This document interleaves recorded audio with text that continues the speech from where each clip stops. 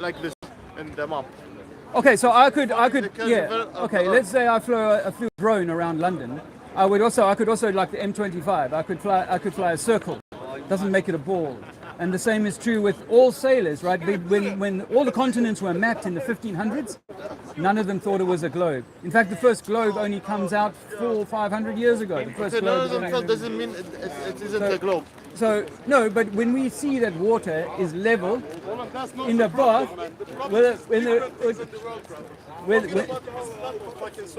People are angry, they're outside. oh, well, they're angry because they've been lied to. Yeah, I see so many people sleeping in London. I'll have a drink. Okay, I'll come. But I'll tell you a story because you see, let me explain quickly that the reason why there are people homeless. That's right. My name is Dave. My name is Pana.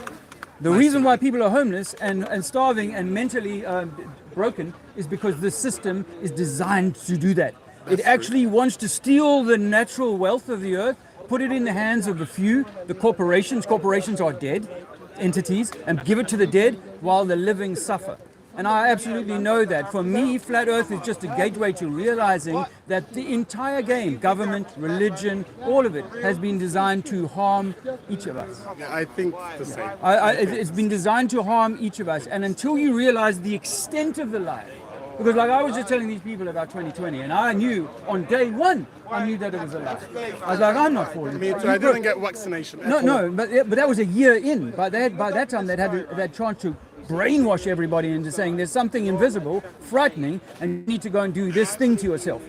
And this guy who's just walked away, he was like, oh no, well of course I did, because I don't trust my God. I don't trust immune. Let me give you an example. I used to be a graffiti writer. I was drawing pictures by spray paint, and when I do that job, I use spray paint.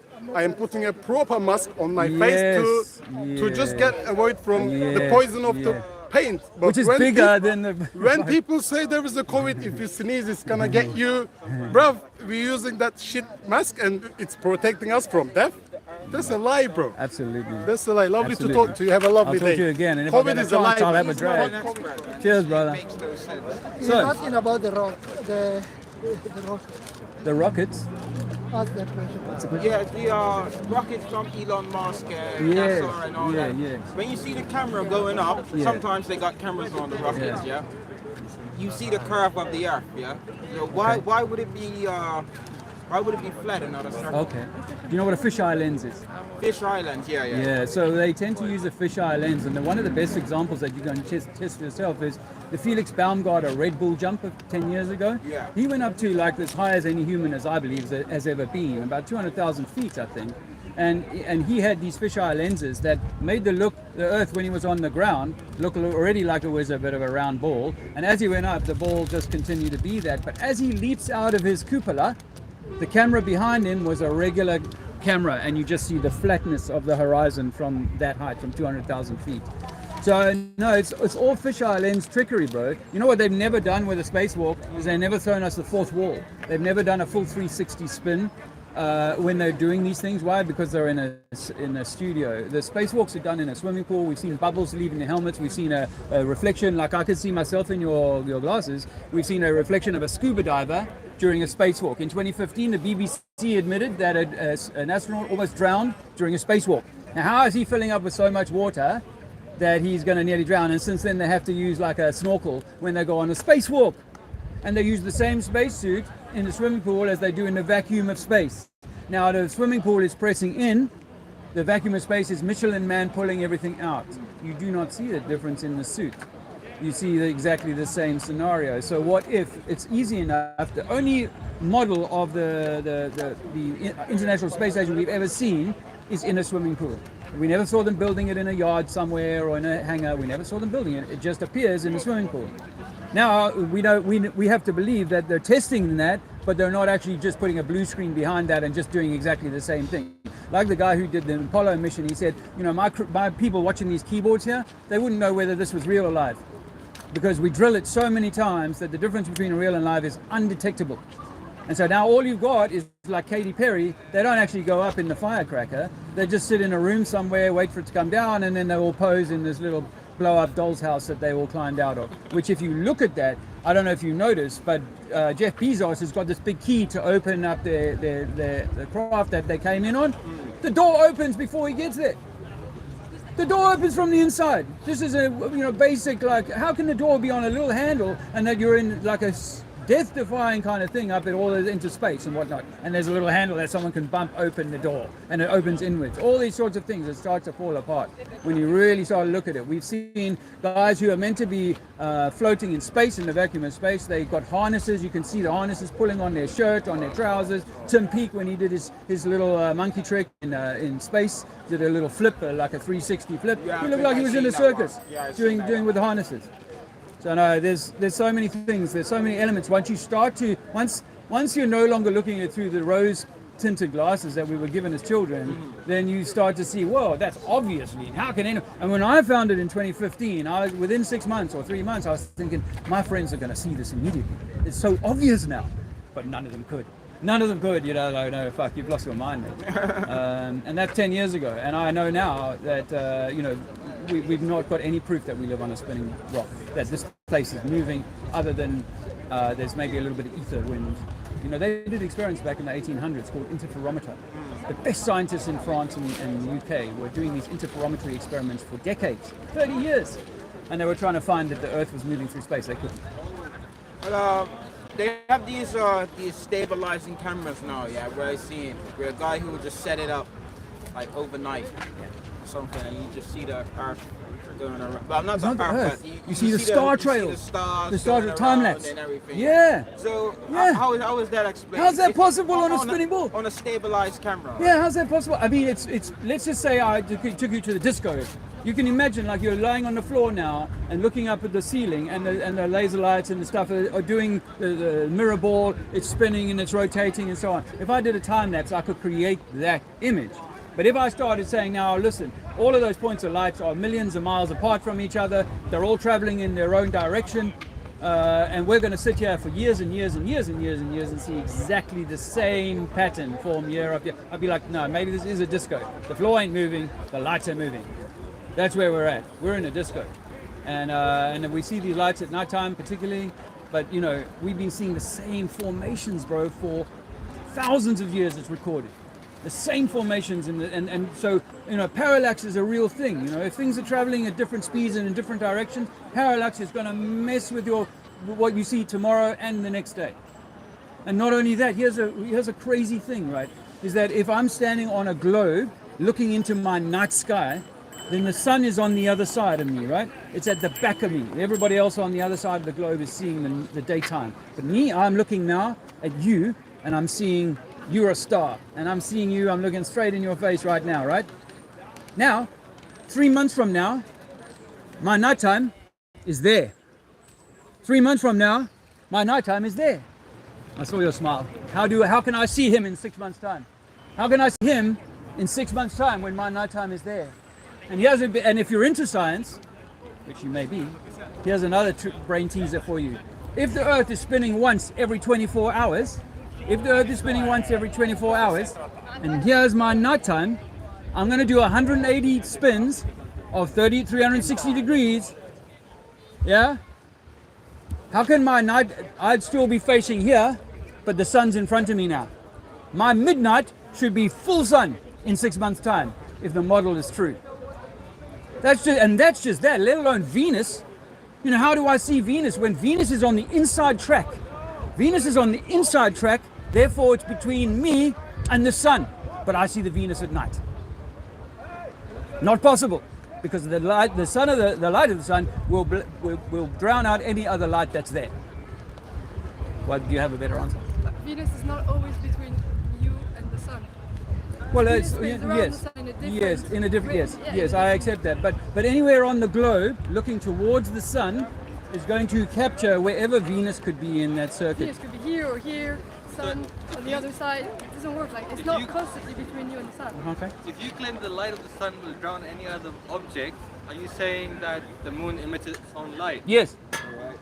Because we see the moon light during the day for at least 2 to 3 weeks of the month, depending on your sky, what you can see. So we see it during the day for many hours. It's simple science. I mean, You can make a model and you can do it yourself. Okay, have you ever done that? Yeah, of course I've done it. Okay, because I'd It's love cool to I've done see it. the model. I'd love to see the model where a rock, like the moon is, we're taught that the moon is traveling or traversing in front of the sun, but How does not. the moon emit a- Let me its finish own my. light? Let me It's a finish. solid rock. How does it give light? No. Solid Hold- rock, isn't it? No. It's not? No. Okay, Rocks what don't is it? float, bro. Sorry? Rocks don't float. Right, okay. So Have Earth's you not got- floating, Earth's stuck on another mountain. Well, I mean, what Earth is floating on? Like, might could be biblical. Rock doesn't float, isn't it? According to your I argument. see you're a Christian. The waters are separated from the waters according to Genesis. Yes? So are we floating on water? I've seen a video of a submarine I hitting didn't something even bring low. religion into this. Let me get back to my point. If the moon is a rock like the model claims, the It's not. heliocentric model, no. But if what it is it is, then? well, let me just ask you this question. If the moon is a rock like they say and it's traveling in front of the light of the sun at new moon, Go ahead. at new moon, why have we never seen it for 40 hours around a new moon? It should be, if the model is true, it should be a silhouette that we should be able to pick out. Because if I can pick out exoplanets light years You away, can see a silhouette of the moon. if I can see You that, can still see a silhouette on the moon depending on the region you are in. Google it. You can still You- see the moon has depending never on the been location seen of at the new Earth, moon. You still can see a silhouette of the moon. No. Oh, well, once there's a new moon. Once there's a new moon, different story. I'm But talking you're about saying if the at moon is new emitting moon. its own light, why do you still see a silhouette when it's crescent or a half moon or a waxing moon or a waning moon? Why do you see a silhouette?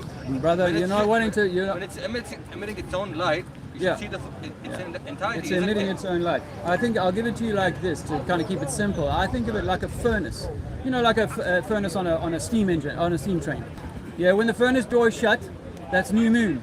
But as you crack that furnace door open, so the light starts to bleed out. who's shutting it And open? that's what I. That's to what you keep believe. it- That's what you think. To keep it as a simple analogy of what I see. I Yeah, want scientific facts, not just what you think. scientific fact. Yeah. But I mean, we're basing on things on that we can't test ourselves. You can, like I said, it's a simple model that you can make at your home. Very simple model. Dark room, one source of light, Yeah. and two bulbs surrounding it.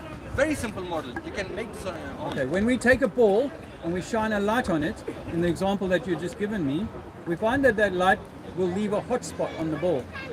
We don't get a hot spot on the moon.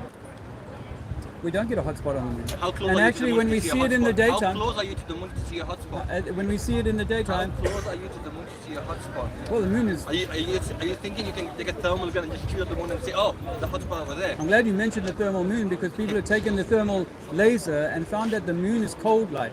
That if you go to the shadow of the moon, it's warmer than in the direct If I moonlight. take a So what floodlight we're now seeing and shine it on a scientifically, tree over there, what we're seeing will that tree show a scientifically is the hotspot? idea that the moon is giving off a cold light. It's the opposite of the If I sun. take a floodlight now and shine over a tree just half a mile across the road, Yeah. will that tree show a hotspot Yes. from here? Well, if the light can reach it. Exactly. There Yeah. you go. Thank you for If the answering light that. can reach If it. the light can reach it. Yeah. So if you So can light go doesn't to- travel go to a infinitely moon- far? Sorry. Light doesn't travel infinitely far? No. If you can take a thermal gun to reach the Light moon, doesn't. You don't want to answer that question. You know why? Because we say that on the flat Earth did is I that not light answer? is not traveling. did It's I a not perturbation of the background medium. And so this idea that there is a speed of light and that light can travel for billions of years from stars and reach us eventually for us to see them and so on, bullshit. What we're saying is that these things are, as you observe, very close and very small. That's what we observe. What you're saying is scientifically to prove using NASA, which you cannot use as your evidence because I it's didn't not say your that. evidence. I didn't mention any name. No, but the idea that it's a rock, brother. Only, not a rock. What is it? If it's not a rock, what is it then? The best scientists in the world, you can find this on YouTube, talking before the moon landings in 1950, saying they will never land on the moon is plasma. The best scientists in the world. I'm not even debating on the landing of the moon. That's two different topics you're bringing and conflating them. No, it's not. You know why? Because mankind in the 1940s was riven by this So what is the argument moon? If that it's the not a Earth rock, was a what is globe. it? If it's Once not a we rock, went what to is the it? moon, If it's not a rock, what is it? once we went to the moon, If the it's moon, not a rock, the what is Earth it? is a globe argument was sealed. So the and moon is also a scientists disc just could- like the Earth. Frisbee. Well, I don't know about the frisbee thing. No, that's what the anti-flat Earth movement would have you You're say. flat Earth, I'm guessing, aren't you? I'm not. I'm a living man. I'm a product of God. You're a globe believer. I know that water is going to find level exactly how it works, I would suggest to you it's electromagnetic, and if you study quantum physics, you will find that we can see the answers in the accretion disk between two magnetic You're not balls. flat earthers then. No, I mean, I say that that we've got flat seas, you know, that our seas between England and France are level. I say that water is level. You wouldn't want to say that, but I say that water is level, no matter the scale. So if it's a swimming pool, the Suez Canal, you know, an ocean, then yes, it's level. Obviously, there's disturbance over surfaces and over distance with pressures and so on. We understand that tidal variations. But actually, when at rest, the Suez Canal is engineered 120 kilometers long and level. According to the curvature formula for the globe, there should be hundreds of feet of measurable adjustment to allow for the fact that you're going around the Making up globe. numbers. I'm not making up numbers. These numbers are given to us by the globe believers that, yes, here we are. I'll take This is Pythagorean, right? This is Pythagoras, and he says that if you travel X amount of distance, you're going to have to allow for a mile squared increase in the curvature. And so here's the formula. And at 10 miles, we're talking 800 inches. At 1,000 miles, you're talking, you know. So of course the water's If going to. Earth is a flat disk like you claim, what is I didn't your- claim that it was a flat disk, brother. I said that the What water is is your claim level, then? What is your and claim? of course we have mountains, all these things What that is your claim? stick above it. What do you Well, I say- what is the earth what shape happens- like? I mean, what's your, Well, does the shape really matter? What matters more important is that we are Triangle, being lied to. triangle, right? So what is a moon then? We're being lied to who we are and where we are. Flat. It Sorry? bulges. That's the whole point. Is that it's observably flat to us because if you're on a circle that's so large, if you're small, it will look flat. And one of the big things with this is that like light bends because of gravity, right? So No. it does. No. But it measures. Prove it. We can do that. I can't see around a corner, bro.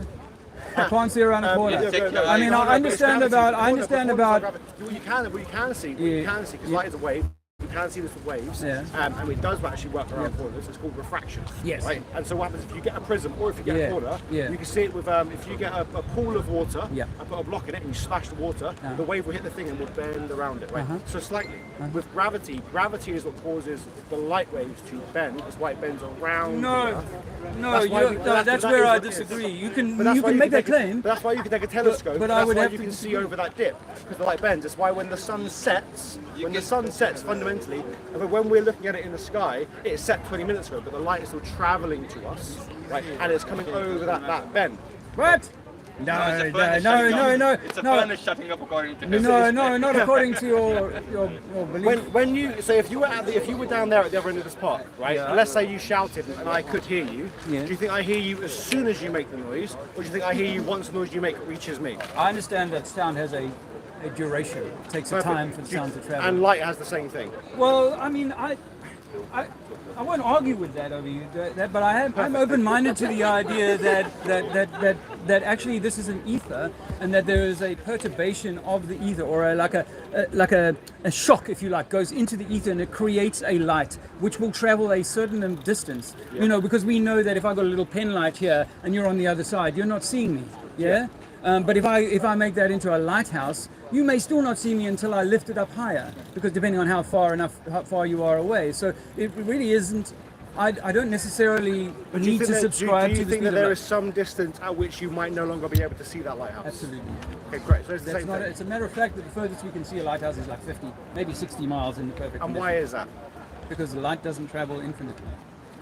Not because we don't go around the curve, because if you're going to make that point, I'm going to offer you the rail gun. You know, the American rail gun, which you probably know about. You seem like a guy who likes Discovery Channel. Well, the rail gun can shoot a target at 100 miles, where the one ship is looking at the target. Impossible if you're going to make the claim that at 50 miles I can't see the lighthouse because of curvature. Right? No. So the 2 points don't contradict. So you're saying is that you're so far away that you can't see it. Yeah. But if you were to improve magnification enough that you would be able to see it, is the point that they can then be made because the Earth is flat. I think that's the claim that you're Well, trying to make. that magnification is why we can't see very far. But then or lack of. the alternate claim with that light bends through gravity is that ultimately, just like space-time works, right? Like it's curved, it kind of does that. It can move bigger gravity is. Yeah. So you shoot light in a straight line, but it's mapped to our curvature. So it's going straight, but it's curving around our gravity. That's a belief. Right? That's a belief, bro. I don't believe that for a I respect second. that. honestly. I respect that you say that. But you know, because I know that you and I could do line of sight tests with light and see at what point does it fail. You know, if I drop this light down here, are you still able to see it? Or if I put it right on the floor, are you still able to see it? Or hey, if I raise it up to 20 meters or 20 feet, are you able to see it now? And you go, oh yeah, now I can see that. But what if I took it over the back of this hill?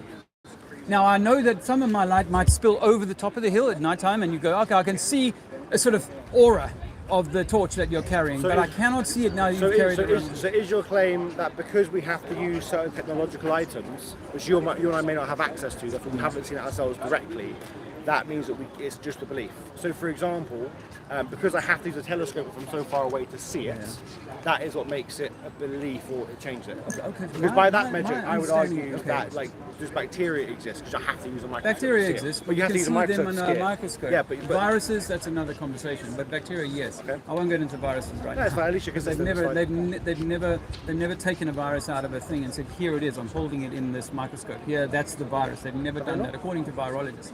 Now, but when it comes to this thing, like with a telescope, I've always understood that, or with the binoculars, something that increases the power of my vision, that it's going to allow me to see things that I couldn't see, that are in my line of sight, but my eyes are not powerful enough to see them. I've never once thought that if I take this telescope, it's going to allow me to peer behind a mountain.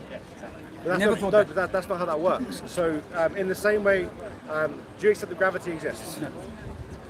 So, okay, fine. Do you accept that the reality is if I jump, I hit the ground? Absolutely. Cool. What do you want to call that effect? That's an effect of buoyancy or displacement.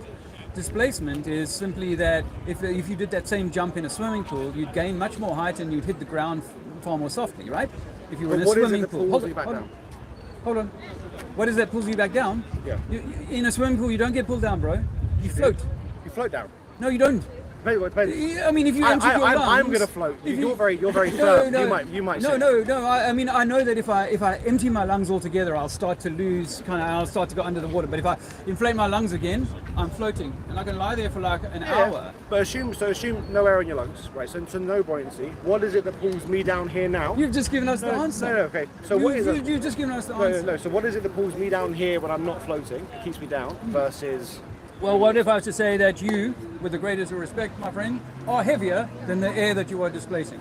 I respect Would that. you agree with that? I would agree with that, yeah. So, in this environment, we are heavier than the air that we displace. In the water, we are less heavy than the water that we're displacing. We become buoyant, as does a steel ship, as does an iron anvil in a pool of liquid of mercury, right? It will float. Why? Not because gravity can no longer pull it down, but because it's in a medium that actually can hold it up. This air doesn't hold us up. It holds up a moth or something, and that's why a bee can basically just hover and so, because they're so light relative to the air.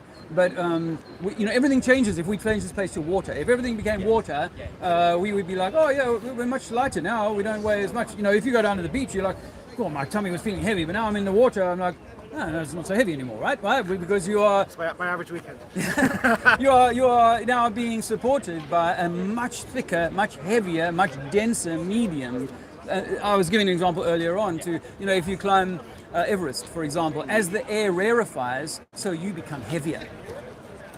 Because you've got less buoyancy. They taught me this in science class when I was 10 years old. But there's also just less atmospheric pressure pushing down on you because there's less atmosphere coming down. Well, you could say that, but I've done scuba diving. You may have done. Me too, yep. So I don't feel like the bearing down so much as I feel the pushing in. But that's just pressure though, right? Yeah. But pressure comes in all directions. So as you go down, so if I go 20 meters down, your ears might start to feel pressure because that's just pressure comes in all directions, down and the side. And of course you're having to equalize because your body and the air in your lungs is wanting to shoot fire back up, which is what every air bubble would ever do in liquid. Is it's just going to go boom, like a football would do. You push it under the swimming pool, boom, it's going to shoot straight back up again. Why? Because it's in a place or a medium where it is now being supported much more than its own weight, whereas the football is going to fall on the floor here and just going to sit there because this air cannot support it. So, even in golf, the way that the ball flies, the holes that they put in it, all these sorts of things are designed because it's allowing for the medium that it's moving through. It's not going through water, but the air that it's moving through to be designed such that it gives it the best travel or whatever. So, no, we're in and of course, let's say, for example, we had a wind come through here 25 mile an hour. We'd all be standing here going, oh, that's a bit fresh, right? But imagine a wave came through here at 25 miles an hour. None of us would be able to hold on to these poles. But that's viscosity. That's separate. That's about the difference of the medium. The medium here, the air, is very thin, very weightless, almost weightless, let's say. Yes, there is a greater density at sea level than there is up. So there is more packed, if you like, or more. Like all gases, the heaviest ones are settling at the bottom, and the lighter ones are up top, right?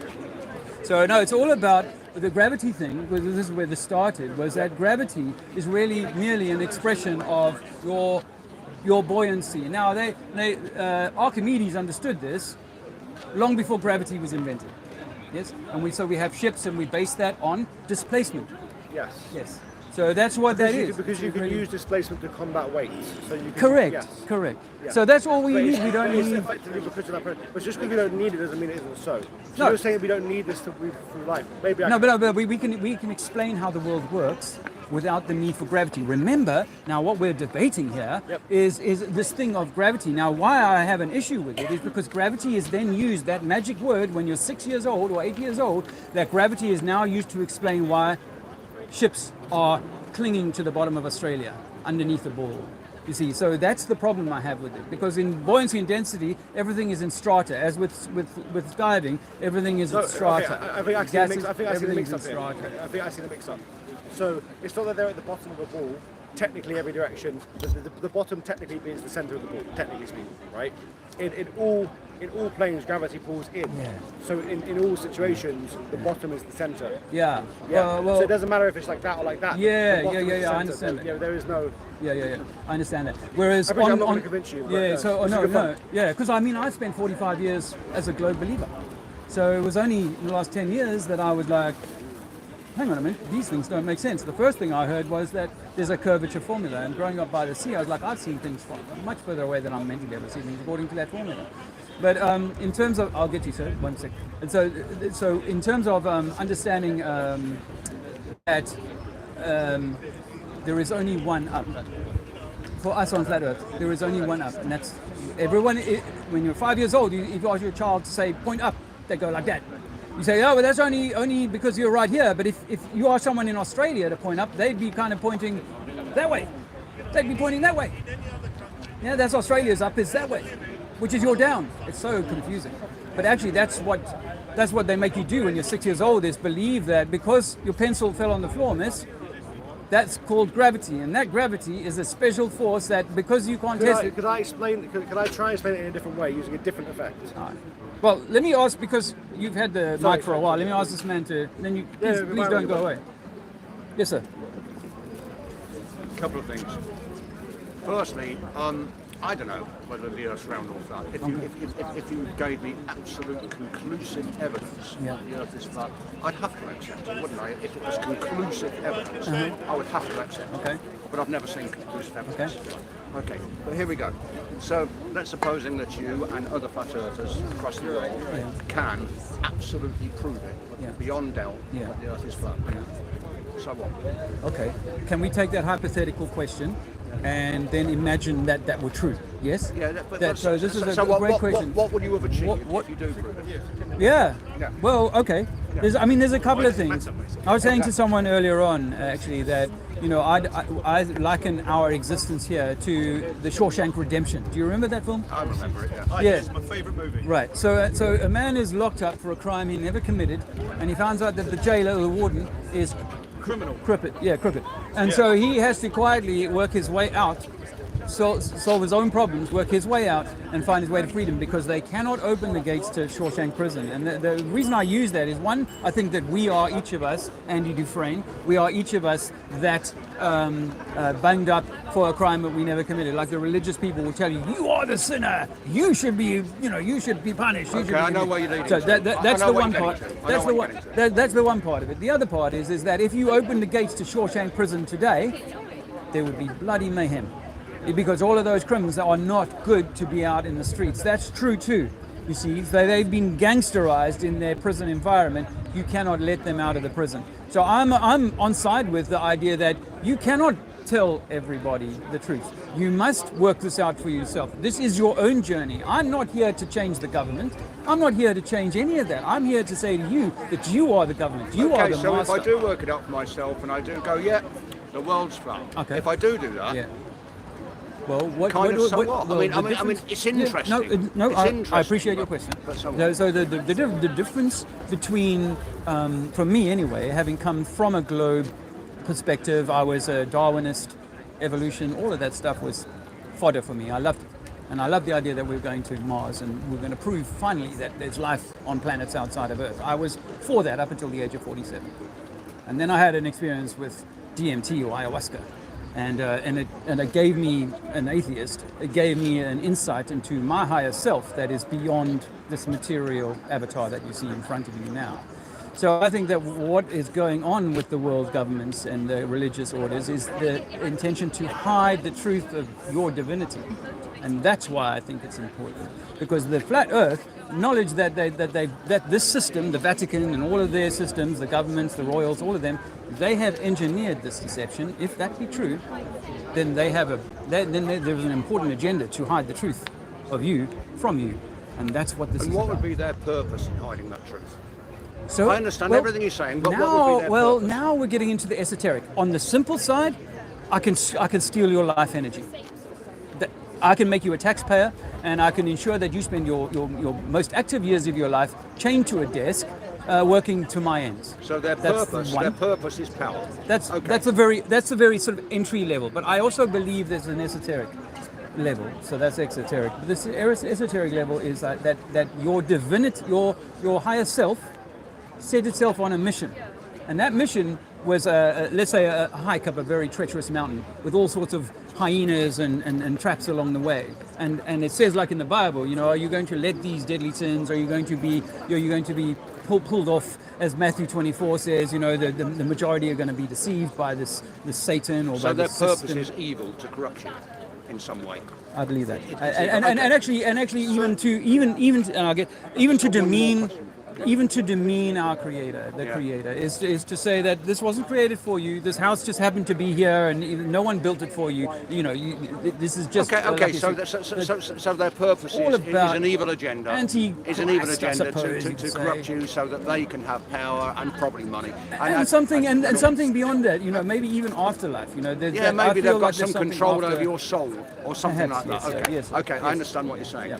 Now, that opens a whole can of worms. But it opens a whole can of worms. But my other question was, do you also believe in the dome above the flat Earth? The dome? I consider that likely or very possible. What do you suppose is the other side of the I'll say of the water. roof, The of easy roof? answer is water.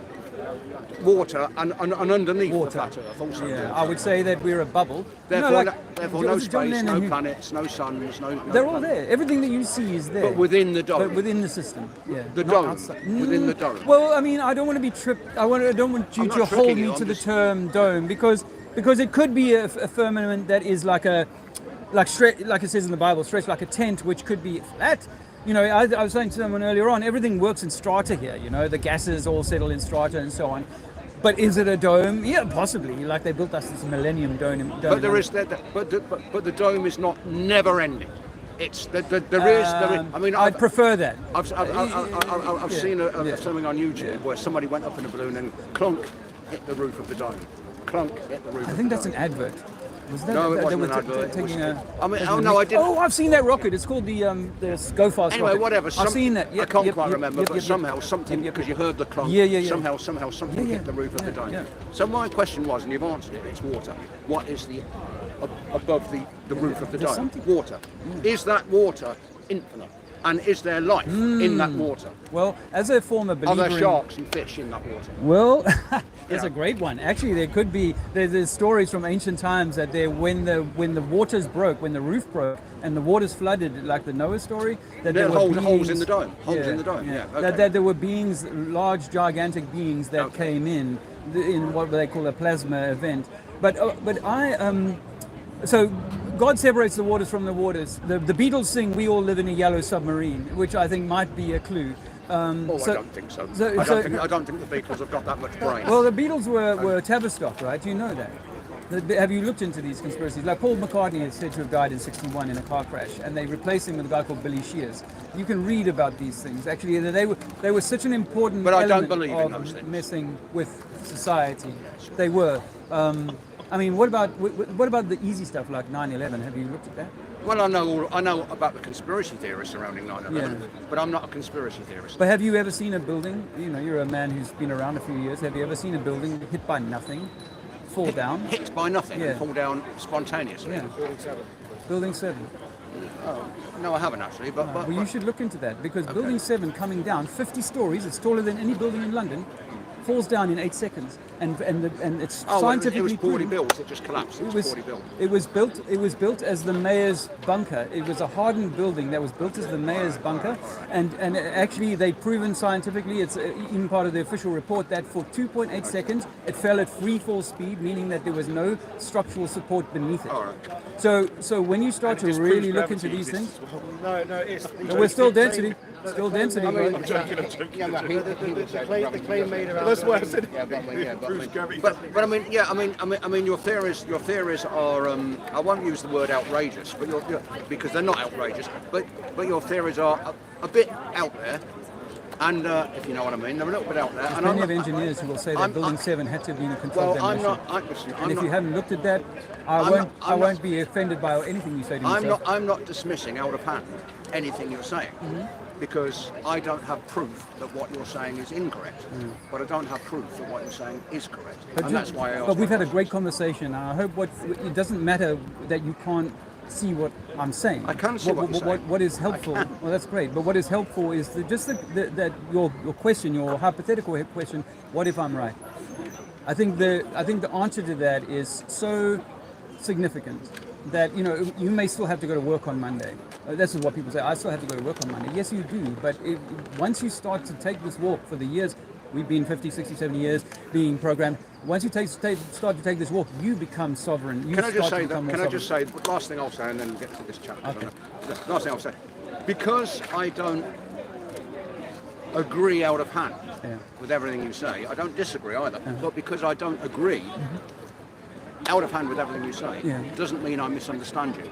I do understand you, everything you're saying, perfectly well, because you're very articulate and you're intelligent and you're telling me in a very, I understand it. But I can't just accept it because you say it. No. And so, Just as the same, but I don't, things that you referred to a minute ago. You can read this, that, and the other. Just because you can read it, that doesn't make it true. I could write an article complete opposite to what you've just said. You can read it. I could write an article complete opposite of that. Well, then now you've got to believe what I wrote because it's written down. Yeah, but when it comes to whether the Earth is spinning and whether water is curving, you can't prove those things to me. And I've been in this. Been doing this for 10 years nearly. We know we can't prove that water is curving. Yes, we have an observation over water that says, that ship's going away, that's proof of the curve. But that's not proof, that's an observation that needs proving. And so the same is true with the spinning thing, like you may have heard me say earlier that, the interferometry experiments they did in the 1800s, failed for 3 decades, the best scientists, to prove that the Earth was moving around the sun. And eventually they came up with this Lorentz contraction idea to say that, the equipment must be shrinking in the direction we're traveling, which is why we can't see the laser light slowing. So I'm just not willing to accept at face value. It's the same as when they came out and said safe and effective. I said, no. I need to see this trialed and tested. And when you start to look at what safe and effective was, it turns out that tens of thousands, if not hundreds of thousands of English people are now suffering the ill effects of that safe and effective. By the way, these people that want to evilly control us, who are they?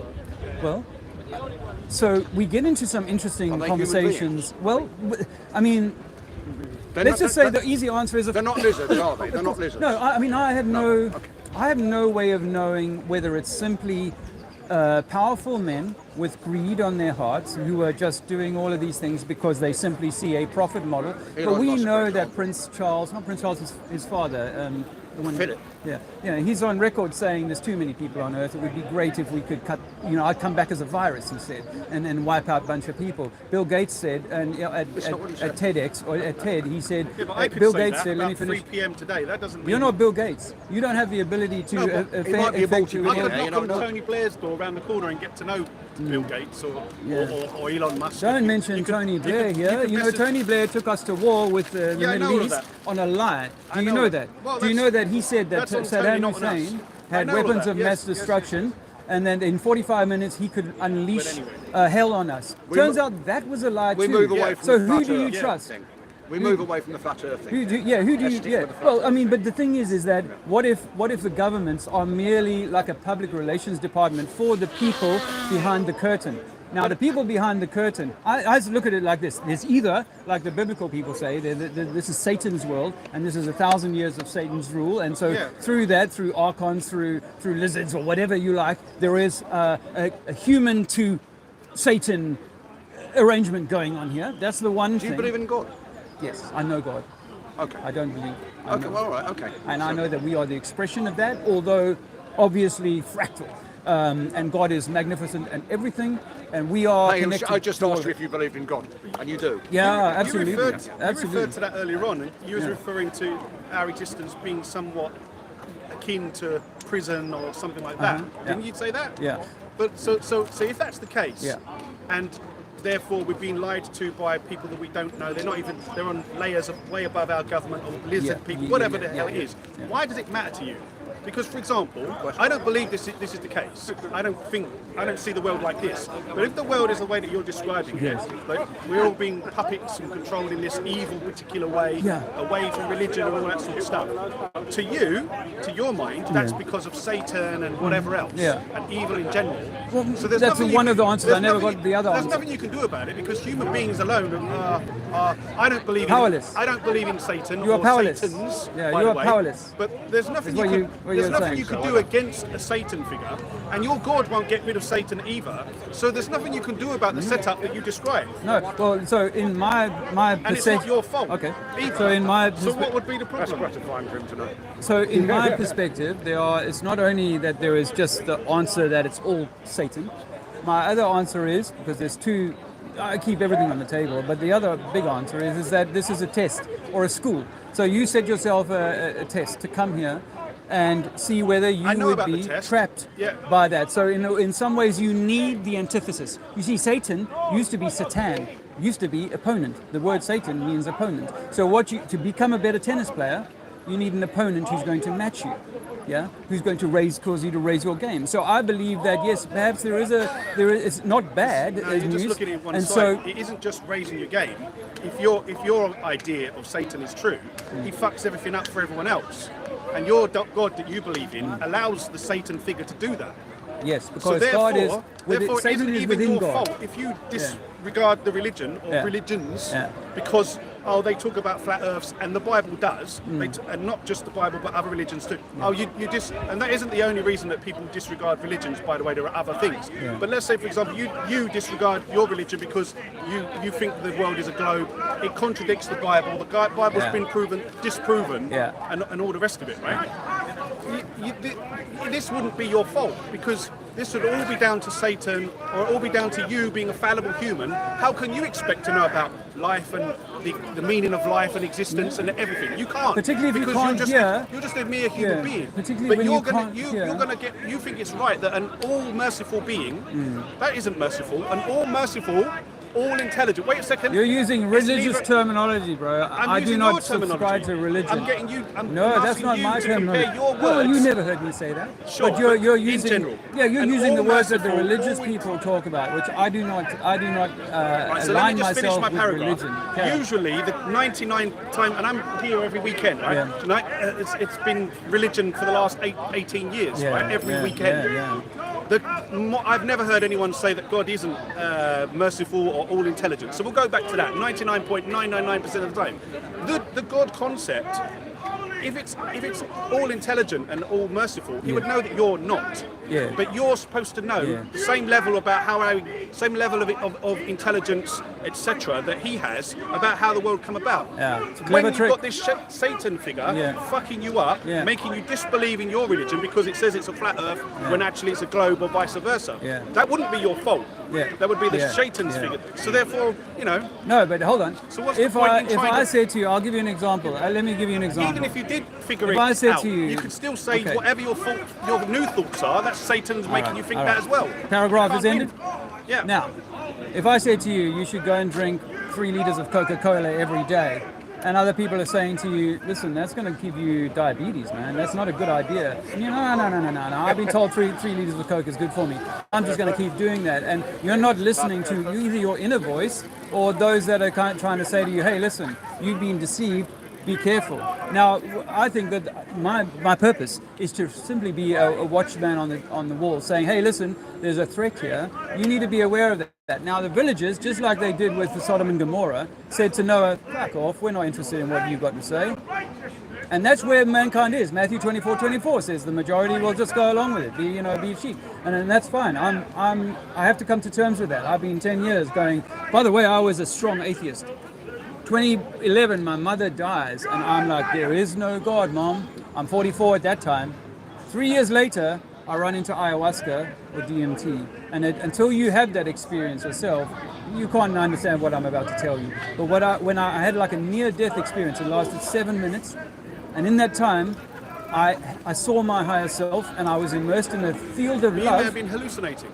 I've done many hallucinogens in my life. This is not hallucinogenic. No, not drug, a bodily caused rather than. Okay, so you're trying to. narcotics. Okay. I don't want to waste too much time. You telling me what I experienced. I'm telling you what I experienced. Until you've experienced it yourself, No, you can't. suggesting, Like I not said, telling you. 7 minutes after going in as a 47-year-old caused your atheist. hallucination. Let me finish. couldn't win. Let me finish. 7 minutes later, the first words I could utter were, "It's true, there is a God." My dying mother 3 years before could not get me to say that. Yeah. 7 minutes after the ayahuasca, the first things out of my mouth were, "It's true." Yeah, I put my hands together, "It's true, there is a God." I say weird So- things when I wake up. My wife tells me I say straight So because for it's me- probably relate to what I was dreaming about. yeah. You For might me, be that dreaming was about my- deity, and it's But that was my Satan kind made you of say it. that was my calling card to wake up. Satan made you say it. Satan, Yeah. the opponent. Sorry. The opponent. Remember what I said earlier on? Satan Well, simply the means Satan opponent. you believe in made you say it, and caused you to be deluded in that moment. But you don't think it's a delusion. You think it was a reality. Yeah. There you are. You couldn't win. You could argue it either Well, way. I like to give that as my testimony of how I was willing to say that, wow, this materialist idea that I've been inculcated with is a lie. I was 47, published author. I had to say to myself, I know nothing. Up until this point in my life, I know nothing. I have to learn everything again. I had to, and which included being willing to look at the flat Earth, because I'd heard flat Earth, I'd mocked it. Even I'd mocked it as a child because I saw it in the Bible. I was like, your book is so out of touch. It says the earth is not moving and all this set upon pillars and all this shit, which is completely against the science that most people believe in. I'd rather believe that I came from a monkey than I was created on purpose. And I'm comfortable with you feeling that because I spent most of my adult life feeling like that. All right, so it's been nice talking to you. I've got to go, but I hope you're not going to put me on social media. Oh, I'm not, sir, but this is YouTube and I'm live. Well, YouTube is social media. I know, but I'm live. You're live? I can't, yeah. You didn't tell me that. I don't need to. This is a public I space. didn't say you legally you had to. I'm just saying you didn't tell me that. No, well, I don't really keep telling I don't people. want to be that. live on the. Well, I late, hope you're bro. not going to put me on YouTube. See, that's not very moral, is it? So I'm asking you not to. All right. Well, before you ask I me thought the as a camera was living pointing brother, the other because way. we are brothers, why don't you go and tell the council to take How down moral all the is that, cameras that they're going to he's film you on? recording when us you- without telling us that he's live. That's what I would say live. Okay. I just hope you're not going to put me on All YouTube. right, brother. All the best. Thank you for your time. Earth is flat, not a spinning ball in space.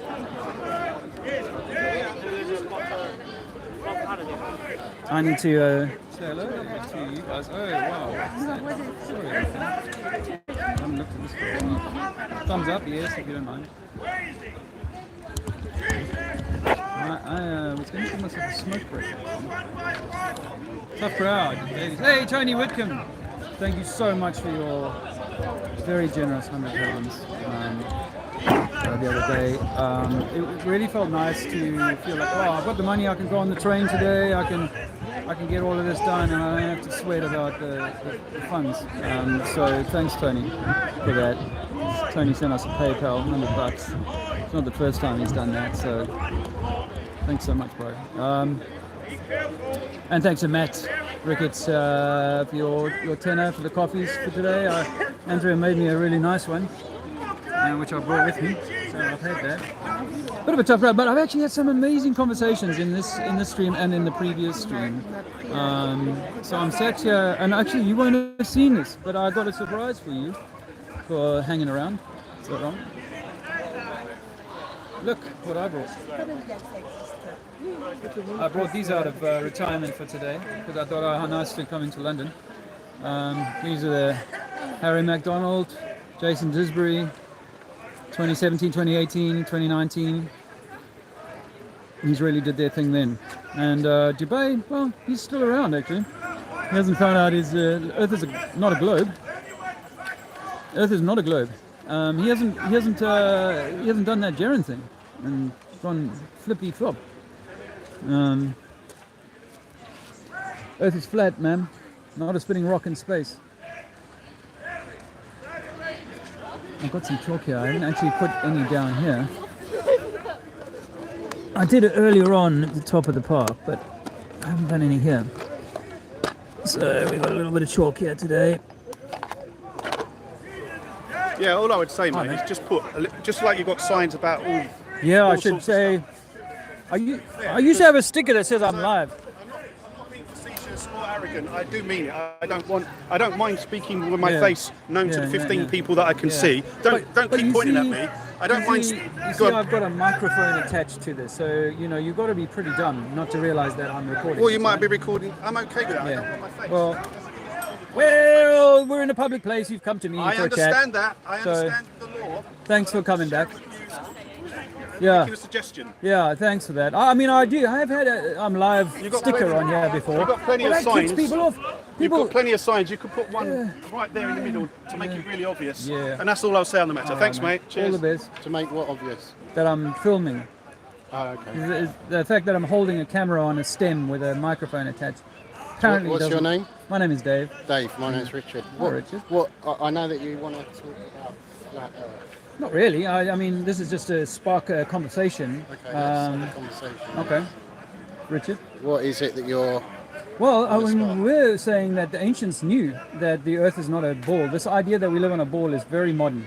A few hundred years. In fact, if you went back to school 120 years ago, they would have still been teaching flat Earth as real. It was after the moon landings they said, it's proof now, we actually must be living on a globe. Because the globe requires theoretical stuff that doesn't work in reality, like water clinging to the underside of a ball using this thing called gravity, and that the gas or the atmosphere that we're standing in now has a pressure, but it doesn't have a container. Okay. Now, in thermodynamics, all pressure buildup has to have some kind of container, or it will equalize and spread around, like piercing a deodorant can. So does it matter? Does what matter? What shape the Earth actually is? Does it matter if you've been lied to about everything that you are? There's lots of lies out there, yeah. And this is like for me the gateway. I'll let you know that I'm a Christian, so and one of the difficulties in some people's arguments, if they want proof, is the Bible teaches us that we receive things by faith. Yeah. And faith is without evidence. Does that make sense? Mm-hmm. So Jesus says, "Come to me." So when you come to Jesus, you're overriding everything that you are in sense of feelings and what you see, the materialistic world, and there's something within your heart that you're coming by faith. So in a way, you're saying to God, okay, I'm responding to what you're telling me, and then your heart is opened. Yeah. Okay, so what did God tell us in Genesis about the creation of Earth? In the beginning, God made the earth. He separated the waters from the water. Waters from the water. He separated. Yep. And on day 4, He gave us two lights. Yep. One for the day, one for the night. That's correct. Yeah. Yes. So, what our mainstream heliocentric, and as a 12-year-old boy, I used to tease my science teacher, or I used to teach my Bible study teachers, and say, hey, the Bible's so out of touch. It doesn't. Our science has proven that the description of how Earth is made is wrong according to Genesis. Now I say, no, Genesis is right, but the science is wrong. So where are you standing on that? Well, it's interesting that one of the things that you said is that the Bible is wrong. Well, I was saying that because obviously what the Bible says is that the sun comes on day 4 and it's a small light in the sky, whereas science will tell you that the sun came before the earth. Mm-hmm. Yes, billions of years before the earth, in fact, and it's much bigger. It's superior to the earth. In fact, we depend on it, and if it blows up, then we're all gone. Well, that's not the earth that God created. God created a perfect habitat, right? And saw that it was good. And he put a roof over it, or he spread like a tent. They say, like rakia, I think is the original word that they use. That he spread the sky out, like the heavens out, like a tent. Yeah. Yeah. Well, there's no tent that's a ball. Mm-hmm. Tents are flat roofs or with slanting or whatever. Like a witch's tent or a circus tent or whatever. That's what I imagine when I think about a big tent that God might spread. But do you feel that? Sorry to interrupt you. Do you feel that you've come away from the core of the gospel? Maybe. Because you know that anything, even when we look at London, when we look at this country or the world, you could choose anything, and the more you go down that route, it becomes more and more interesting, and you get pulled in. Yeah.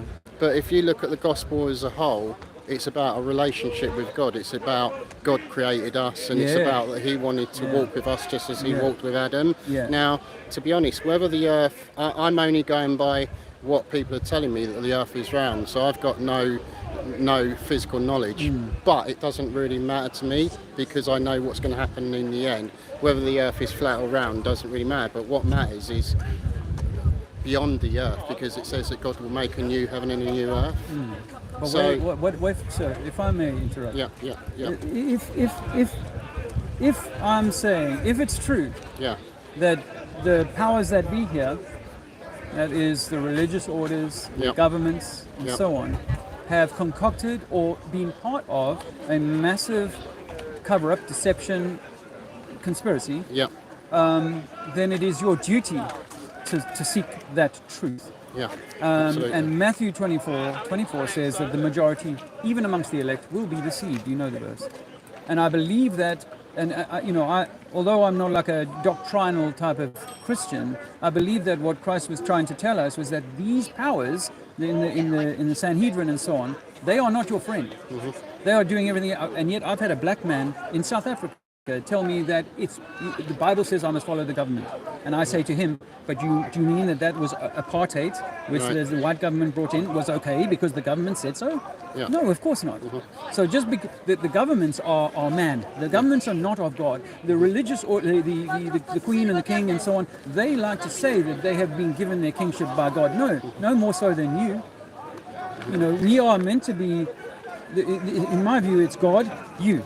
There is no need for, yes, we might have teachers and someone who says, guides us and says, this is the kind of, follow this. But if your teachers have been misled in themselves, like I say to people, you might be a Muslim man, you don't think that the Christian preachers are lying. They truly believe the doctrine that they preach. I don't hold that against them. Same with the doctors. The doctors in 2020 preach that you should go and get this safe and effective thing, and yet we are seeing people die in their millions. Yeah. But they were good people who raised their own children and probably even did the same thing to their own family because they believed it and because they didn't realize that the information they were given was tainted. 20% tainted, 80% sugar, and so we swallow the pill, not realizing that we're doing it to our own demise. And I think that what Jesus or God wants from us is to set aside or to address or assuage the deceptions that have been laid upon us such that we may walk more in alignment with what He intended. So there is an interesting one because in the flat earth community, probably the largest segment of the flat earth community is Christian. More than non-Christian or Muslim or other. Certainly in my experience anyway, is that, it's a very big thing. And those people will tell you themselves that although this may not be a salvation issue, it is about cleansing your lamp, because your lamp has been sullied by the devil or by Satan or whoever is running this place, Richard. And I truly think that although tomorrow going to work, doesn't matter whether Earth is spinning or not, it doesn't really going to make any difference to my existence, but my understanding of my connection to God is heightened as I walk through this door and realize that everything they've ever taught me had within it that 20% of poison, and I need to be able to excise that poison such that I can walk in the best way that I can. Because I think, in your lifetime, you may be able to walk the right path with God. I can't be the one that judges that. That's not for me. But I think that we are more than just this material being. We are something higher. We are something spiritual. And that spiritual element, let's put it like this. The reason why they would be deceiving us may well be because of the spiritual that they're trying to affect. This is what Satan's attempt is to demean God, is to just distract or detract from his creation, such that we're all working effectively for the devil. Essentially, that's the intention. And until you realize which parts of that 20% of the pill that you swallowed are the poison, you are never going to be free of the tentacles that he set, or that Satan set, to be the hooks that hold you spiritually in some lower, if you like, cycle of your self-evolution, your spiritual evolution. Okay. That's mine. You're in error, and I'll tell you the reason why, okay? The greatest deception is our own hearts. Is? And if our own hearts... So you're in error. I think God wrote the truth on our heart. Okay, I'll listen to you. But you go ahead. You go ahead. If you lived in on an island even by yourself, your heart is still going to show you errors, and in that error, you're going to attach yourself to something else that's within error. Even as a Christian, my heart and myself and my mind continuously has to go back to the Word of God, because I know that deception is within my own heart. And as I spend time with Jesus and in his word, and if I'm obedient to it, that will cleanse my heart and my mind. Does that make sense? Yeah, so absolutely. I was brought up it's not everybody out here. All right, it's not everything out there that's deceptive. It's being used to deceive. Yeah. You can pick up an object, and you can use that object for good, or you can use it to deceive. Correct. Do you see what I mean? Correct. But the real deception that Jesus talks about is within our heart. So he talks about sin. He talks about forgiveness. He talks about love. He talks about long suffering. He talks about giving. Hello. Yeah, well, the real deception is within our heart. Now, the other thing is that you mention Jesus and you mention the gospel, but you're only doing it in part, as if you've read it and as if you've understood it, okay? And I feel that it's a bit unfair you mentioning the gospel but not mentioning the truth of what it says. You're picking up parts of it rather than understanding it fully. Yeah. Well, and the last thing that I'll say is all of this, but the question is, okay, but what happens when you die? That's it. It's when you die, none of this will matter. None of the deception will matter as such. It's whether you believe that Jesus Christ is Lord and whether you follow him and see what it is that he's saying. So we've both had time. I think we've both respected each other. Very much so. But so I really thank you for listening as well. I appreciate that. Thanks, Richard. Bless you, my friend. Take Bless it you. easy. All the best. Oh, yeah, it's Captain Rainbow. I'm Michael. Hi, Michael. Lovely to meet you. Dave. Good to meet you, Dave. My friend wanted to ask you some questions, but she doesn't want to be on camera. Okay. So she wanted to ask if you were happy to put the camera down, and then she could just. Well, you can ask the question. I don't need to put it down. I'll just film you, Michael. That's fine. But then you can. Are you the friend? Questions. Yeah, I just had a normal question just about. Okay, so if you believe the Earth is flat, do you believe all the planets are flat as well? I think that the planets that we see, the wandering stars, particularly Jupiter, Venus, Mars, etc., are points of light or vibration or frequency that are moving through the sky. And in the same way as cymatics can show us how we can create a vibration at a certain frequency that will give us a sort of sacred geometric pattern. Quantum physics. Yeah, but no, it's not even quantum. I mean, you know, people do it with soundboards. They'll change the frequency, they'll put salt on a board, you've probably seen this. And then as they change the frequency, it rearranges itself into these beautiful patterns. You've seen that? So I believe that it's a cymatic effect in a medium. So it's like a vibration. Have you seen this star in the jar experiment? There's an experiment called Star in the Jar, where this is mainstream, Sorry, got I'm really nothing scared to of do. you. No, I'm filming that way. It's not a wide angle. The Star in the Jar experiment is done in mainstream academia, where they take a frequency, they fire it into a test tube of liquid, and they can create an implosion.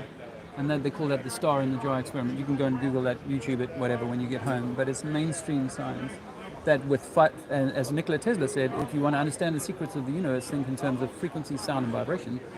And I think so that do you believe in, like, sorry, a separate tangent, do you believe in manifestation and astrology and all of that stuff? Because yeah, I mean, so let me just, well, yes, I do. I think that the frequencies, everything is vibration in this universe. Everything is a perturbation or a vibration, or it's giving off a tone, right? And that nothing. And when you study quantum, you sound like you may have done, but when you study it, you realize that nothing is actually physical. You know, this idea that we're given from Newtonian atomic. There's a little tiny pebble with like electrons flying, miles around it, kind of thing in terms of the scale, and then lots of vacuum of, the dark matter and space and nothing in between. Well, I don't think like that anymore. I think that we're inside of an electromagnetic soup, and everything, the trees and everything, are vibrating at a particular frequency that we interpret. Our brain is like a decoder, and it interprets that as a tree, hard, or it's jelly and it's soft and blah blah blah. It's simply just a different frequency. And so the frequencies in the sky, which we call the stars, and there are points of light that have been in the same place for millennia, they are giving a note, a musical note. And think of it to keep it simple, think of it like an orchestra is playing. And that orchestra started playing the day you were conceived and the moment you were born. And it started a particular note that is unique to you.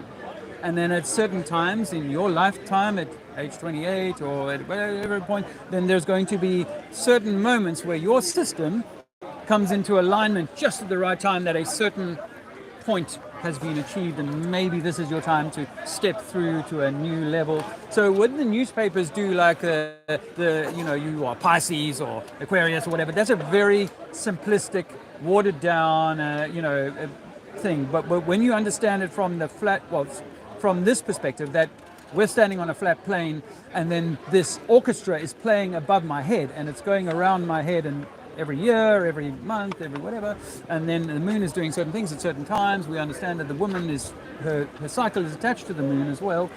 Yes, I believe it's all linked. It's the same as saying, like, to a fish in a fish tank, do you think that pump has anything to do with you? The fish would go, no, not at all. Oh, well, let me switch off that pump. See how you're doing in a week's time. Dead. Right? So this system is very much alive, and we are very much integral to it. The globe hates that idea. Heliocentrism hates that idea. Evolution hates that idea. Big Bang, which is a Catholic invention, hates that idea.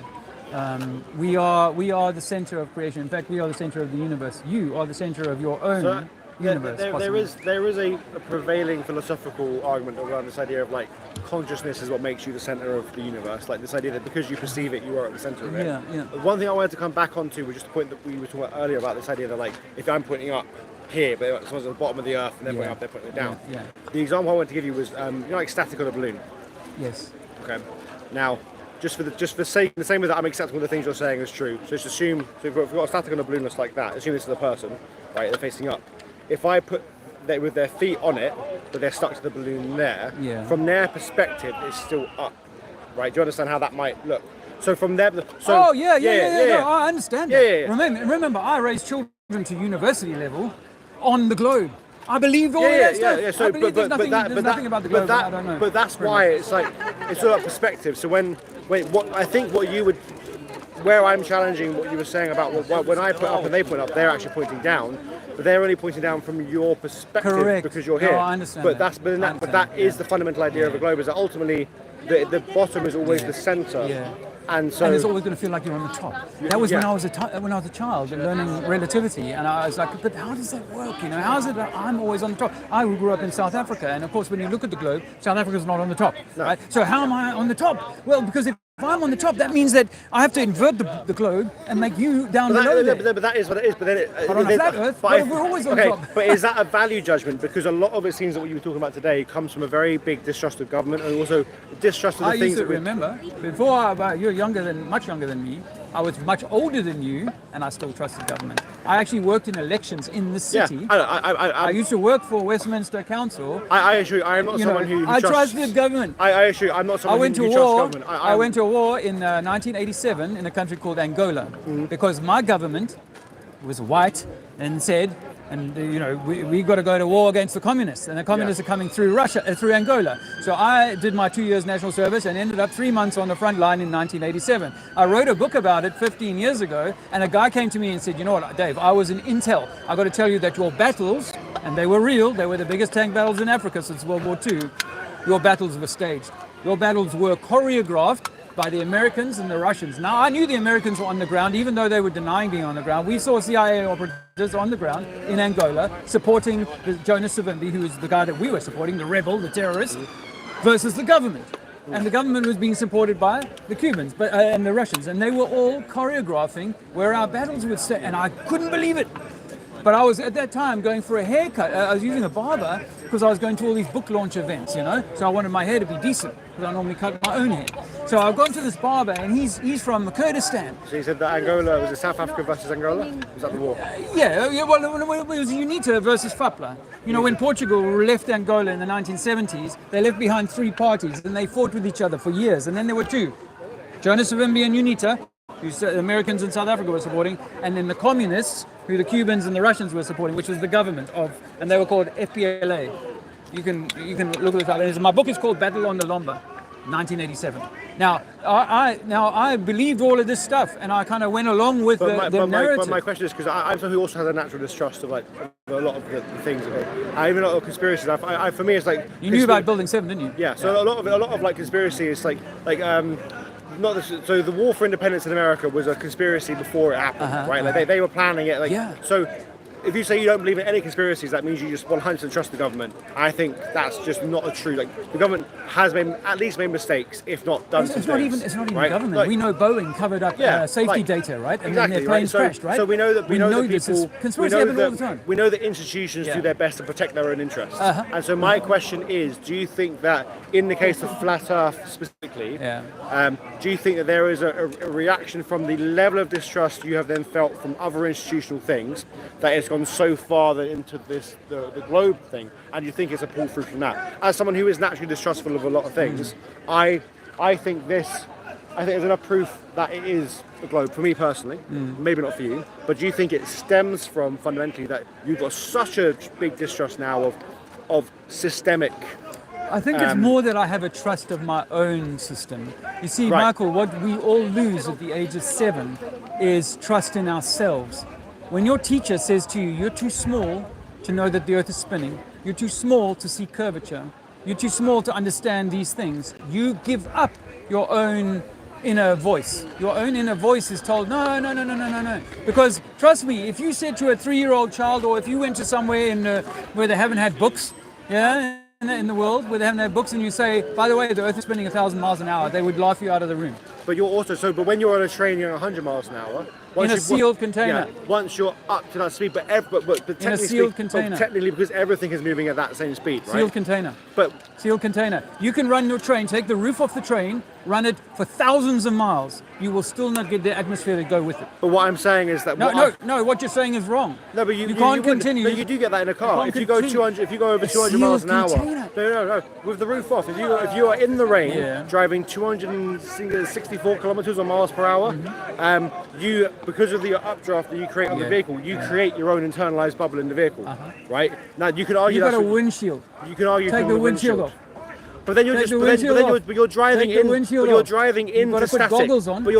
into static air particles. That's why it happens. The air isn't moving in front of you. You're moving in a sealed container in the globe, arguably, or your flat, or whatever construction you are. That is a unit, and it is all moving at that same pace. Yeah, but no. That's why the clouds move at a slightly different pace, because they're further away. That's why we see them moving, right? Because they're further away. You can see them moving right now. No, I know, but they'll move in any direction. They won't necessarily move with the spin of the earth. Because of winds, I know. That was a weak one. Days, it's a bad example. There's many days that the clouds will sit there and they're not moving at all. Geoengineering, so-called chemtrail. What's about that? We know all about geoengineering, and now the government is saying, we're going to do a limited £50 million trial of geoengineering. Basically, it's a mission and confession that they've been spraying for 40 years. They have been saying that we're going to dim the sun. They're just basically conditioning people to say, okay, we look up that we've been spraying since 1995 or something. You know what I mean? The big question is not whether or not they're chemming, is why they're chemming. You know? Terraforming the planet. Terraforming. Well, you see now. Remember, okay. So for us, so for us on a flat Earth, we can't actually destroy the Earth. You know, but I don't believe that as well. I believe that as well. He's going to try and destroy. I will agree with you. And I think man-made climate change is the chemming. Is that they are altering the climate by chemming. The climate naturally goes through hot and cold phases. It's to make us more silicon-based beings. It's to take away from our carbon ourselves and make it a silicon-based beings. Yes. But that's why the public's not ready for that. They won't just won't accept it. It's impossible.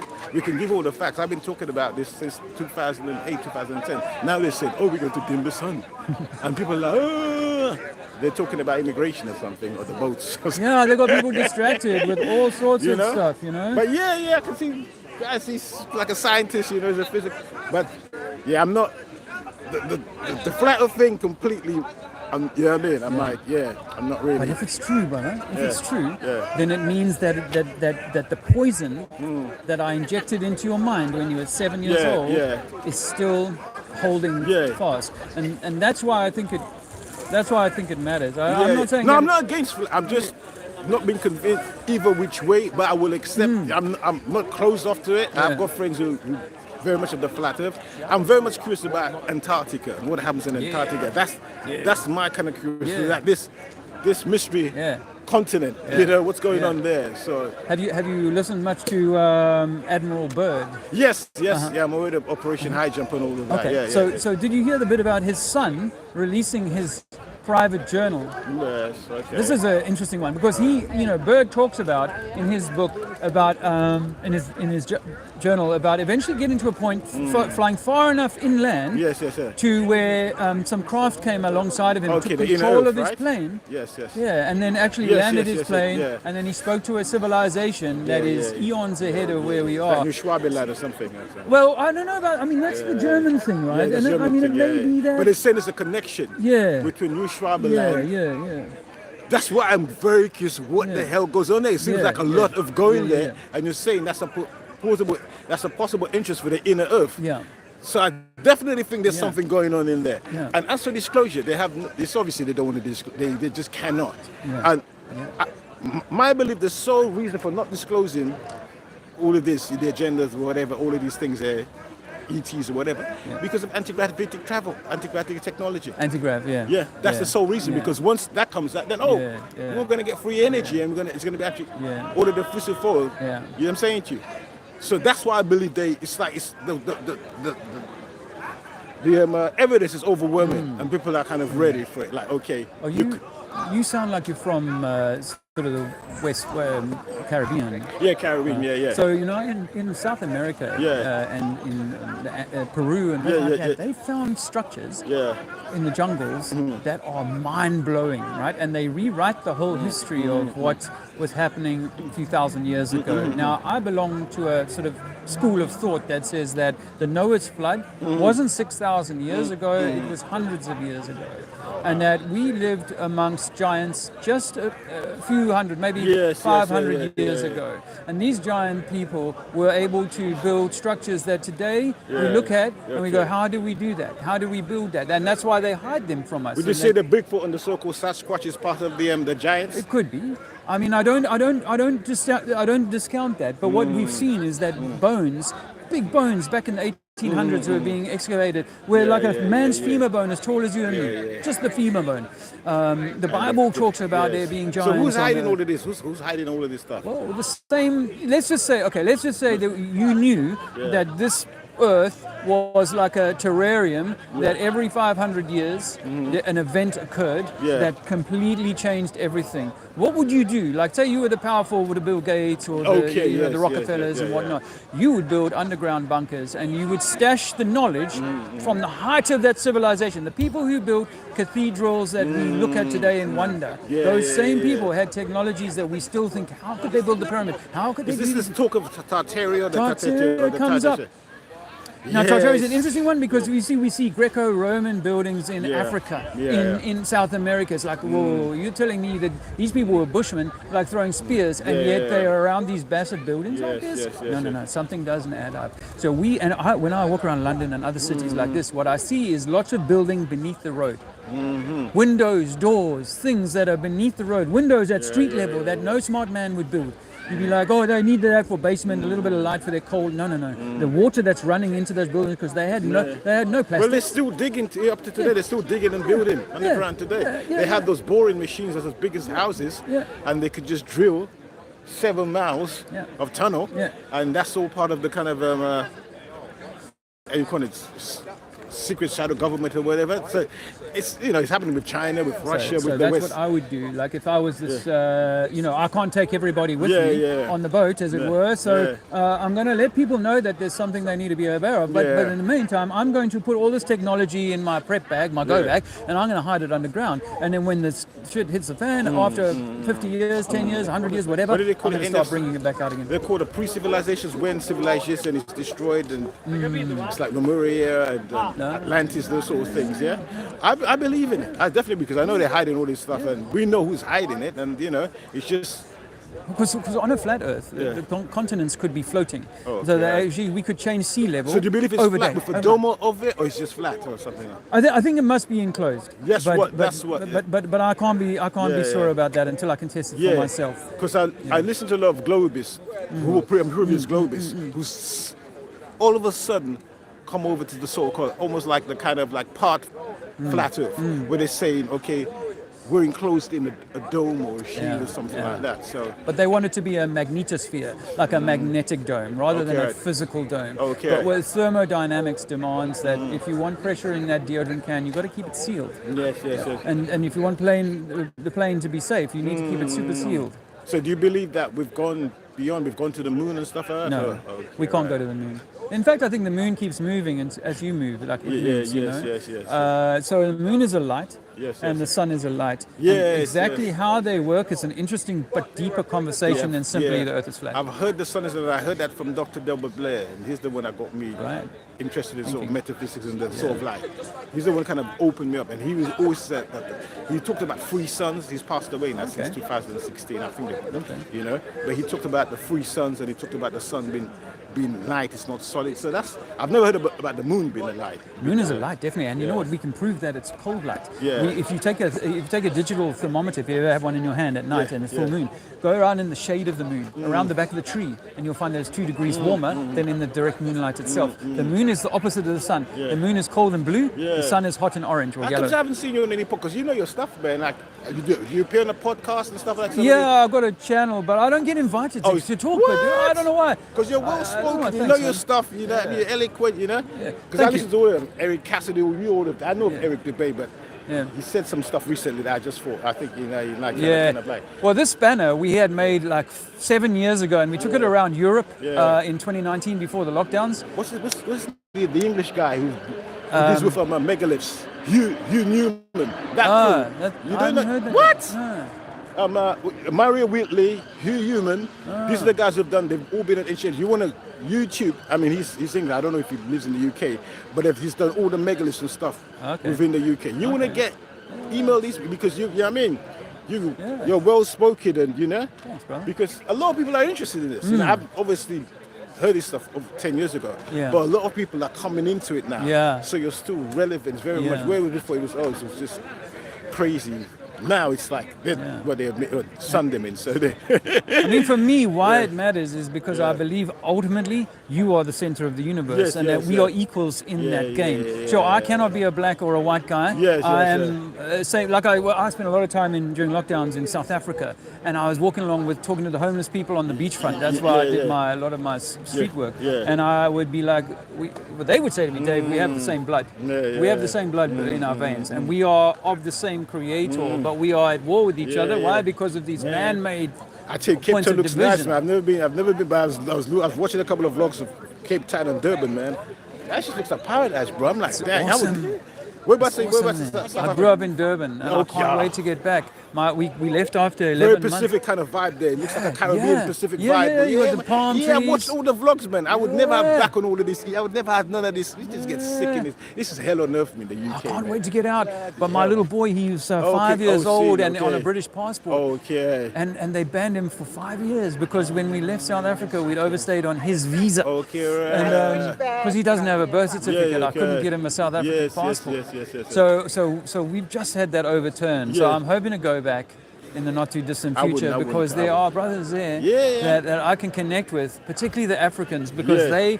they are so much closer to Yeah, God yeah. and understanding how The how Zulu, the significant we Shona are. and all of that, Whereas yeah, us but- materialist Europeans, we've kind of lost our way a lot. But So there is an awakening within the European beautiful. psyche. There is still, because I have, obviously, I'm in Europe, so I'm aware of it. Yeah. So there is an awakening that's happening yeah. right now with the Europeans. But the elites ain't having it, bro. They're Yeah, like hell to, yeah, they want to, you know, yeah. they want to keep empire and everything else. So what actually might happen Yeah. is that I'm not at all scared of what's coming down the line. I'll Yeah, just but it preface has to happen. with this. Yeah, Yeah, it but has to they happen. might get to a point where they're like, all right, we've just got we've hit the tipping point of people working out the trick.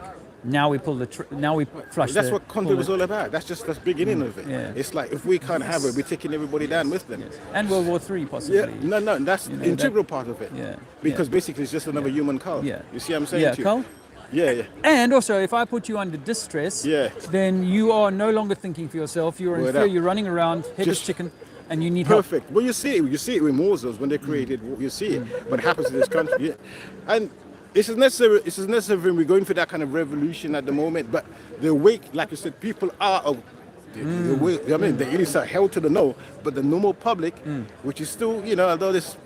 I mean, I do have friends who are quite still asleep and everything else. Yes. But in general, Yeah. there is an awakening within the kind of European psyche. But when you see what's happening in the rest of the world, which is 70% of the world, with the so-called global south, it's like, hey, we're not, you know what I mean? Warfare and all of that stuff is done. It's over. But the European elites, they like it's kind of parasitic, pathological psychopathy that they just cannot break that mind spell out. Yeah, I am gonna ask you to consider one more thing. What's your name? Nicholas. I'm Yeah. gonna ask you to think of one more thing, though, Nicholas, because I went to South Africa. I went to a number of countries during the COVID deception, but South Africa was one of the worst. Right now, I thought that the ANC government, being African and what have you, they'd be pretty chilled about all of that. You go to the townships where the people are living in poverty, and they say to me, Dave, we did nothing. We just played football here. There was no police. There was no. We had to do nothing. But it's only when we go into the white areas or wherever the cities, whatever. So what I would have loved to have seen is the ANC do what the Tanzanian president did. This is a joke. They're part of the They're part of that. Globalists, yes. for a long time. Even Mandela, I came down to see Mandela meet the Queen on the Mall. Mandela, where to? I shouted, this is 15 years Listen, ago. we were in the UK demonstrating against anti-apartheid in my 50s. So we were demonstrating against apartheid. You know what I mean? Doing everything, for Mandela, us diasporans, and we're completely rejected and completely by the African elites. We were no different than exactly. Because Because you see Nelson Mandela with the Knight of Malta suit on, with him and the preacher Tutu. The two of them, Knights of Malta. It's like, well, why are you signing up to honor the Queen when you should be honoring your brother back in? Just like obviously you're a veteran, and I've met veterans as well, who fought against and they were saying the same thing. They went through it. That's how they ended up here, because it's like, if you don't, we're gonna deal with you. So they because they realized, they were part of the elites, because, and it's embarrassing. It's kind of embarrassing. Because we're brought up on this diet of whites are bad, blacks are being the victims. We're brought on that diet, then we kind of see the whole world from that. But I was always like, but hold on a minute. When I put a black guy in power there, is he going to be any different than the white guy? Absolutely. And what I see in Africa in the main, like with Mugabe, I wanted him to make the average African Zimbabwean. Well, it's what happened wealthy. in Angola with Dos Santos. He was a revolutionary. Then he turned ultra-capitalist, embezzler, and then he calls it. So and they all yeah. have the Reserve Bank. They all have the Federal Reserve type bank, So Bank of England. So Africa is still it's a resource colony, still basically in shackles by the elites of neocolonialism. They haven't really full liberation. And so the boys who get to be the prime minister or whatever, they've gone to the private school. Absolutely. Because of course they were already getting private schooling, and they're already being inculcated in the clubs and what have you. Because they do not hand over the reins of power. But even in unless Africa, they know at they've the got someone moment, they can there's a trust. positive side. There's an awakening in Africa as well, with the revolutionary in the Sahel and certain things, right? That's why I want to go back. You see what I'm saying to you? So, because the model of neo-capitalism and all of this so-called democracy, which I don't believe. I don't believe. I think that's just gangsterism. Marketing. It's gangsterism, it's right? mobsterism. Right? Yeah. Everybody realizes now, right? There's enough food. There's enough. Yes. Everybody can live. Yeah. So, but going through this period is ultimately because of the reaction from the powers that be. They do not want this to happen, so they're going to throw all kinds of obstacles and minefields in your way, like COVID 2020 is part of it. They're going to come with something that they really wanted this third world war, and something else and whatever. They might even bust the alien invasion or whatever. You know. But you remember the Tanzanian president? He tested a pawpaw and a goat, and he said this test is a joke. And the Burundi guy as well. So you understand why powerful, man. when you're in that office of power, and they go, listen, you don't want to go along with us. There's going to be consequences. Either we're going to cause a drought in your country, or maybe you're not going to get through tomorrow. Yeah. So earthquake, energy weapons, direct energy weapons, But when you seek power, then that kind of power, then there's a price possibly to be paid. Absolutely. Just like you're the CEO of Boeing, and you realize, we've got a fault here. If I tell the people about this fault, it's going to kill the company. I hide the fault. And then people die. But I'm going to go, but check out Hugh Newman, man. YouTube, check out Hugh Newman. You know what I mean? Try and get connections with that. Hugh Newman, did you say? Hugh Newman, he does with megaliths in Britain, ley lines, that sort of stuff. I love all that ley line stuff, we live amongst... Newman, as in Newman, yeah? What's your name? Dave. Dave, all right. Lovely, Nicholas, brother. yeah? Big up, brother. Big up, brother. All the best. It's been very chatty today. Very chatty. How are you doing?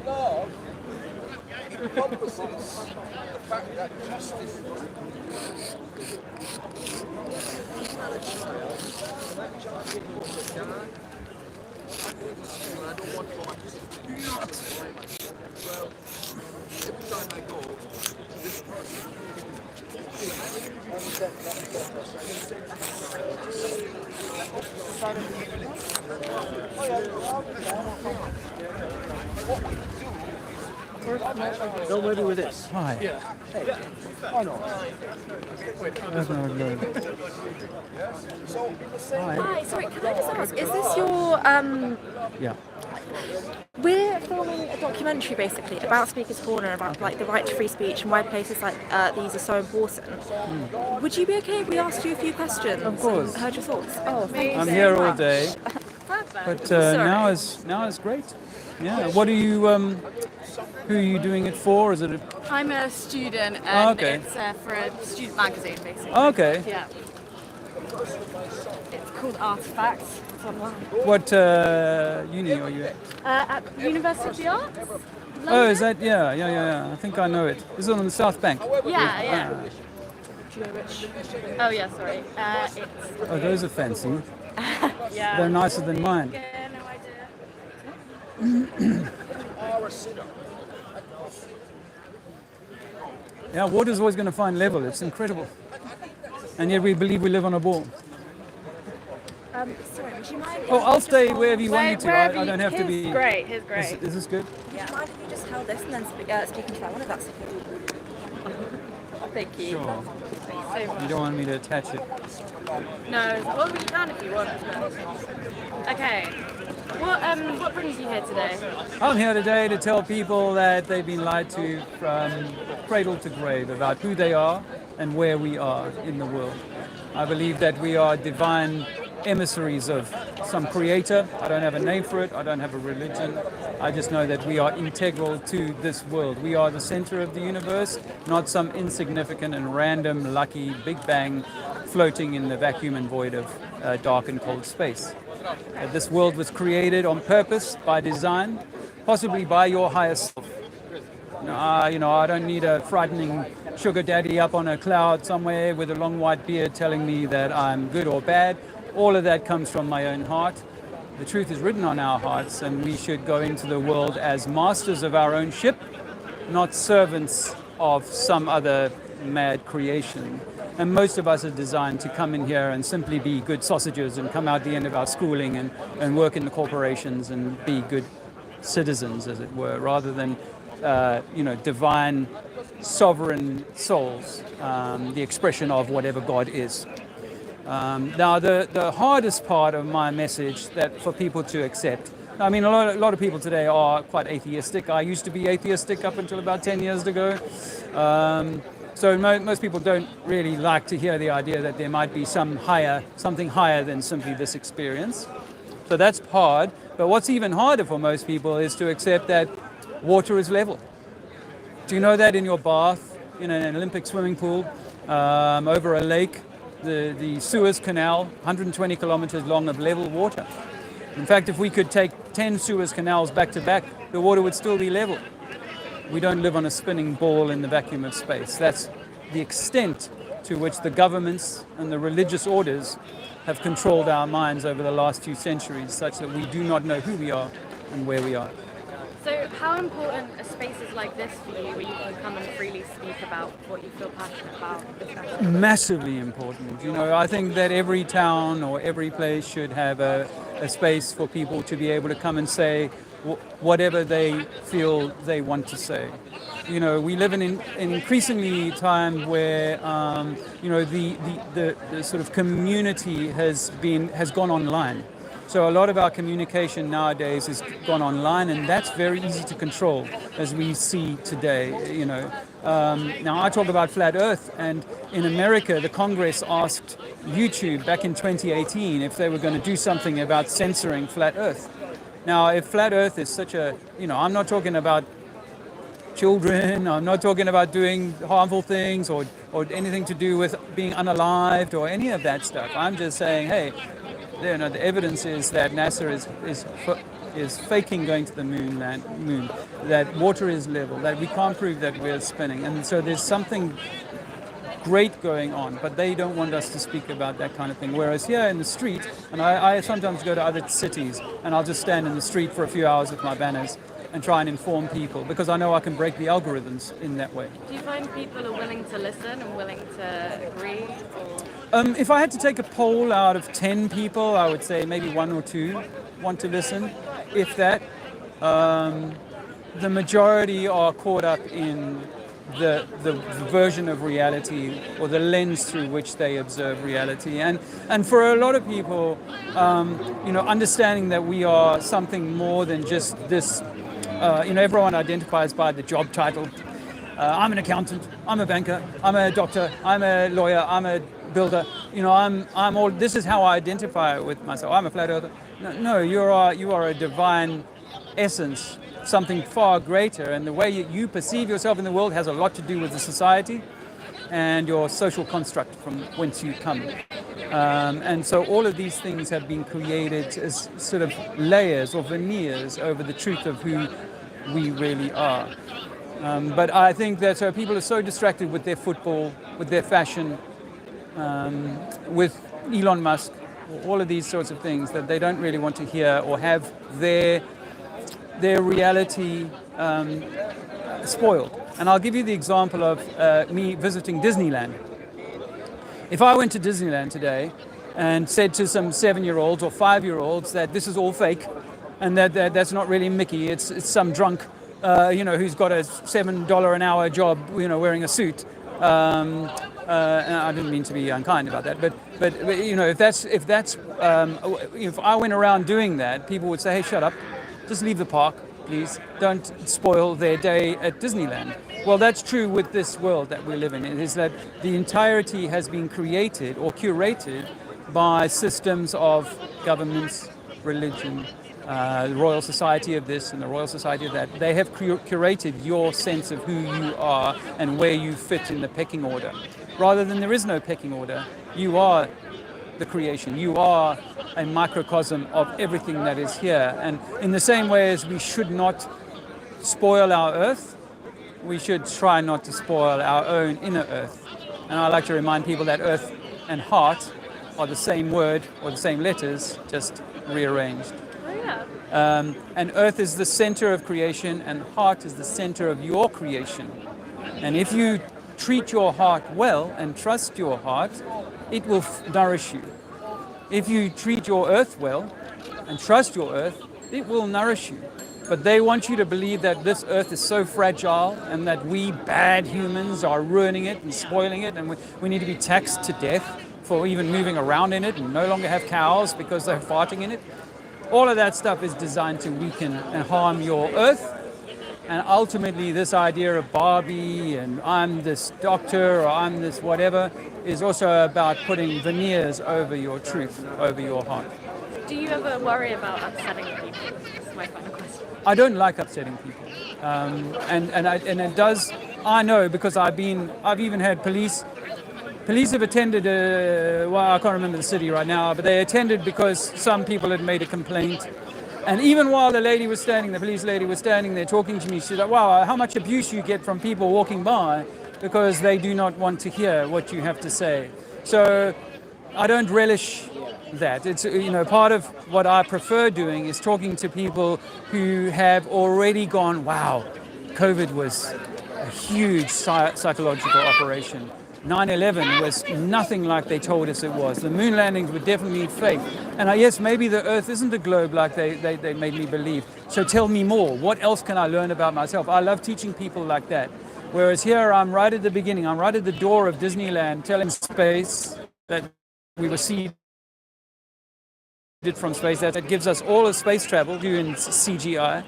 And then NASA, which comes from the same studios, essentially.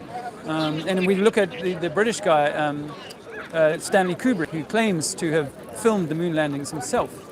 So I've seen video of it. What they say is that that's not him, even though it looks like him. And they would say, "Oh, that's not him talking." Okay. But I've seen that video, but I accept that it could have been a lookalike. His family have also denounced claims that. Well, there's a lot riding. There's a lot riding. Yeah, there's a lot riding on that. I'm sure Neil Armstrong's family would say the same thing.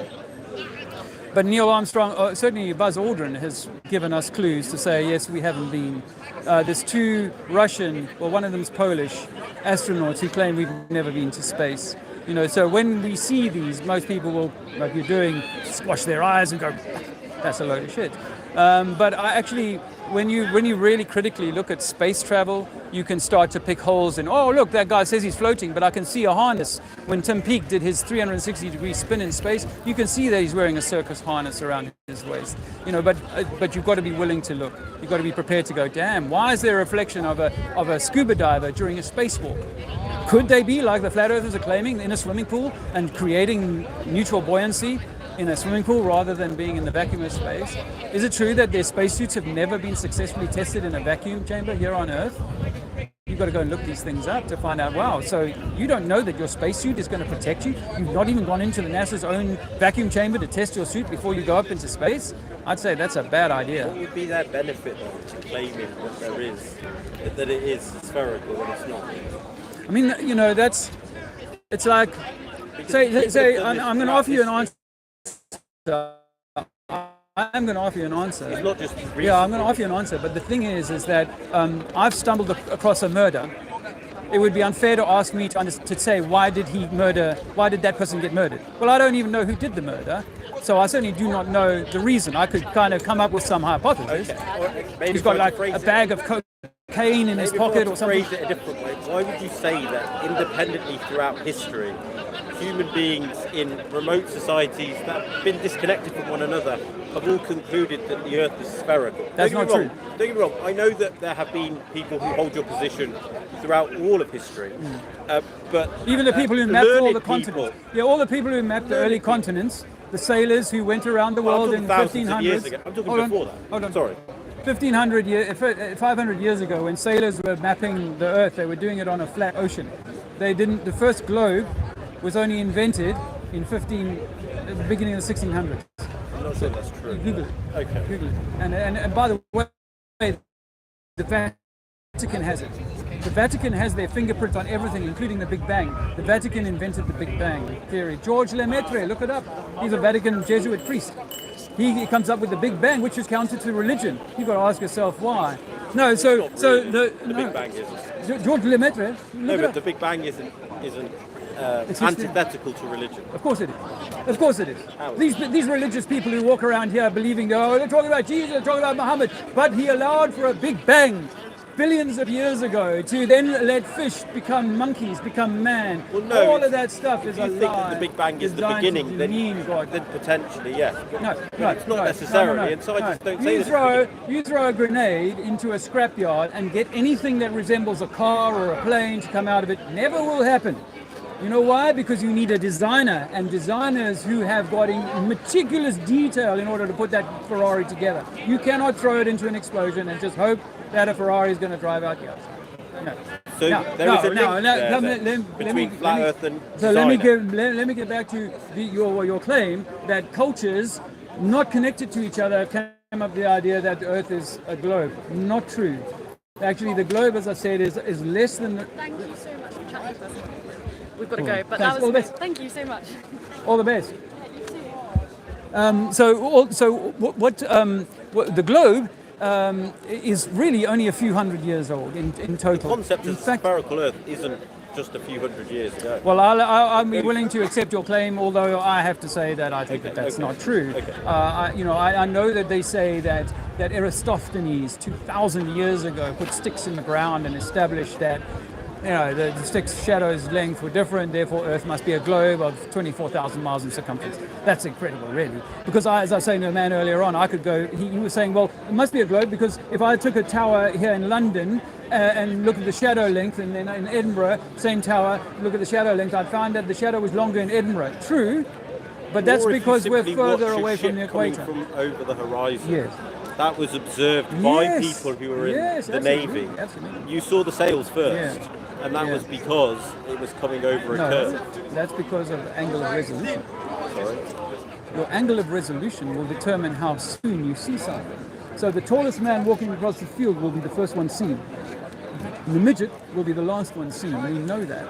I'm not talking. That's common sense, my friend. Now let me ask you this. So let me ask you this then. If you believe that, is the ship coming uphill? Yes, it would be. From a curved perspective, yes. But if the person who was standing on the beach in France watching the ship go away... Well, that's a relative position. From that relative position... No, it can't be a relative thing. It has to be a physical thing. It has to be a physical... If you're saying it's going uphill or downhill, that must be a physical downhill. Otherwise, it's only an observation of perspective. Well, no, because it's relative to where you are on the globe. And the position from which you're viewing this event, this physical event. What goes up must come down, and what goes down must come up. For example, if I were on a train travelling at 100 miles an hour and I lean out the window and I drop something, I'll see it drop. Mm-hmm. But if you were to watch me go past from a stationary position, you'll see it fall in a parabola. Correct. Now, there was an objective reality that I dropped it. Correct, I can make that, But there is a position of perspective, but we know what happened, and that I think applies to seeing something come over the horizon. Okay, so I was brought up on the same belief, but when I found out that the formula for curvature is 8 inches per mile squared, according to Pythagoras, according to if you studied what the globe, they didn't teach us at the school because if that might be slightly inaccurate because of the time. I agree, but I don't have. I'm not supporting that. I'm just saying that's what they'll tell you. If you ask me, I live on a sphere of 4,000 miles radius. How much curvature is there per mile or per 100 miles or whatever? This is what Pythagoras will tell you. Not me. It's not flat Earth. This is what the mainstream will tell you. So when I found that in 2015.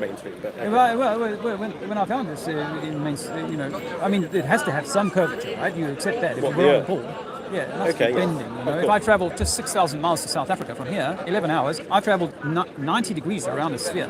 Yes, if it's a quarter of the year. I don't know. Yeah, it is. I've worked it all out. It's 6,000 miles and it's 24,000 miles around the whole thing. Okay. So it's about a quarter. And now I've moved 90 degrees basically. My perpendicular is here, in Johannesburg it's there. Right?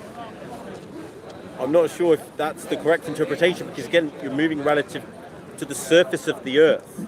So you're constantly flat relative to the surface of the Earth. That's a flat Earth then. Welcome to flat Earth. No.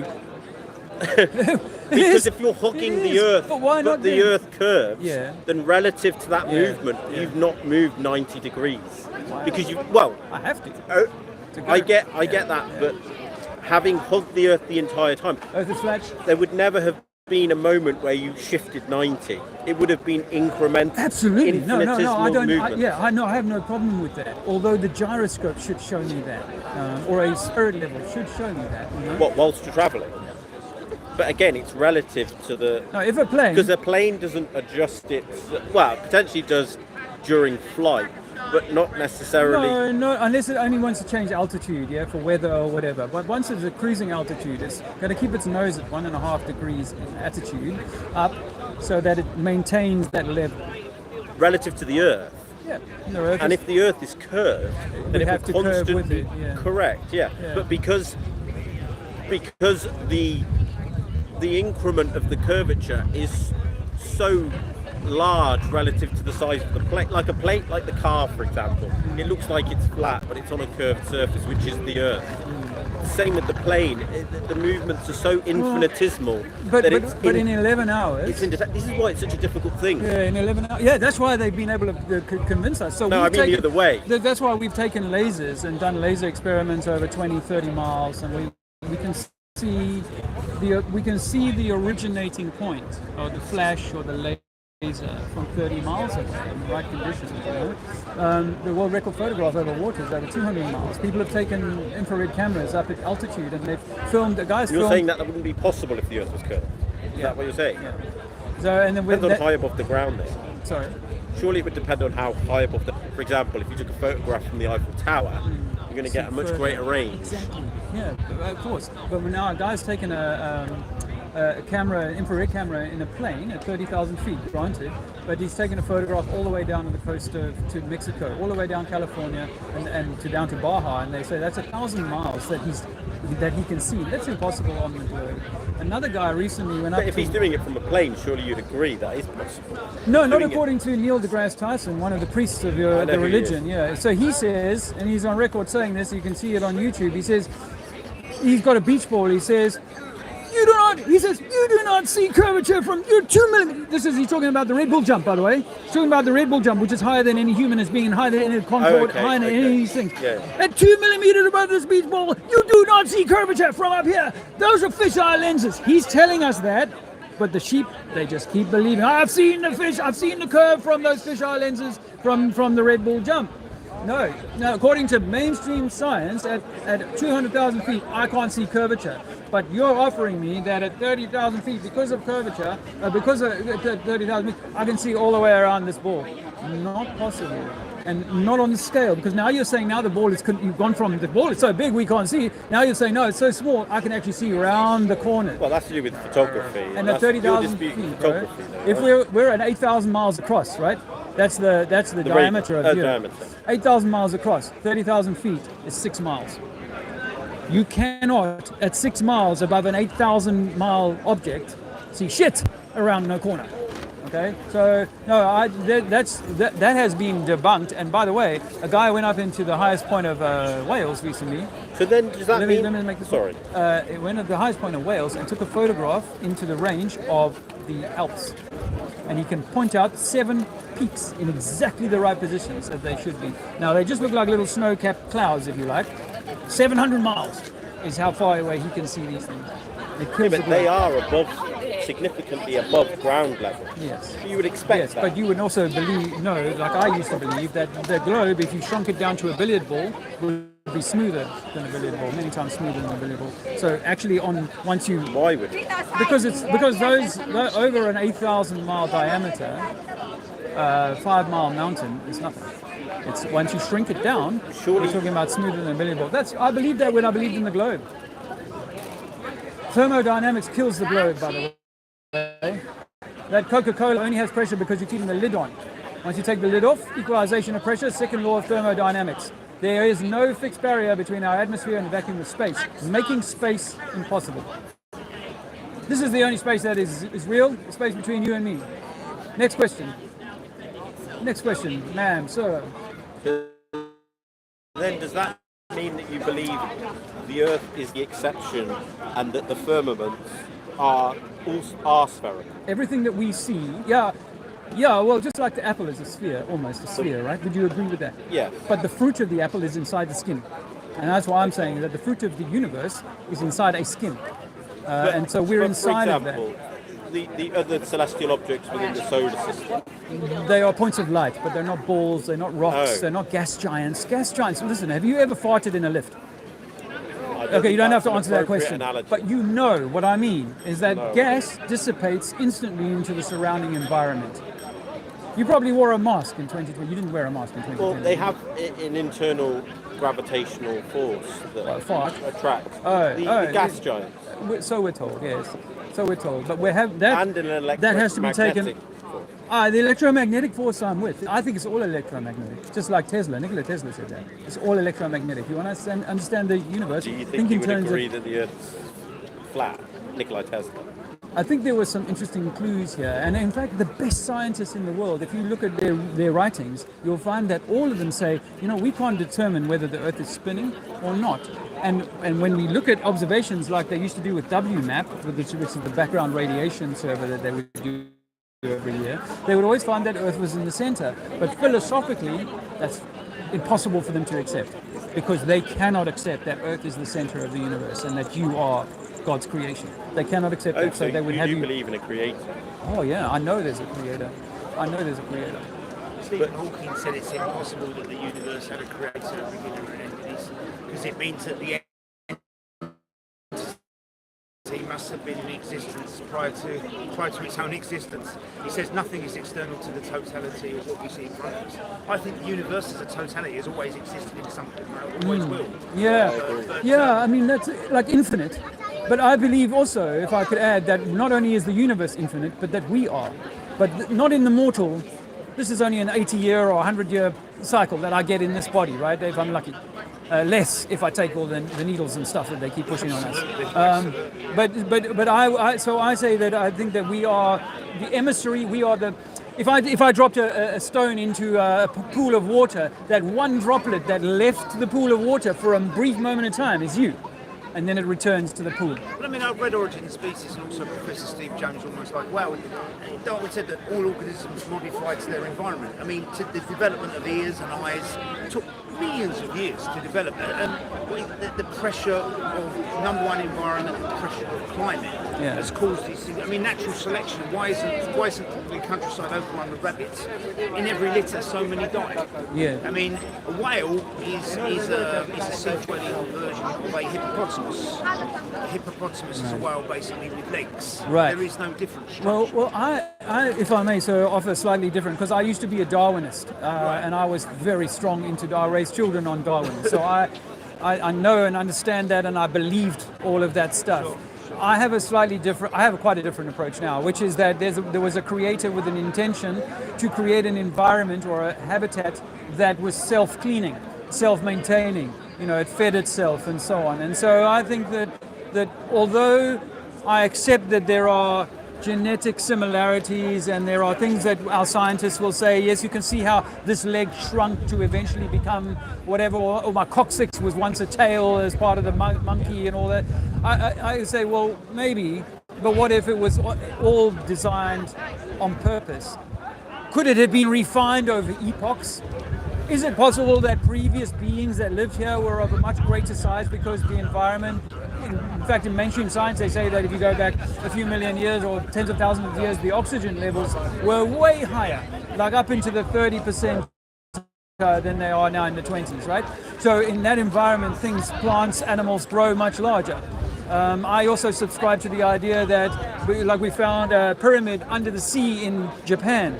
I believe that the sea levels were once upon a time much lower, such that you could actually walk all the way to the continental shelf, what they call the continental shelf. In such a case, then the atmosphere, we know, the deeper we can take if you take the water level down, the atmosphere gets thicker and thicker, and so the air becomes richer and richer, and so beings can be bigger and bigger. The universe isn't in stasis. It's constantly changing. Yeah. I tend to, Isaac Newton proved in his Principle of Mathematics, space isn't an infinite void, but the massive pressure of the Earth compresses space-time to bring the other heavenly bodies towards it. Now, as for a first cause, I don't think there was a first cause. I think, you've got to remember the human ego is such a strong driving force. And I think the saddest part of life is there is no meaning to life. If you look at the way we treat other animals, man, it's a brutal beast. Well, I used to believe that too. I had a near-death experience. I'll call it that, but it was actually ayahuasca. I took in 2015, and I was an atheist. 7 minutes later, my first words when I could speak was, "It's true, there is a God." I was immersed in so much love, and I was connected. I could see my higher self lying beneath me. Now, I was an atheist. I told people earlier on. South American concoction. Yeah, Okay. And my dying mother 3 years before could not get me to accept that there was a God. So I was strong in my this. South Africa, by the way? Yeah. My relatives are in a place called East London. Oh right, yeah, I came from Port Elizabeth. Oh right, that's my cousin was bitten by a shark there a few years ago. Oh really? Wow. He survived. Yeah. Wow, Sorry. wow. Yeah. Wow. I'm hoping to go back, but I was born in Poole, by the way, in England, but raised there. Dorset boy. Yes. I think that I think that this body is connected to a higher self, and that higher self is connected eventually to God in some way, whatever God is, or whatever the other consciousness is. I had that experience. It was, like I said, a near-death experience. I was an atheist. I came out of it, and I was like, wow, I have to start studying everything again, because I know nothing up until this point. I saw everything with frequency, which mimics what Tesla was saying. Nikola Tesla was saying the same thing. Everything is vibration, and that's what I saw during these 7 minutes, was that the plants, the water, it wasn't material like I perceive it. It was actually light, and I think that we have a spark of God in us, and that we are meant to. This is why they lie about the globe. That we are meant to realize our divinity and walk in that way, not give it away to the Pope, not give it away to the Queen, or King, not give it away to the government or a religious order, but say that I am the way, the truth, and the life, and no one comes to God but through me. This God postulation is, if there was a God, what's created the entity? Did the entity create itself? But there is no existence of the entity. I'm with you. Purely driving. I'm with you on that. I have no argument with that, because I can't, in this lifetime and in this means, I cannot prove to you, brother. I cannot prove that. However, when I was a believer in the evolution and space, one, I made exceptions for. I cannot see the monkey evolving into man in real time. They weren't monkeys. I mean, that's what religious. Okay, they were lower primates. They weren't monkeys. I can't see that. Nor can I understand what is they say dark matter. They say 98% of our universe is dark matter, and I simply accepted that, and I accepted that as yep. That must be because there's so much in quantum that's sort of missing from the Newtonian stuff. But this is why they have theoretical physicists, because not everything is known about. Not everything is known about gravity. But you could get a degree at university now to imagine what space might be like when we get there. Did you know that? You can get a degree in imagining space. It's not real space. It's just theoretical space. And I think we've gone so much down the line of theoretical. It is theoretical. But for me, theoretical is the same as word is theological. It's all based in belief. My experience on the DMT or the ayahuasca was one that I lived through, and as a guy who'd taken acid and mushrooms and all those things in my early days. Glad you survived that. Yeah, all my early days, I know that this was not a hallucination. This was me sort of having How do you know that wasn't a metaphysical experience? It was metaphysical. Well, then if it's metaphysical, you accept that it was it's your own beyond the personal. physical. No, metaphysical means inside your own head. No, so what I did. That's a different interpretation. Okay, so what I did. The traditional interpretation of the word metaphysics is. I agree with you. For just so what thinking. I did was I went and researched for years after this near-death experiences, other people who've done the ayahuasca, I admit that to it could be a see what profound experience. to see what they've, and it was like, wow, their story matches what I went through, and there was a limited medical study done of ayahuasca back in 1997 in America. This doctor was given permission by the authorities because they want to hide all this stuff. The federal government. Yeah. They gave them permission to take 100 patients through a series of ayahuasca treatments. And what they came through was a very profound, life-changing. And they take extreme drug users and people like that down to the Peru, and they put them on this ayahuasca, and they come back changed. They don't have drug problems anymore. The same with me. It's like, I'm not touching alcohol. I'm cleaning my shit up because I know that I'm the vessel of God. But that doesn't impinge your own personal experience upon the nature of objective reality, because that's quite separate. You could have a profound experience, but objective reality was already objective there. reality can would be. Remain there. Would you agree? Objective reality can be shaped. No, I don't believe so. Okay, I think there is a reality with a capital. I'll tell you something. No, for example, the Earth is spherical. The reason you won't stand in the middle of the road if a juggernaut's coming down, because objective reality tells you you're going to get hit. That is objective reality. But let me give you a quick example, and I'll let you go. I'll let you go. 2007, 2005, they did the 7/7 bombing in London. Yeah. Now, I was in Los Angeles at that time, and so wow. the whole media there in LA was just like pumping the story, and then about... So you don't believe it happened? No, but no, I did was at the in time. London that day. I know it happened. Yeah, it happened. I was working that day. But was it Muslim fundamentalists, or was it? That's another story. I'm not trying to tell you that story. What I want to tell you is this. So you're saying it's an inside job? But what I want to tell you is that when I got on the plane to fly back to London and got to Heathrow Airport, the first thing I did when I got on the plane was looking at Muslims or Muslim-looking men with backpacks. I was like, shit, is it him? Is it him? My objective reality had been altered. In South Africa during that's apartheid... not objective reality. It is. It is. That's I can manipulation objectively, of information. Absolutely. But that's not. By objective reality, I'm talking about the reality of nature. People believe that we should be locked down. This is more to do with human relations. People believe that we should be locked down in our homes in 2020 because of something invisible in the air. That's just bullshit. I mean, that's just lies, isn't it? We know now the coronavirus. But people walked up to me. People walked up to me in the supermarket and said, COVID-19 was a real. People walked up to me in the supermarket. I took 2 prisoners to the Elizabeth Hospital. It was absolutely empty. Yeah. But you don't think that the virus itself was real? Nurses were dancing TikTok for God. Yeah, they weren't busy. Anyone who believes it. People went down to hospitals all around the world. It's organised crime by the World Economic Forum. There were people getting sick. There were people getting sick. So that's the flu killed a lot of people. But flu kills, but not in 2020. Well, if you look at the World Health Organization, to this day, I don't know anyone who died of coronavirus.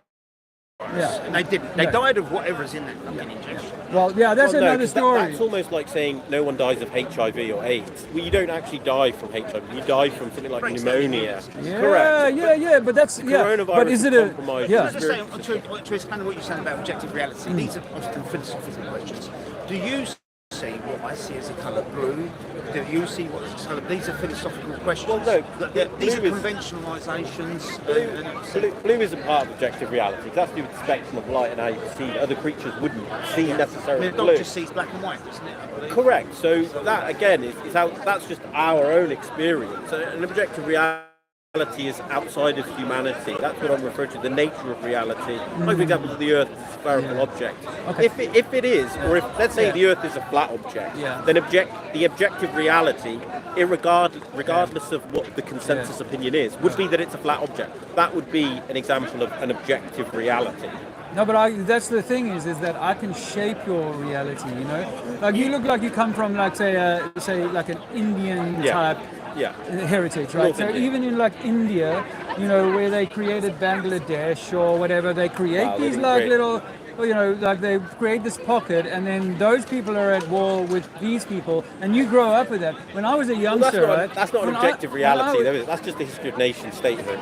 Well, I mean, but nation statehood isn't objective. It was 250 years since we lost British America. I mean, thousands of men we lost in that war, over 8.5 years. What if we never lost it and they just kind of hid the fact that they still own America? Well, but they're willing to. I don't know. If I was Redcoat, I don't think I would have been captured by those Yankees. Have you ever? I don't think it was very nice. You're deep enough down the rabbit hole to know that Adolf Hitler didn't necessarily die in a bunker. Yeah. You've heard that, right? That he lived decades in Argentina. You would have to not know anything about Adolf Hitler to think that he would say, "Oh, I've lost the war. I didn't succeed. Let's just move." He was probably the greatest example of it. Been here for years. And his entire life's goal was to establish a German land empire, and the failure of that was sufficient enough, and would have been for everyone if that was your objective, to just give up. Because I know where you're at, brother. I mean, for me, if I may, because I know exactly where you're at, and I came from the same place. Did I tell you that I went to war? And I was in the biggest tank battles since World War II in Africa. So I understand propaganda, and I believed in all of these things. No, but this is propaganda. This is going by his own writing. This is his own writing. He was deeply committed to this since the early 1920s. Yeah, this is maybe hard for an African to hear, but Nelson Mandela sold out his people. That's a different proposition entirely. No, because what I'm offering you is that in the secret clubs, they're going to say to Zelensky, you're going to create a situation, we're going to exploit the situation in this way, and then we'll come back round the end, and we will then take that from you.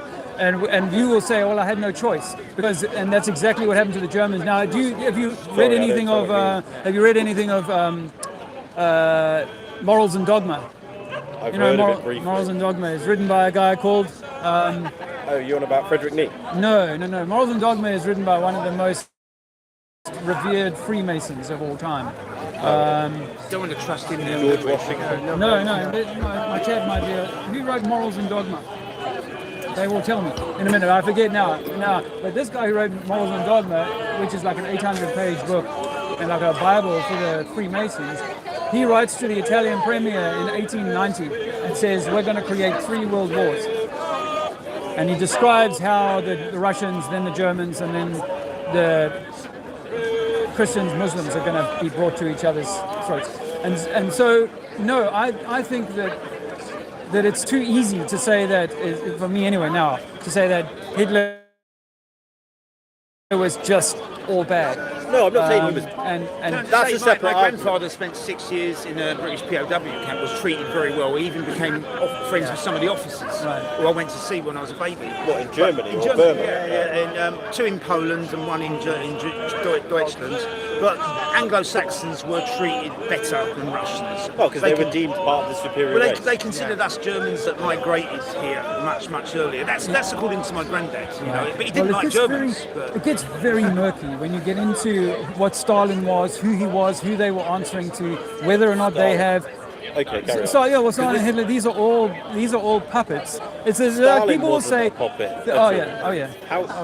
He was a Jewish puppet. It's hard to. The Zionist puppet. He was an Orthodox Christian. Yeah. He was a Christian, Russian Orthodox Christian. He was an Orthodox Christian. Well, and Hitler also was a Christian, a Catholic. Catholic. Yeah. So that was his aspiration before becoming a political leader. But it was cut short because I think it was conscripted. Odinist Church, the ancient Nordic, in England, Odinism, but in Germany, Heinrich Himmler was a member of the Odinist Church. Oh, okay, yes. Yeah. Ancient Norse Church, yeah. No, well, my view is that the people in power, Donald Trump, Tony Blair, Boris Johnson, all of these clowns are really just the PR department for something behind them.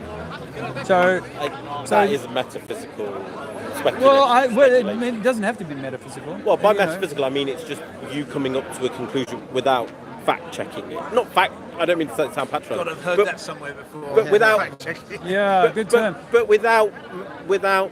Well, no, for me, it's as simple as if these people because it's a conclusion that you could make. It could fit the data, but is it actually objective reality? If they are covering up for 9/11, if they are hiding what happened to JFK truly, if they are hiding... I know a lot about that assassination. Inside job. And that wasn't an inside job. I'm not saying anything about what it was or wasn't. I'm just saying that we do not know the truth about these things. We do. No, we don't. We don't. Well, when it comes to JFK, we do. Do we? It was uncovered fairly early on after the event. That what? What happened? What happened? That there was a very peculiar young man who wanted to throw a spanner in the works of the machine of politics and succeeded. But don't you think with respect, that was obviously orchestrated when Ruby shot him? They led the prime suspects who killed the president of the United States out into the public. And they wonder why someone's going to shoot him. I mean, but that was actually a spontaneous event. He was supposed to have been let out 2 hours earlier, but was delayed because he was being interviewed. This is the detail that they give people who are like intelligent. Thank you. This is the detail they give people to kind of get lost in. But for me, so for Jack Ruby, you have to remember with the Jack Ruby thing. Yeah. Jack Ruby was there on Friday night, on Saturday night, on Sunday night. There was a video of him. He had the 38 in his back pocket. You can see it very clearly.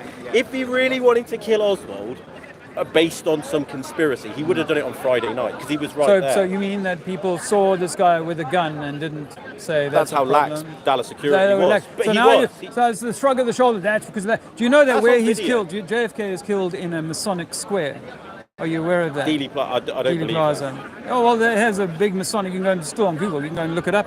You can go and look it up. They'd be worried about getting and killing. If you're going to kill someone, I mean, I'm a former British soldier. Yeah. You're not going to worry about where you're going to fucking kill someone. You're just going to Yeah, but shoot when? them in the head or shoot Okay, I'm going to offer but you, when? this is going to be hard for you to accept, but I'm going to offer you guys something to consider, is that if as I claim that these presidents are merely puppets, then he doesn't have to die, he just has to go off stage.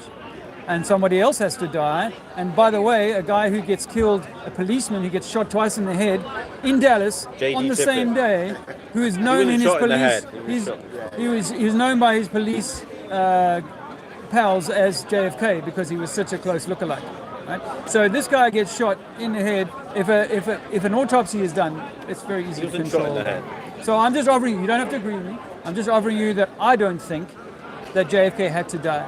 And there are people who do these. What was the what was the consequence of him dying? Why was the need for him crushing? to die? It was crushing because there was a whole young world of people who were believing that now we've got, as he said, JFK said, we are controlled by a monolithic Ruthless control. conspiracy.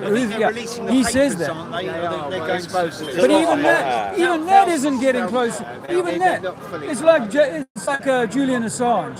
Even Julian Assange. So they leak it out, dribble it out bit by bit, rather than going. Listen, here's all the information. You want to, NASA tell us that they can't prove that they went to the moon because they've lost all the data Of course they went to the moon showing. because the Russians traced the signal. I mean, they obviously went to the moon. What? It was only German technology that See, got now them that's there. The V2 rocket, yeah. the Saturn V was That's an still extensive V2 rocket. that's still because we want to believe that Russia and America are enemies. Von Braun was going to put man on Mars by about 1980, but the American taxpayer didn't want to pay the money, so they went for the space shuttle. Have you seen Von Braun's tombstone? He died quite a young man Have you in seen his Alabama, tombstone? I think. Have you seen his tombstone? No, I haven't. No. Check it out. There's only one inscription on his tombstone. Only one inscription on his tombstone. Where? Yeah. I can't tell you where, but I can tell you can find it online. It's in Alabama. But there is only one.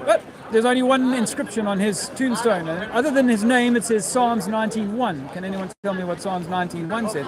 That there is a roof over us. It says that the heaven showeth God's handiwork, and the firmament is blah blah blah. But a lot of these astronauts have said, like Neil Armstrong once said that he compared astronauts to birds, parrots, and what do parrots do? And he said there's things out there beyond belief, which there probably is, but people put that down to, he said, if we can remove truth's protective layers. But why does truth need a protective layer? That's a good point. But and did you see the interview when they came back from the moon? I saw them in the bubble when Nixon was... No. They give a press interview now. It is a couple of weeks, to be fair, because they had to isolate them for a few weeks because there were space bugs. They give them a press briefing, right? Now you watch this press briefing in the documentary called "A Funny Thing Happened on the Way to the Moon." You watch this, they look like guilty men. Now, if I watch Lewis Hamilton talk about how he won the world championship and in the final race, how he did this, the excitement in his voice would be greater than mine. These men look like people, not excited. You're making more excuses, brother. You haven't seen it. You haven't. No. When I say to you, they were chosen for their skills. Yes, and the team that was chosen to go first. Do you remember who that was? It blew up, didn't it? Why? Because the man hung a lemon on it. He said, "This is never going to space." The next day, it burnt with all crew inside. Yeah. Now you got to be a bit of like, I'll give them a pass on that. I'll give them a pass on that. But now you watch the documentary and you say, "Wow!" So one is saying he can see stars, and the next one is saying, "No, we couldn't see stars." Let me tell you. If you went to the moon, what you would be doing is observing the things that you would observe, and you would be taking photographs of Earth. Would you not? They went 6 times, and only on the 6th time did they take one photo of Earth. They were Hasselblad cameras, the same as they used in Vietnam. They were very good cameras, but they're nothing like what you've got. Hasselblad cameras cannot work in a vacuum of space. How do you know that? How do you know that they can?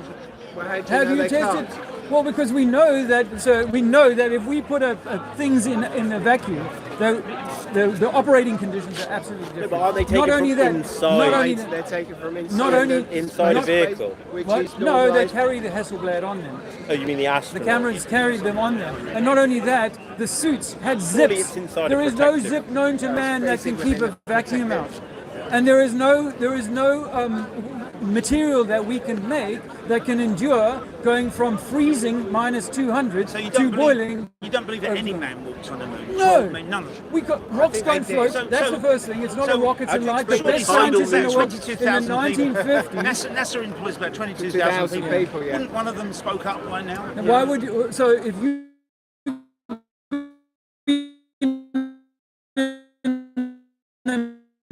military, no, don't take time. You're the only one who lie to yourself. I see the lie coming in your mind. Don't lie. You do not know what the generals know, and the generals do not know what the politicians know. In fact, the generals one war, the Falklands War, which wasn't nice, but we basically knew what we were going to do. And that Falklands War has got a lot to do with flat Earth. Vicious. That's got a lot to do with flat Earth because that's our access point to through the ice ring.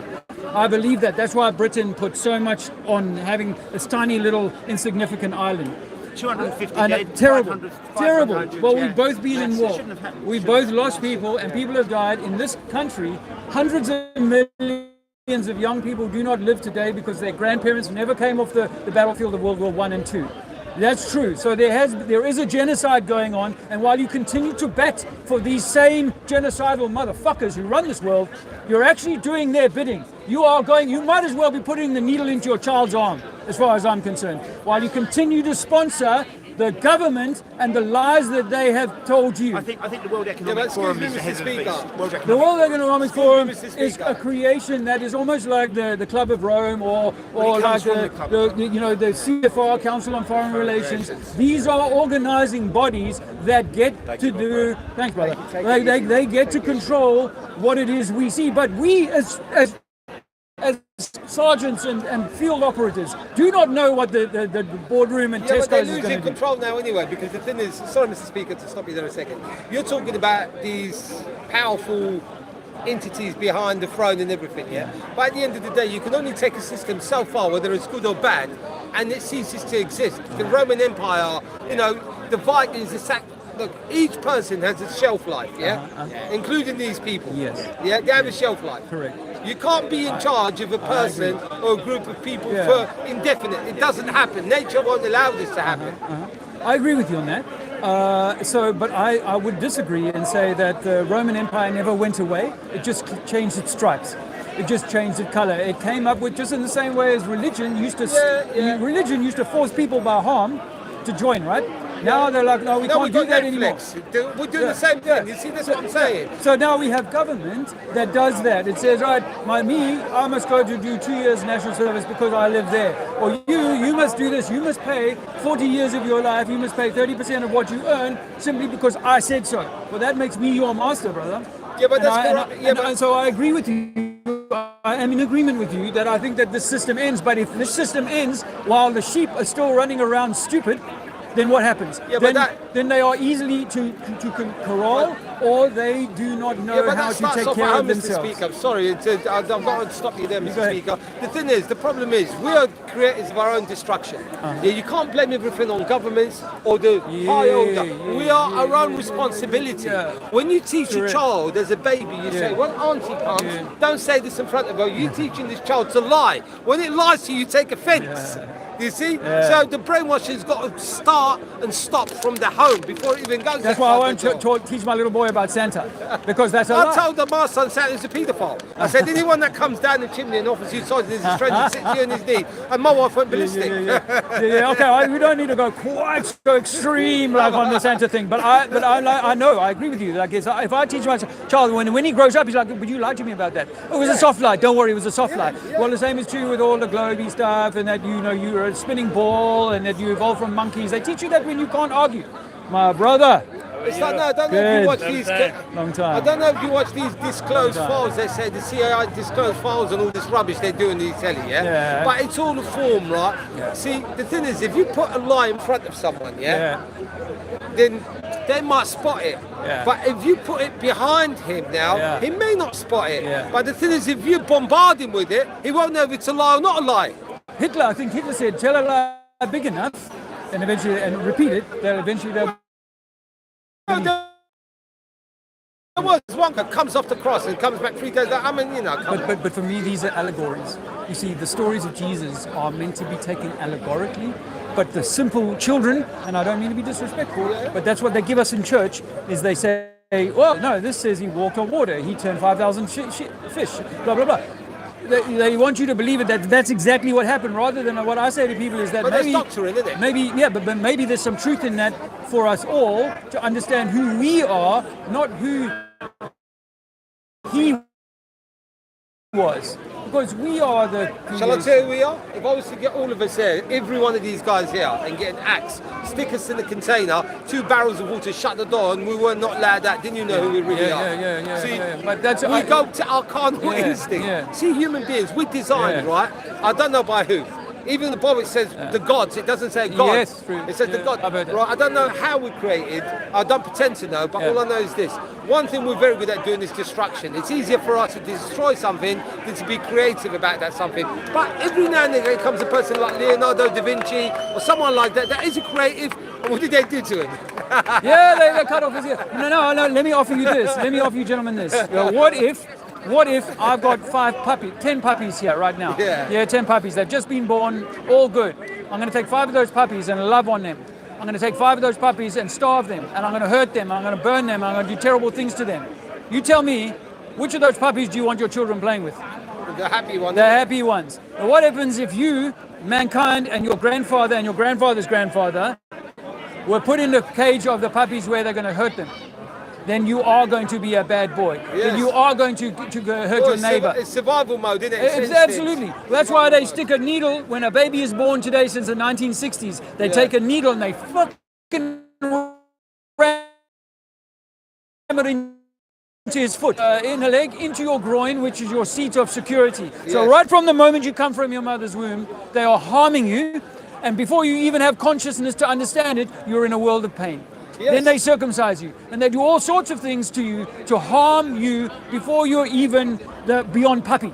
So now I say to you, brother, we have all been put in a cage where they're harming the puppies, knowing that as adults they will be fucked up. They will either be obedient little doggies and go along, or they will be fucking angry and they will go to war and they will be like the worst motherfucker you want to run into. But wars, you see, like you talk about wars in the First World War, Second World War, wars. Bankers. War, you know what war is? It's business. Yeah, it's bankers. All war.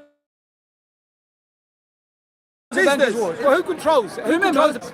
Well, right, you see this park, 200 years ago, they used to hand people down there, for speaking. Over there, over there, sorry, just there. They used to hand them round here, yeah? 200 years later, you could speak. No, I accept that. But what happened in 2020? Everybody was just going along in their own business. Weeks, maybe 3 months.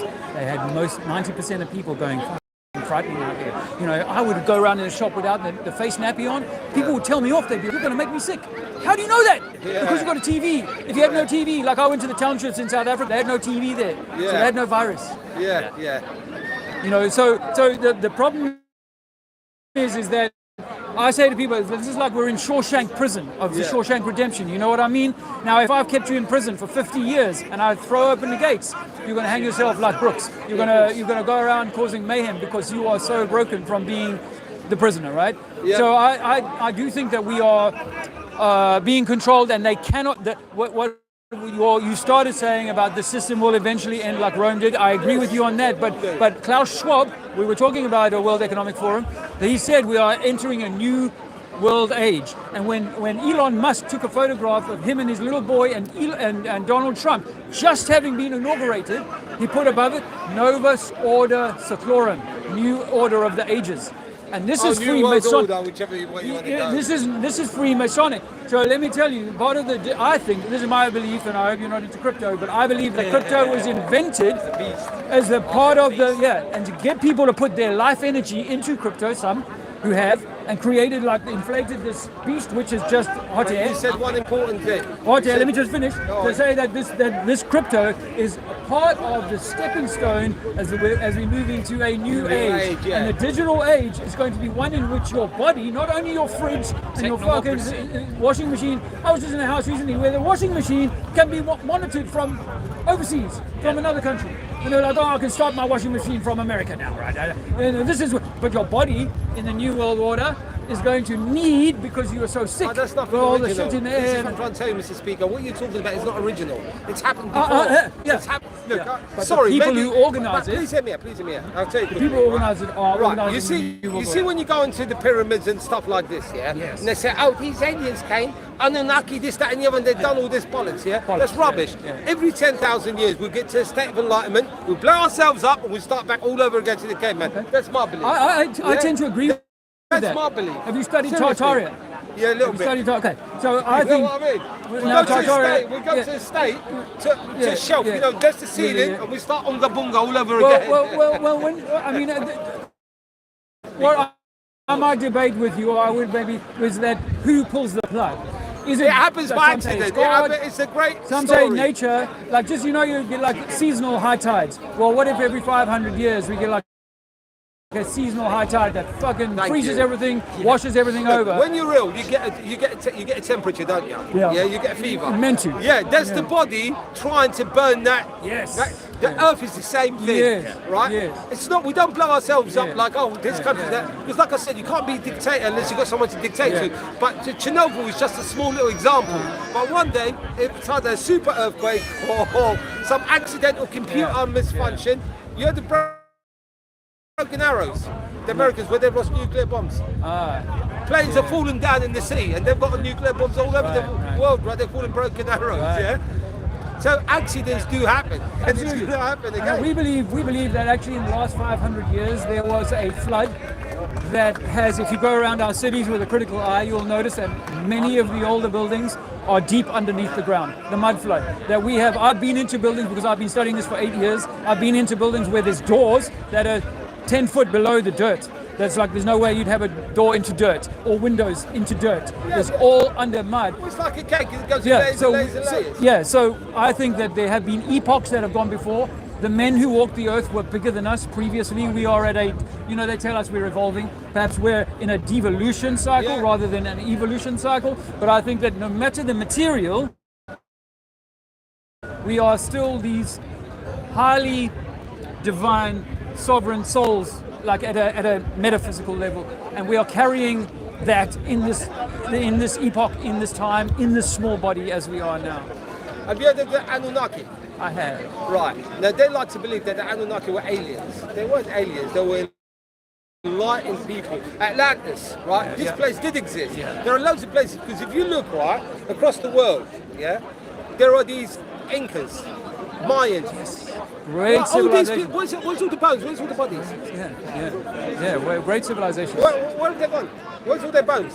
Okay, somebody dies, like 2 million, 3 million people. You're going to find the bone, ain't you? Or a skull or whatever. Where have they gone? Well, we could be under hundreds of feet of mud, like what the previous civilizations were. You understand what I'm saying to you? I've got a number of different theories that, you know, like they sort of talk about the coastal shelf, the continental shelf is sort of 100 miles off coast. Well, what if once upon a time our sea levels were so much lower that we could actually walk? Yeah, because they admit we could walk to France. You know, France and England were connected, and Brittany and away, all of this stuff. I mean, you know, the idea that there are other things at different frequency points that we can't see, just like we can only see a certain spectrum, we can only hear a small amount of the spectrum of sound. But we can sense. Subconsciously, we sense more than what we speak. But what if your pineal gland is the connection to all? The third eye, or whatever you want to call it. And what if I know that, and I'm just trying to poke your eye all the time, you know, from before your father was born, I've been trying to poke your eye so that you are blind, Well, I told you, that starts at home. See, I didn't start off being a Muslim. I was born into Islam. Correct. This guy didn't start off being a Christian, he was born into that. But you get to a point in life, after your puberty stage, after your first kiss and cuddle, your heartbreak and all that, you get to 21, from 21 you get to 25. I think at 25 you should start to really sort of pull your trousers. and sort yourself out. And then say, right, now I need to take back and do what I have to do. You know, like my father didn't like me very much, but I loved him. I didn't like him. He said to me, "You're a great disappointment." I went, "You're more of a disappointment. You should have emptied me down the toilet rather than give me this conversation." You know what I mean? And he didn't like that. He felt offended. You know what I mean? Oh, we're going to keep having this conversation. Why didn't you just empty me down the toilet or sink? And then we would have been all right. Because people have too much expectations of what. See, whenever someone can't achieve something, they try to create a situation where they can achieve it through another person. Well, I come from Durban in South Africa. We've got a big Indian community there, and in their culture, becoming like a doctor or something like that is success. so That's important. their measurement of success. So important. You're nothing like, that's the measurement of success. Yeah, it doesn't matter how much you screw someone else over, you got the degree, you are the qualified one, you are a shining light. But all that is a certificate to say that you're an idiot and you've been indoctrinated and you've been brainwashed. That's all a degree or master's or an honours degree is. I don't acknowledge paperwork. What I acknowledge is reality. And reality is this, right? If you can remember what your teacher told you when you was 11 years old and at 16 years old you can write it in a piece of paper that say you're intelligent. It's not intelligence, it's good memory. Yeah. It's a strong memory. Yeah. And going along with, because let's say I grew up in a Christian household, and I said, no, I'm not prepared to just simply accept everything you're telling me about what Christ is and so on. I'd be the outsider, right? Yeah. Same and true as Muslim. And there are some countries in which you go, no, I'm not so sure about the whole Quran thing. They'd be like, oh fuck you, we'll kick you until you believe it. Well, they did that with the Crusades. They fucking murdered people until they said, okay, yeah. Well, Richard the Lionheart actually bragged that the blood of the infidels came up to his ankle, and he was in a field bigger than this. So how many Muslims must they have killed? For the blood to come up to his ankle. Yeah. So that's not divine. And of course that comes back to what I was saying about, so the puppies were put in a cage in which Lionheart and others were all coming in there with knives and fucking hurting them. So what do you think they're going to be like? Well, this is why when I watch the telly now, and I don't mean to sound horrible when I say this, but when I hear about a nutcase coming out and suddenly he walks down the road and starts killing everybody, I sympathise with him, because for him to have got to that level, society created that situation in him for him to get to that level. That guy wasn't born to say, right, I'm going to get up and I'm going to go and take a shotgun and start going around shooting people. Now society actually wants that. It wants to press 100 boys. It wants to create anarchy. Yeah, it wants to press 100 boys because it knows one of them is going to do something so outrageous that the others will say, now we need new laws, we need new controls, we need new guns on the streets from the police, we need all sorts of things, right? Or if you're like a white guy in this country, go, oh no, we don't need no more Muslims in our country, or if you're a Muslim guy, you're going, I see those white guys, they're attacking us now, so we've got to gang together and be Muslims together, right, brother? So now we're Muslim against non-Muslim. And I've created perfect scenario because I can play you against him and go, no, I'm gonna lend you both money so you can buck each other up. Yeah, but the thing is, you see, the best trick they've ever done is create debt. You see debts, You see this land here. People say, I live in a leasehold. I've got a freehold. The land belongs to the crown. This whole country belongs to King Charles. It doesn't matter whether you've got a freehold. If they decide they want to put Heathrow Airport Terminal through your house, you're moving, mate. So where's the freehold in that? That's right. We are not free. We're all sheep then, aren't we? Plus, still sheep. Plus they give you a mortgage. We're under piracy. Yeah, but plus they give you a mortgage. For 40, 50 years, you're in debt to this. Mortgage means debt grip. Right. You have to... What society anywhere in the world where you work hard all your life and at the end of it, if you get to 65, they give you pittance of what you've paid into the system. Right? Do you see what I'm saying? It's designed to keep us trapped through debt. Correct. And they do it to other countries. If they find, like Kosovo, someone like that, they won't go and help them. But they went to Iraq and places like that because there's money that's worth them dropping a few bombs so they can say, compensate. Absolutely. Well, the same with Ukraine. I see what's happening in Ukraine is an intention to take their mining, their minerals. They did that in South Africa. South Africa country and then go in there and say that we're doing you a favour now. 2 Boer Wars, two times the British Empire sent its forces out there. The biggest number of men ever sent to a war, 400,000. But a few farmers, you boys done well. Farmers, farmers, you done well. You Why? Because there was gold there, and they wanted that, and I also and diamonds. And diamonds. Yeah. Oh, I lived in the 90s in South Africa. Did you? Yeah. Well, I remember it very well. Like the apartheid.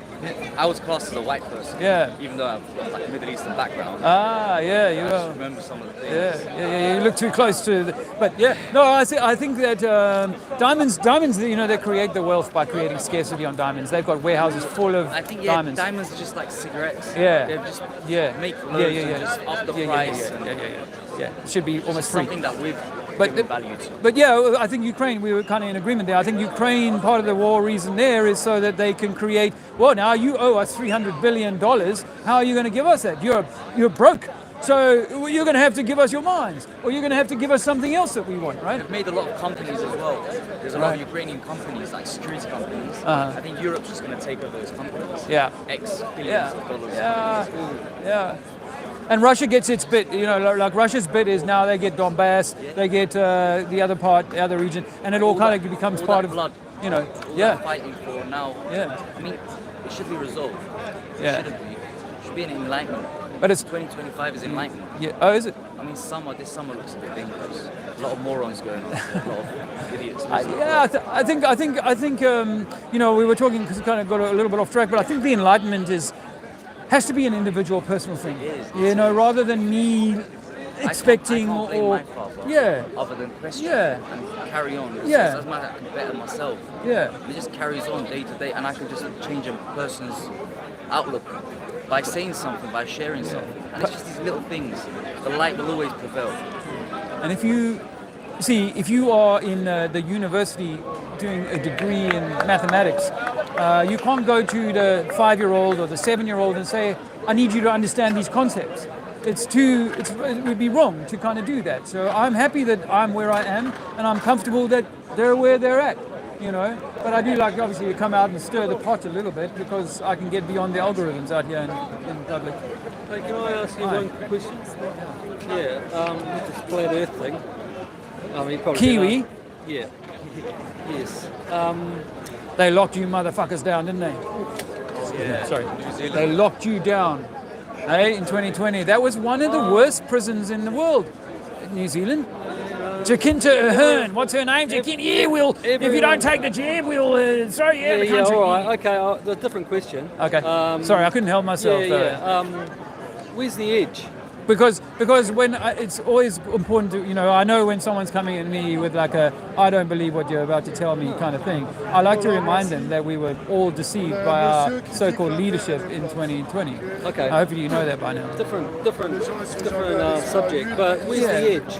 Well, does there need to be an edge? I mean, if we went to the lake, would you be concerned about where the edge was? Yeah, or would you be like, okay. I would, yeah. Well, the edge, as far as we understand it, is the Antarctic ice ring. Okay. And when Admiral Byrd finished up 15 years of exploration in the 1950s, he came back and said, I found land bigger than America that no man has ever seen before. I've stood on land that no one has ever seen before, bigger than America. There are resources that would last humanity a lifetime. The next year, all the big nations of the world signed the Antarctic Treaty, basically locking it out from us to go and simply, if you've got the boat, you've got a few $100,000 in your bag, take a boat, spend a few years down there if you want to. You cannot do that. You are not allowed to do that unless you're under military escort and only go to agreed places. New Zealand is one of those jump-off places. Australia, South Africa, and Peru, or South America, are the primary jump-off places. And that's why I think I was saying to someone earlier on, I think the Falklands was so important to the British because it's an access point to the Antarctic ring. So we could get to the edge if we could get down there and get across to the other side of Antarctica. We'd see an edge. No. I don't know. I'm not making that claim. My preferred claim is that imagine we lived inside a giant apple. There is no edge that you can reach if you're inside the apple. You can't get out of the skin of the apple. The seeds are the fruit. You are the seed at the center of the apple. But if you get to the extremities of it, your world breaks down. That you cannot take man-made equipment or the body beyond a certain area. So that would be my hypothesis on that, is that there is, if you look at quantum physics, you study quantum physics, they'll show you that you can have two magnetic systems oppositely charged, and you fire a powerful charge into that, and you get this accretion disk that forms in the center of that. And you can do it with so Antarctica is a lot bigger than they say it is. Much bigger. But what we all those countries, pardon me, they've split Antarctica. Yeah, I mean, if you look at the segments of it on a flat Earth map or the way that they've done it on the globe, it's like they've given Sweden a part of, Sweden, and these, like, well, what the fuck are they doing down there? What are they doing down there? But if you look at it on the flat Earth possibility, then yes, there are segments of the clock, if you like, the rim of the clock that are managed by navies Like South Africa, I could never imagine. And I So never knew why South Africa- they're policing the edge. What you're saying? That's what the Antarctic Treaty does. In fact, a guy from Holland took his boat down to try and get beyond the 60th parallel, and a frigate turns So up. they know turn him around. about it, but they're just keeping it quiet. They turn him around. Well, no, they don't necessarily have to know about it, because if you're in the military, and I was, but you're given an order to go and manage this, not for because we're hiding a secret, but because we're protecting the penguins. Because everybody believes that we don't drill for the valuable minerals that are there because we're protecting the penguins. These companies, Exxon, they don't give a shit about penguins. You know, if they could get a few billion or trillion barrels of oil, they'd be in there taking that out. So the military don't have to be in on it. In the same way as that, what started my journey was writing a book about being in the Angolan War, and then people coming to me, or a guy coming to me and saying, "Listen, your battles were being choreographed in a hotel room in Rwanda." And I found that really hard to believe. And then a guy a few months after that said, 9/11 was an inside job. And that was hard to believe. And then I opened my eyes and started looking at these things and came across Building 7 and sort of like, oh yeah, that doesn't make sense. And so that was why I mentioned Jacinto to you in the beginning, because that psychopath did stuff to people. People died alone in your country and here. People died alone, frightened, because they were told that there's a bug, so your grandchildren can't be with you as you die, your children can't be with you as you die. What they did to humanity was freaking disgusting, at the worst possible level of genocidal psychopathy. I have no love for those psychopaths. And the thing is that whilst we continue to inflate NASA and all of these government entities and these doctors that tell you to take a vaccination, while we continue to inflate that, people are being killed in war and in the wards, hospital wards. But you should have you should be able to show me a picture of the edge. If you've got all these other pictures. The edge conversation is like a straw man that has been inflated by those people who hate the idea that, well, we can't prove that water's curving. So why don't we start with that before you ask me to show you the edge? I'm saying I'm standing inside of a lake here, and the lake is level when it's not blowing. The lake is level from side to side, bro. You know that. I'm saying that we live inside of a lake and the water is level. You prove to me that the water is curving. Don't tell me you can see a ship, because we've already debunked that stupid idea. That's just perspective and angle of resolution. Yeah, but the lake you're standing in is very small compared to the overall size of the Earth. There's a lake in Russia called Baikal. It's over 300 miles long, 400, 500 miles long. It freezes over every winter and they turn it into an ice rink. Where's the curve? It's level. The Suez Canal, engineered level, 120 miles, 120 kilometers, level. There is no way we can take a body of water and get it to hump in the middle. No way. Other than by putting it under some momentary force. All right, thank you. Good luck. Nice. How you doing? Excuse my language, I was getting a little carried away there and I didn't realize I had a child with us. Can I record you? Yeah, sure, of course. You record? I'm recording, I'm live on a YouTube. Hey. Trinity 4 on YouTube. It's a nice, stinky little camera. Yeah, nice. Very nice. You French or? Yeah, French. Marcy, what do you think about the Earth is flat or round? What do you think? How old is your boy? 5. 5, okay. My boy is just an 8. You have opinions on that? Yeah, I don't blame him, but you know what? The thing is that at 5 years old already, you have seen movies that have the ball, you have seen Disney that has all the space stuff, you have, even the children get a little mobile in their cot with the little planets that float around. We've had it drummed into us already by the age of 5. It's already hard not to think that all of that is misinformation. Why would they lie? Because they don't want you to know who you are. Why? Because you are the divine expression of a creator. Some people say God, some people say Allah, some people say Gaia or Mother Nature. But you are a divine we are a divine expression of that. And there should be nothing. This place it's like I created, or God or whatever, created like a playground for you to come and have an experience of. However, the playground, some bad boys, some pirates arrived before you got here, and they have controlled the entire playground, made you pay for every bit of it, and then minimized you so that you don't know that you are the inheritor of the playground. But then you're saying all the scientists, all these clever people around the world would have to conspire. Of course not. Are you a Christian? No. Do you think the Christian preachers are conspiring? No. But they go by the book. So do the scientists. The scientists go by the principle. For example, if we're talking about the globe, they go by the principle that the general theory of relativity is a law, and that gravity, the theory of gravity, is a law and cannot be questioned. And the same way as Jesus walked on water, that cannot be questioned, or any of the other religious doctrines that say this is what happened, and the people who believe it say, yep, that's exactly what happened. And in fact, I believe it so much, I'm going to teach my children, and I'm going to teach a parish full of people the same stuff.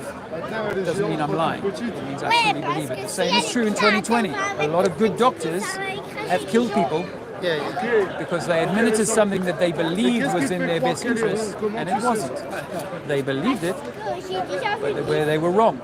Why were they wrong? Because they have had a lifetime of indoctrination. Of, can you remember this? Can you pass this? If you can pass this, you can go to university. And if you can do this and be in medicine, we'll make you even richer. And the medical fraternity, or rather the pharmaceutical industry, pays for your education. It pays for your studies. It pays for the things that it wants to see. And so if you and I were in the business of making some kind of food or making some product, would we not be seeking, the best reviews? I know obviously as good men we would want to make the best product, but what happens if we were like a little bit not so good, and we were like, oh, well, what if we convince people that the emperor is wearing clothes but he's naked? What if we convince them that this is safe and effective but it's not? And we know that. In fact, we've hidden the trials that showed that people were harmed in the trials. We've hidden that, and it's going to take years before people finally get the information from them. In fact, some of the information has been buried under secrecy acts for 70 years. Why? Why can't I know the truth about what's these things? Well, because actually then there's still doctors today. There's still doctors today who will say it was the right course of action. And yet there are millions of people, tens of millions of people lining up in the world to say, I've been injured by that safe and effective intervention that you gave me in 2021. So no, that doesn't. No, so the point that often people make is that it's too grand a lie to deceive. Yes, because generally mankind are good people, and we don't want to go lying. So I'm not going to tell you the truth, sir. I'm going to bring you up through your schooling from the age of 5 and teach you that this is the best course of action. Don't go out into nature and eat. Doctors don't get taught that. They don't get taught that, wow, if you change your diet, your lifestyle, you may never need a medicine. Whoa, don't tell me that. Don't tell me that. I might have come because late. What's all I've got to do with the Earth being flat? Well, this has got to do with... Are you saying that we're programmed? Yeah? Okay. Why don't the flat Earth people send somebody up in a spaceship, there's enough of them going up, and have a look for yourself? And then if you go up there and then you say, actually, oh shit, it's a ball. Why does it make you angry? I'm not angry. I can feel your anger. No. I just think that's a very simple thing to. Why don't you, sir? I think it's a very simple thing to decipher. Why don't you, sir, go and measure curvature over water? Measure. Because if you believe you live in a ball, this is what stopped me from believing this ball, is that I know that I cannot measure curvature over water. That water, when it rests, is level. Like gravity and like if you have a glass and you have water in it and you spin it, the water will stick to the sides. Because it's inside a container. Okay, but all right. Earth is not a container, it's a sphere, and on the outside of the sphere you believe water is clinging. Now if I spin that ball, the water is going to fly off, and in fact I just have to pour water on a ball and it runs off. You guys to prove or disprove. Us guys. It's just go up with a video camera, choose somebody that you trust. Yeah, not me obviously. Yeah, choose someone you trust. I trust you, brother. Yeah, and then go up and have a look, and then that person comes down and says, actually, yeah, okay, we were wrong. Okay, it's not flat. Okay. Let me offer you this thing. Or it is to flat. counter this. Katy Perry is a singer. You may not have heard I know of her. who she is, yeah. Okay, so a guy called Jeff Bezos, he runs a company called Amazon. You might have heard of that. Yeah, I heard of that too. So he has a space program called Blue Origin. Yeah. Now he sends this lady and a bunch of other ladies up to space last week, right? It looks so fake. If you still believe in it, then so you don't think that it went up? Now, No, of course not. No, Well, of course I tell you what. I was in Arizona last summer. Yeah. And I actually saw a rocket flying past us. Yeah. I've actually got pictures on my phone. Is that one where like this lights? No. Literally, you can see a rocket, and like at first I was like, why is it going sideways? And then I found out actually that's how they leave the atmosphere. They don't go straight up; they go sideways. Or they're going sideways because they're actually going to touch down in the Bermuda Triangle or someplace like that. But let me give you this Katy Perry thing. This is how you can rip the Katy Perry thing. But I'm saying I've actually seen a rocket. Okay. So with my own eyes. I accept it. I accept that we can see things in the sky, but that doesn't necessarily prove that we enter the moon. So you don't believe in satellites? No, satelloons. Satelloons. You heard it? What are balloons? Yeah. On helium. NASA is the helium. NASA is the biggest buyer of helium. It owns helium mines.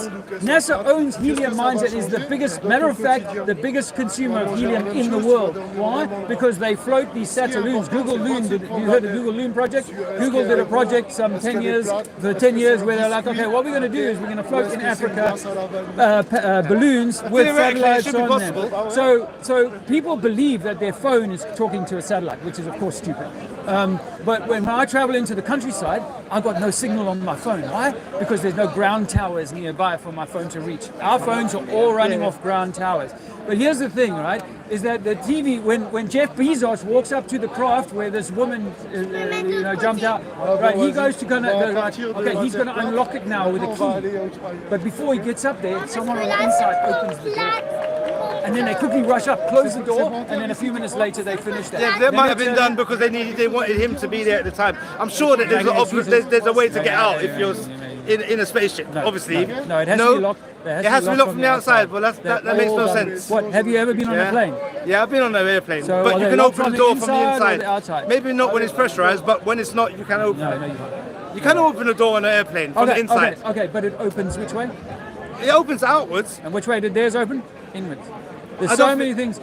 We won't agree on this. But there are so many things about the thing. Now, let me tell you. Let me tell you two things. One, a guy called George Picard, a Frenchman, went up in a gondola about 100 years ago. And when he came down, he said the Earth looked flat with upturned edges. That was what he said. And he went to 10 miles up. Picard. In fact, the TV show Star Trek or whatever, they stole his name. Jean-Luc went forever. They stole his name. Right, Jean-Luc Picard. They stole Picard's name. Now another woman, she said, I'm going to take a hot air balloon up in the 1800s. I'm going to take a hot air, you say the Earth is spinning, I'm going to take a hot air balloon up there and I'm going to come down an hour later in Paris.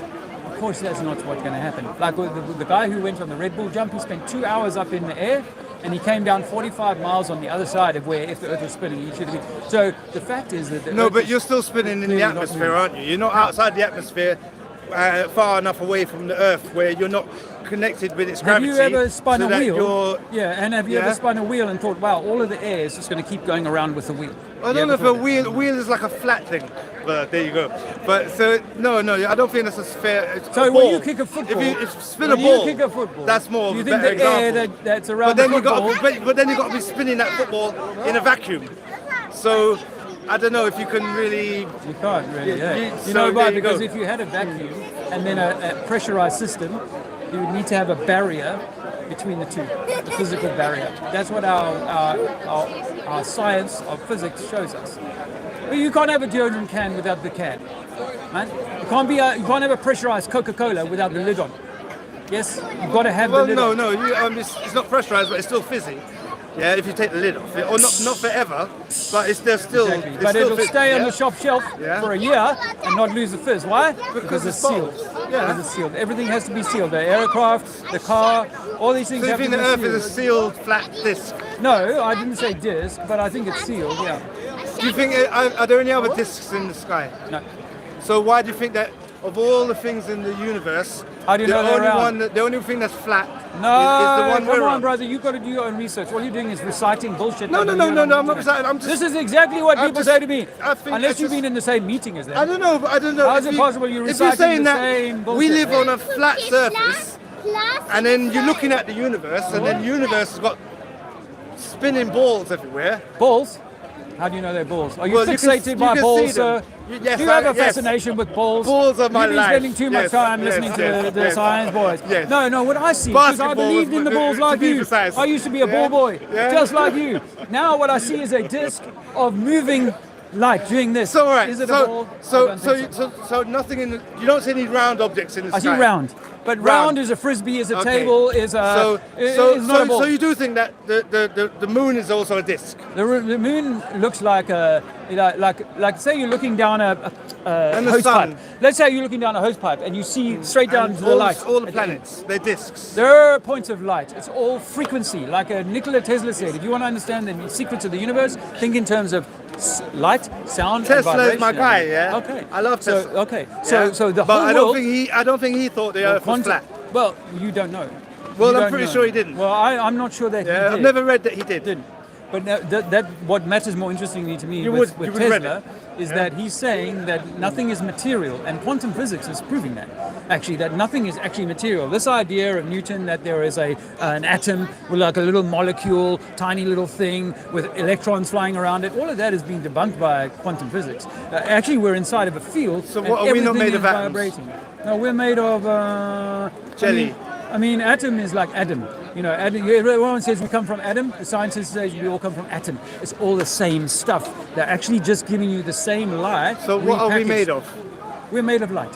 We're made of light. Yeah, we are light. We are nothing but light that is compressed. We all believe, you do, that there is a thing called a black hole. I didn't. You believe in black holes? You must I'm do. not sure. So let's keep I in believe space. the physics of a black hole. Well, I do too. Yeah? I do too. Yeah? Now, I let haven't me tell seen you one what personally. happened. No, me neither. Well, we may have done without even realizing it. Now, let me tell you why.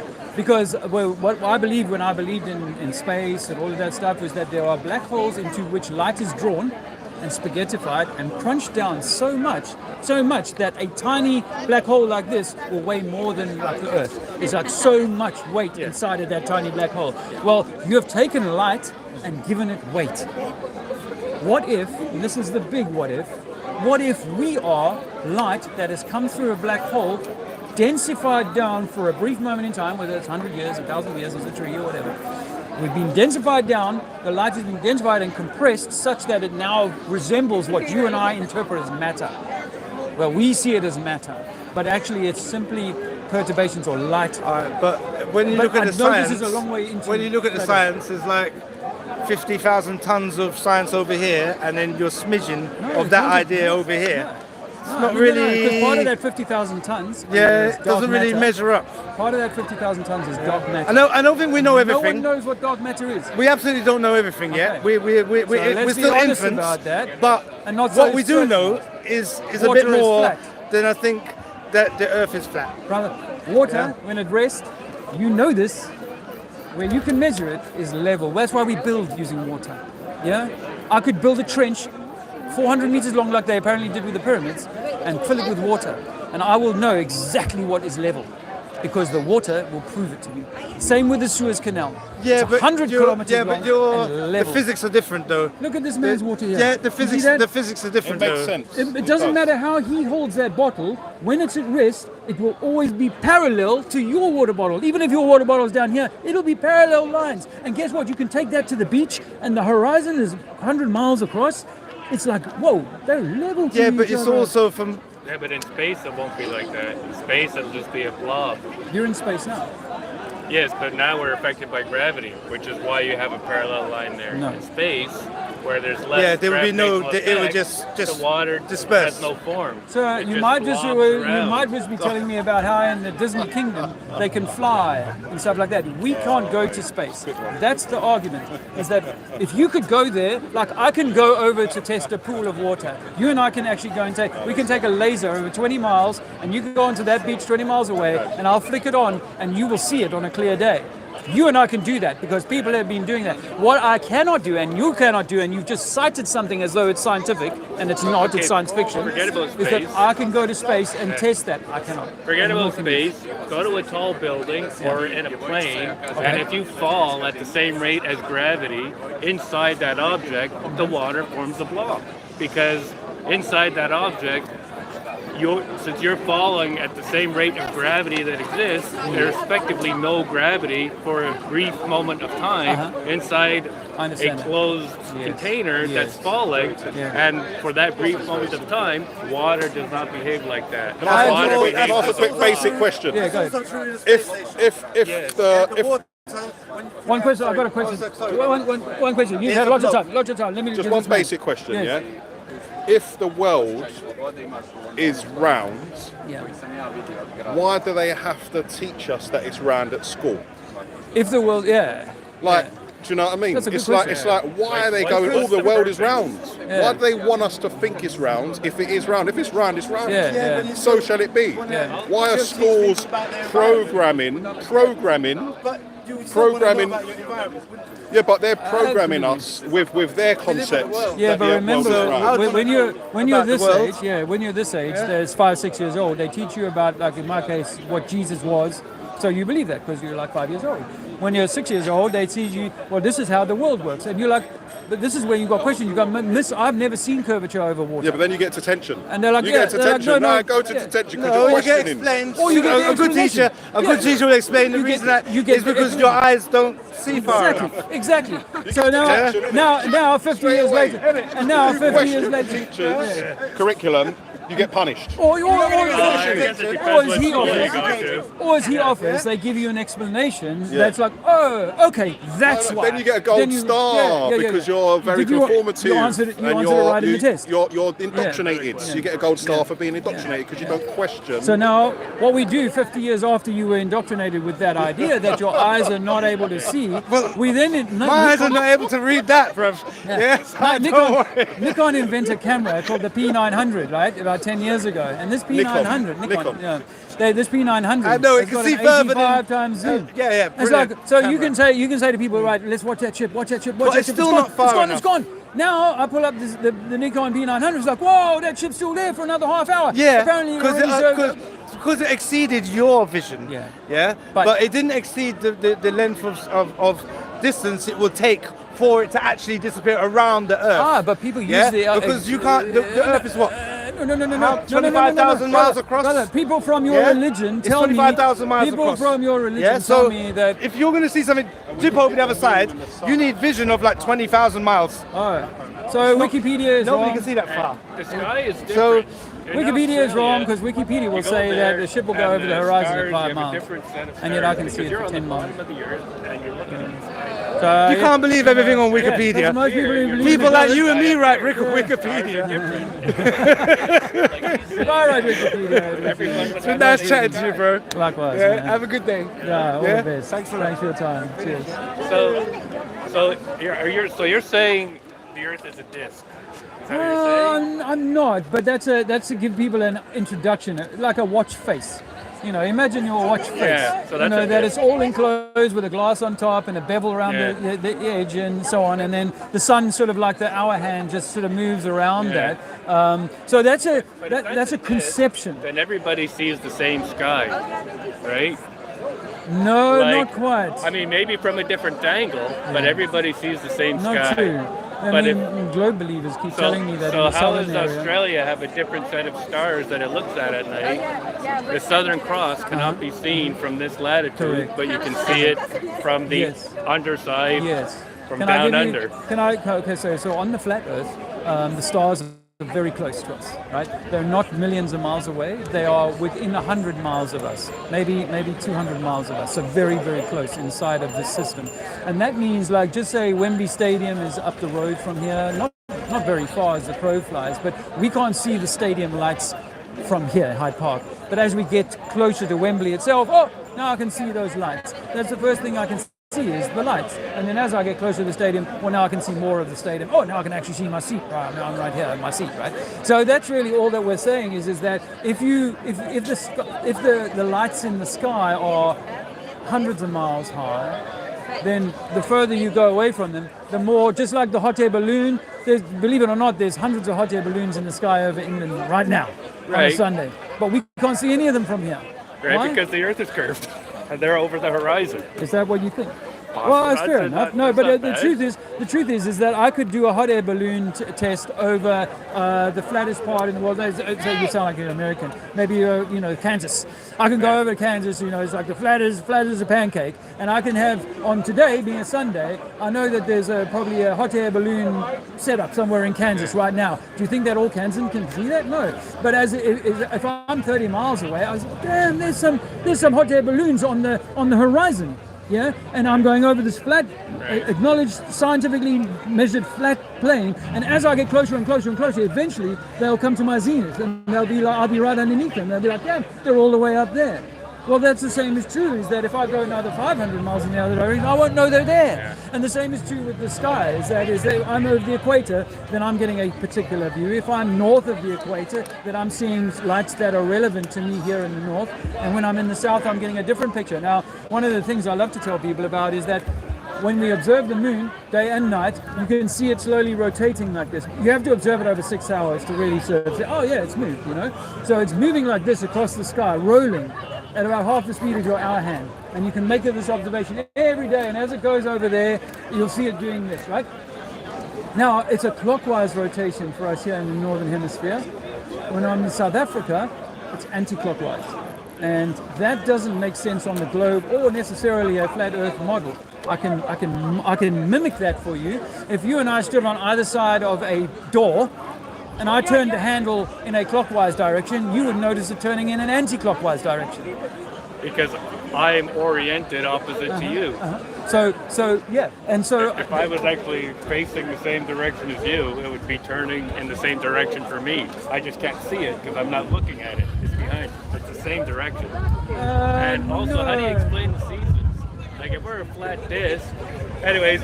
No, that's a good question. Let me give you, so you can walk away with this answer in your mind. Is that the seasons are simply on a flat Earth. Well, let's say we've got a football field. Yeah, football field. The center line of the football field is the equator. Then you get a 10-yard line. That's Capricorn, and 10-yard line on the other side. That's Cancer. Now, when the sun is over in Cancer, the people that are on the Capricorn side of the stadium, they're not feeling as much heat. And again, coming back to the pointer of light or the hot air balloon, that the further I move it over to Cancer, the people on the Capricorn side, south of it, are going to say, damn, it's getting lower and lower in the sky. Yeah? So you're saying the sun is moving back, you're basically saying the sun moves back and forth across the Earth rather than the Earth moving around the sun. And actually the Analema proves that. Very complicated. It's very simple. Actually, and all ancient cultures believed that up until the last couple of hundred years. The globe is only 500. The first globe was invented and held by the Vatican 500 years ago.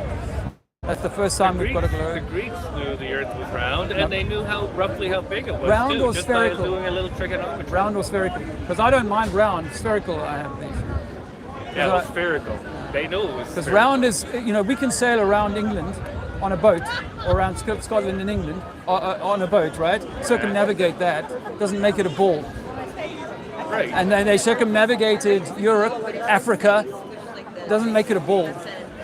And in fact, if you look at Vendée or any of these around the world things, any of the big boat races that they do, and you touch those on a flat Earth projection, which is the same as the United Nations logo, flat Earth projection, you'll find that yes, you can sail that. That's no problem. That you can do all of those things that we do. What we've never done before ever is flown underneath Antarctica and come out at 180 degrees on the other side. Never done that once. Charted, nothing. Oh, well, it's too cold down there. We can't do that. No. What about on the North Pole? Yes, we can do it. If we can do it on one pole, that's sufficiently proof. Well, what if the North Pole was the Nelson's Column in Trafalgar Square, and the South Pole was the M25 ring around us? So that would make sense. Yes, I could fly over the Nelson's Column, no problem. But I cannot prove to you that I'm going to go out of the M25 and come in on Croydon. I'm going to go out in North London. I'm going to come in at the bottom of London. That's not going to happen. You know that. And so we're saying that, what if it is a sort of a round system where the sun circles around it and the extremities of the sun region, it's frozen. We can't go there. We can't fly there.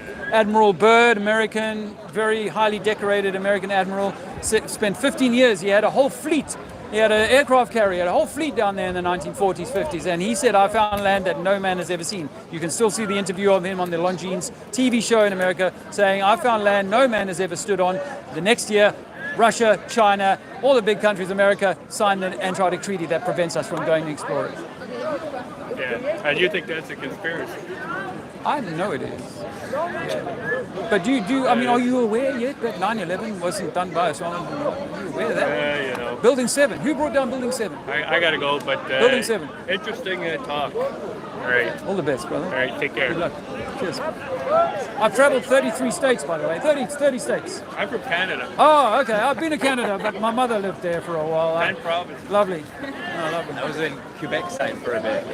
Quebec and then Vancouver. Beautiful country. Beautiful country, but oversized on the map. I think they stretch Canada. They stretch Russia. You know that when you look into maps of cartography, you find that there is no one agreed map of Earth, whether it be in globe form or on a flat map. There is no one agreed map. And when you look at Russia, you find that Russia looks bigger than Africa. And when you try and travel that over foot using Google Maps, you find that it's much shorter distances. Well, on flat maps, everything is distorted anyway. We should by now, in this age, 2025... Greenland looks bigger than Australia. And also wrong. But now by 2025, we should have, like we can map the heart, we should have a perfect, inch perfect, with all the satellites they claim are up there, we should have an inch perfect model of exactly how the Earth looks. My phone knows exactly where I am. But that's because it's using triangulation, because of the more and more towers, the more and more towers we have, the more accurate the triangulation.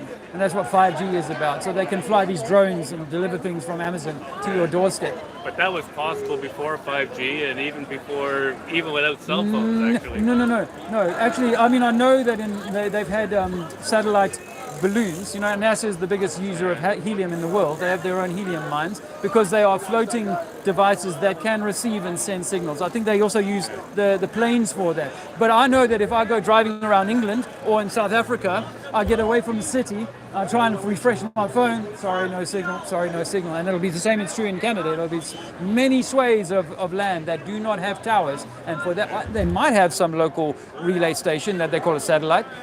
But we believe that those are all on satelloons. I can tell you, in northern Canada, there aren't any cell towers, and you can still find your position. Well, I mean... GPS. Okay. GPS. Well, I mean, so we'll agree there to are zero disagree. cell phone towers up there. But why is it then? Why would you... Because I don't know if you've had this experience here in England, but I travel a lot. There's plenty of places I'll go. I'll try and get my GPS to tell me where I am or update it. Because what mine does nowadays is it's smart enough to say preload the map, and not only preload the map, but preload some ancillary streets. So if I make a wrong turn, it can still help me, even if I'm not got a signal, even if I turn my Wi-Fi off. That's because you still have a signal to the satellite, but not to the tower. You think your phone is connecting to the satellite? The GPS component No, is. brother. No. In fact, the data industry will admit that 99% of all data is undersea cable. Oh, I'm sure it is, but there's not much data that travels back and forth from the satellite. There are things called satellite phones. You've heard of those, Yes. right? Those are proper. They can reach something. They've got a much stronger transmitter, so they can reach something further away. But I think that your phone has probably got like 10 mile, maybe 20 mile, depending on obviously how strong the signal is that it's coming from, right? But these satellites that are meant to be like they've got a little solar array and they're feeding thousands of phones down below. No, you know, we see it with the ground-based towers. They have to have a power station next to the tower because they need so much juice to send out such a powerful signal. No, they're not doing that from satellites. That's all made up. Right. But good luck to you, my brother. Yeah, same all the best. Thank you. Go well. That's great. How's it, man? My friend said you were saying some things about JFK. Yeah. What's crazy stuff? Yeah, that's what I want to hear. Okay. What's your view? South Africa. Ready? Yeah. No, because I know some other crazy stuff. I don't know if it's a coincidence or if it makes sense, but you know Dealey Plaza. Yeah. Okay. The guy who it was named after, okay, his son got into a massive fight with JFK at the White House. All right. Must check. It's weird, man. And I think there was something else, but it was just really odd that it was in that place. Okay. You know that he obviously I can't remember the exact details, but it was like he had like a vocal disagreement with him in the White House, and then a few months later he gets shot in his dad's plaza. Is there any? I mean, I'm not saying that didn't happen, but is there any corroborating I don't know. That's what I'm saying. It's definitely true, but there's a coincidence there, which is quite strange. So majority of people in the truth-seeking community say that JFK was taken out because he was going to bring in the greenback, or what they call it. He was going to get rid of the Federal Reserve. That was his big thing, right? Yeah. That he was going to get rid of the Federal Reserve. And so the bankers, the people who own the private Federal Reserve and the Bank of England and so on, they took him out because he was a thorn in their side. Yeah. I have a completely, and then of course once you go into it, you're like, oh, there was more than one shooter. I even heard one the other day that Jackie was carrying a little weapon and she put it under his chin. I'll offer you this, that I think that what we see get shot in the Zapruder film is actually a mannequin. Really? I know it's going to be hard to, but I'm just going, let me go, and I'll tell you why I'm willing to be super critical of even JFK as being this guiding, shining, wonderful light, because I used to believe that, and I used to think that these people were actually, but I think that the secret families and so on, let's say I'm one of these secret powerful families, and your dad and I are friends and what have you, and we bring you in. We go, okay, listen, you're a very personable guy. You're going to make a great president. We're going to put you in that role, and you're going to do the things that we ask you to do. You go, okay. I see that there's a big game going on here, but if I can be, do some good in the world and take my role and so on, then I'll do that. And I think that perhaps JFK did have a good heart, and he was trying to do right by the world. But there comes a point where they go, listen, you were here for 5 years because we wanted you here for 5 years. Your time is up. Mm-hmm. So we're going to get you off the stage, but we're going to do it in a very dramatic and frightening way. Because I've done a lot of research into it, it's fascinating. And can I tell you what my conclusion is? Yeah. I think I think there were a lot of people that benefited from him being taken out, but I think ultimately, it was the mafia being told by the CIA or working with the CIA. Because the one thing that apparently happened, there was some mafia boss, and they were kind of, trying to crack down on all that stuff. And RFK was supposed to be the one to say, all right, cool, let's give them some slack. Yeah. And so what the mob, helped JFK get into power. And then when he got into power, they turned on the mob, and the mob was like, we'll see about that. Right. And obviously, they had ties to the CIA. Okay. I think that's probably the most likely story. Okay. And then obviously, Jack Ruby, he was also connected to the mob, and then they shot the witness, and it's like But it's too convenient, right? To kind of have the witness, the guy who did it, removed. Do you know what the one thing is, which I think a lot of people forget about? This happened a long time ago, way before, because we're so used to having cameras and everything around. Yeah. There weren't any cameras, and so you could literally control every single piece of information if you were the FBI or the CIA. And obviously, as we kind of get more and more information, and we become in our day and age better at solving crimes. If we use all of those techniques, it becomes a bit more obvious that whatever they said happened didn't really happen. Yeah.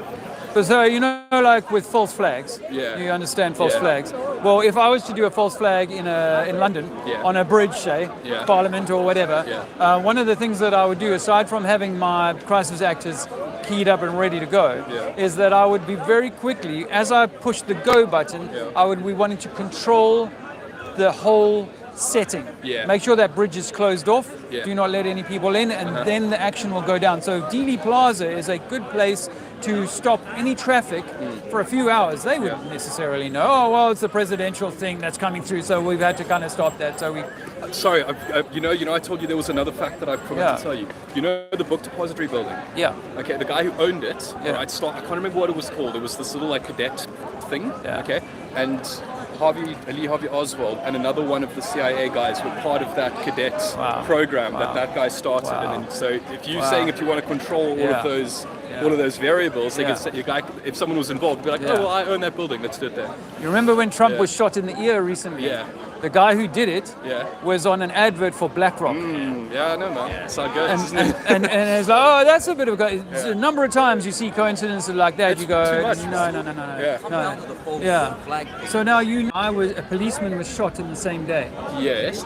The policeman was known in his squadron or in his office as JFK because he was such a close lookalike to JFK. Yeah, that actually... So there's a strange coincidence. A guy who looks no reason, some guy walks up to him and pops him in the head in the 1960s. Now, this is 1960s. Yeah. Just like you said, there wasn't many cameras. There wasn't that many nutters with guns in the 1960s. Yes, people had guns, but this kind of nutcase, he had no reason to off this police. It wasn't like they were in a chase or whatever. It was just randomly decides to walk up and pop this guy in the face. Yeah. So if I'm pulling off what I believe is happening, which is that we're going to blow a doll's head off, because I've been around bullets, just serving in the Southern Army, I've been around bullets and I've had a guy's head blown off right in front of me. Yeah. So I've seen how that looks. And I didn't see, when I look at that again with a critical eye, I'm like, okay, that could be an explosive device has just been shot out the back of his head because of the way that I've seen powerful rifles. You know what a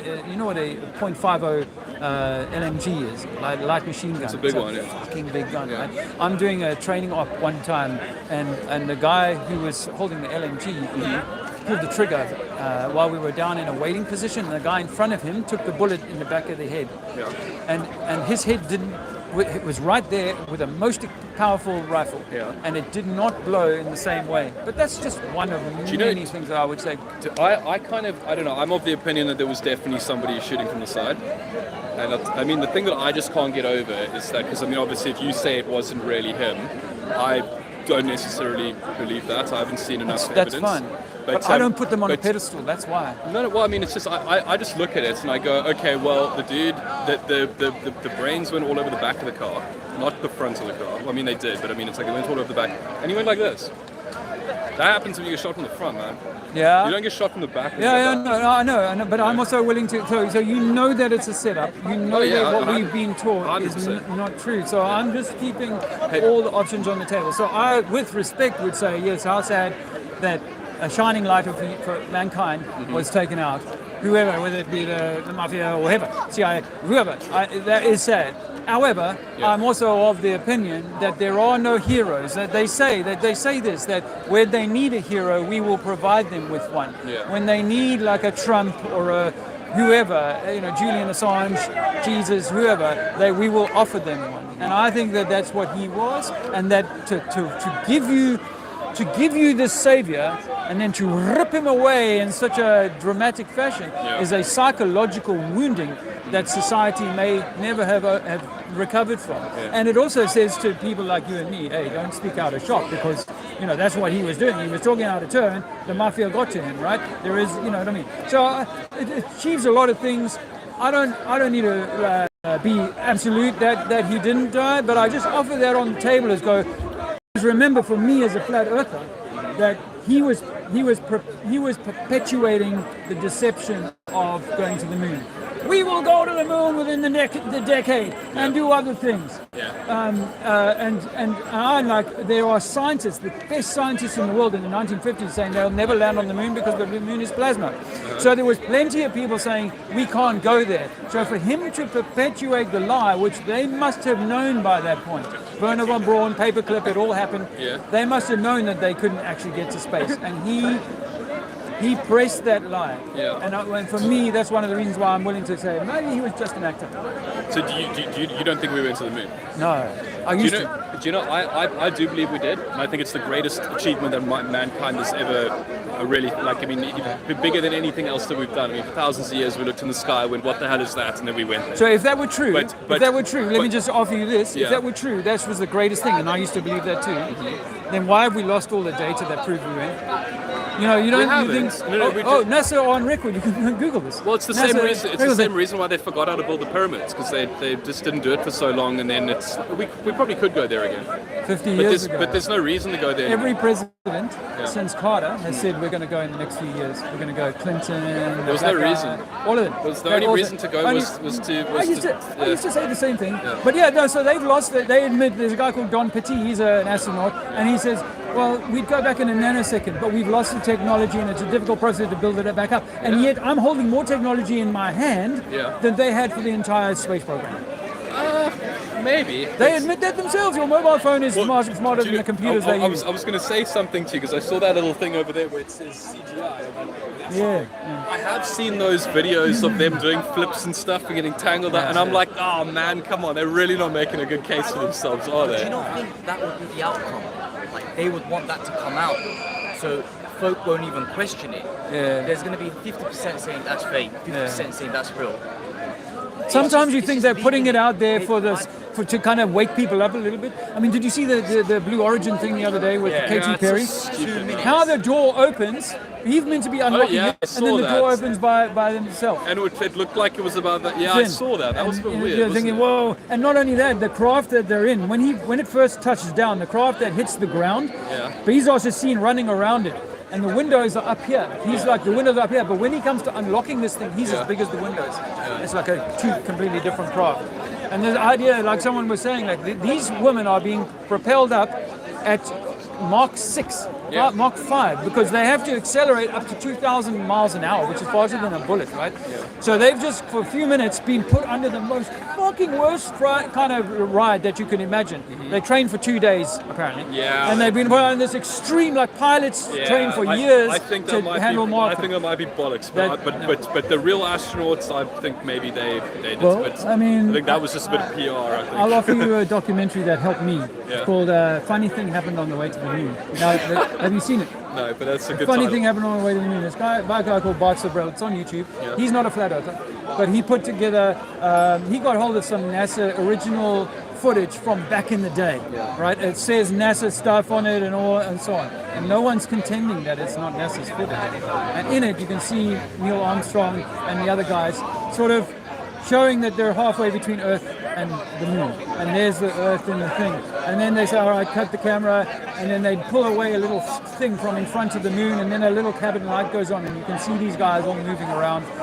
They're creating a scene to make people believe that they went out there. Well, do you know what the thing is? Like I said, I don't think that it's that big of a deal that people went there. I really don't. I don't think it's like mind-blowing technology but young or something. man, my friend, But listen, you got to remember, back in the 1950s, the argument about whether the Earth is a globe was huge. It was actually huge.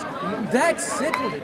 That was like, what? Case closed. The Earth is a globe. Well, I would just like to see some evidence, because like evidence that it was bullshit. Because I mean, I think it could be, but I don't think it was. So when the BBC say two things, I'm going to give you two BBC reports. One, in 2015, they say an astronaut almost drowned on a spacewalk today. On a spacewalk. He almost drowned? Yeah, BBC, 2015. Isn't that, but that's why they had that little sponge there, isn't it? So they could keep the water out of his, because the water was collecting and going into his nose, and they couldn't get rid of it. A little bit of water, his whole suit filled with water, up to here. You know, like if you take a bucket underwater, you can kind of keep that little pocket of air there, and you can like breathe. We used to do that as kids, right? As lighties.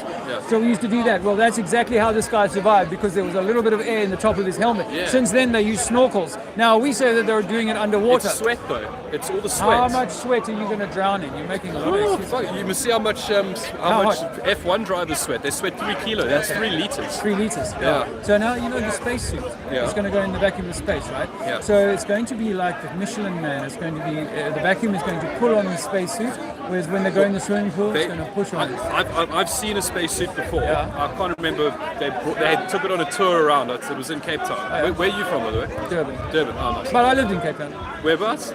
Sea Point. Sea Point. Cool. I'm from the southern suburbs. Oh, okay. Belleville. No.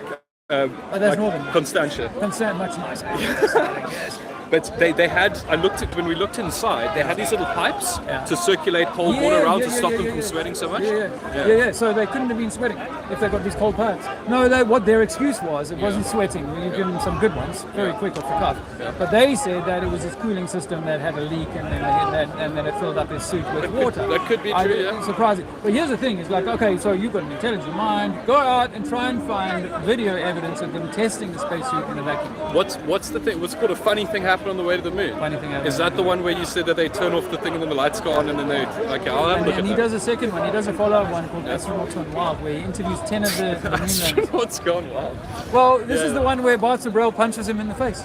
Where who? Buzz Aldrin. I've seen that. He punches everybody in the face, man. He punches this guy in the face. One of the other ones says, as he's asking him these questions, he's at the guy's house. He's like, "Get out of my house!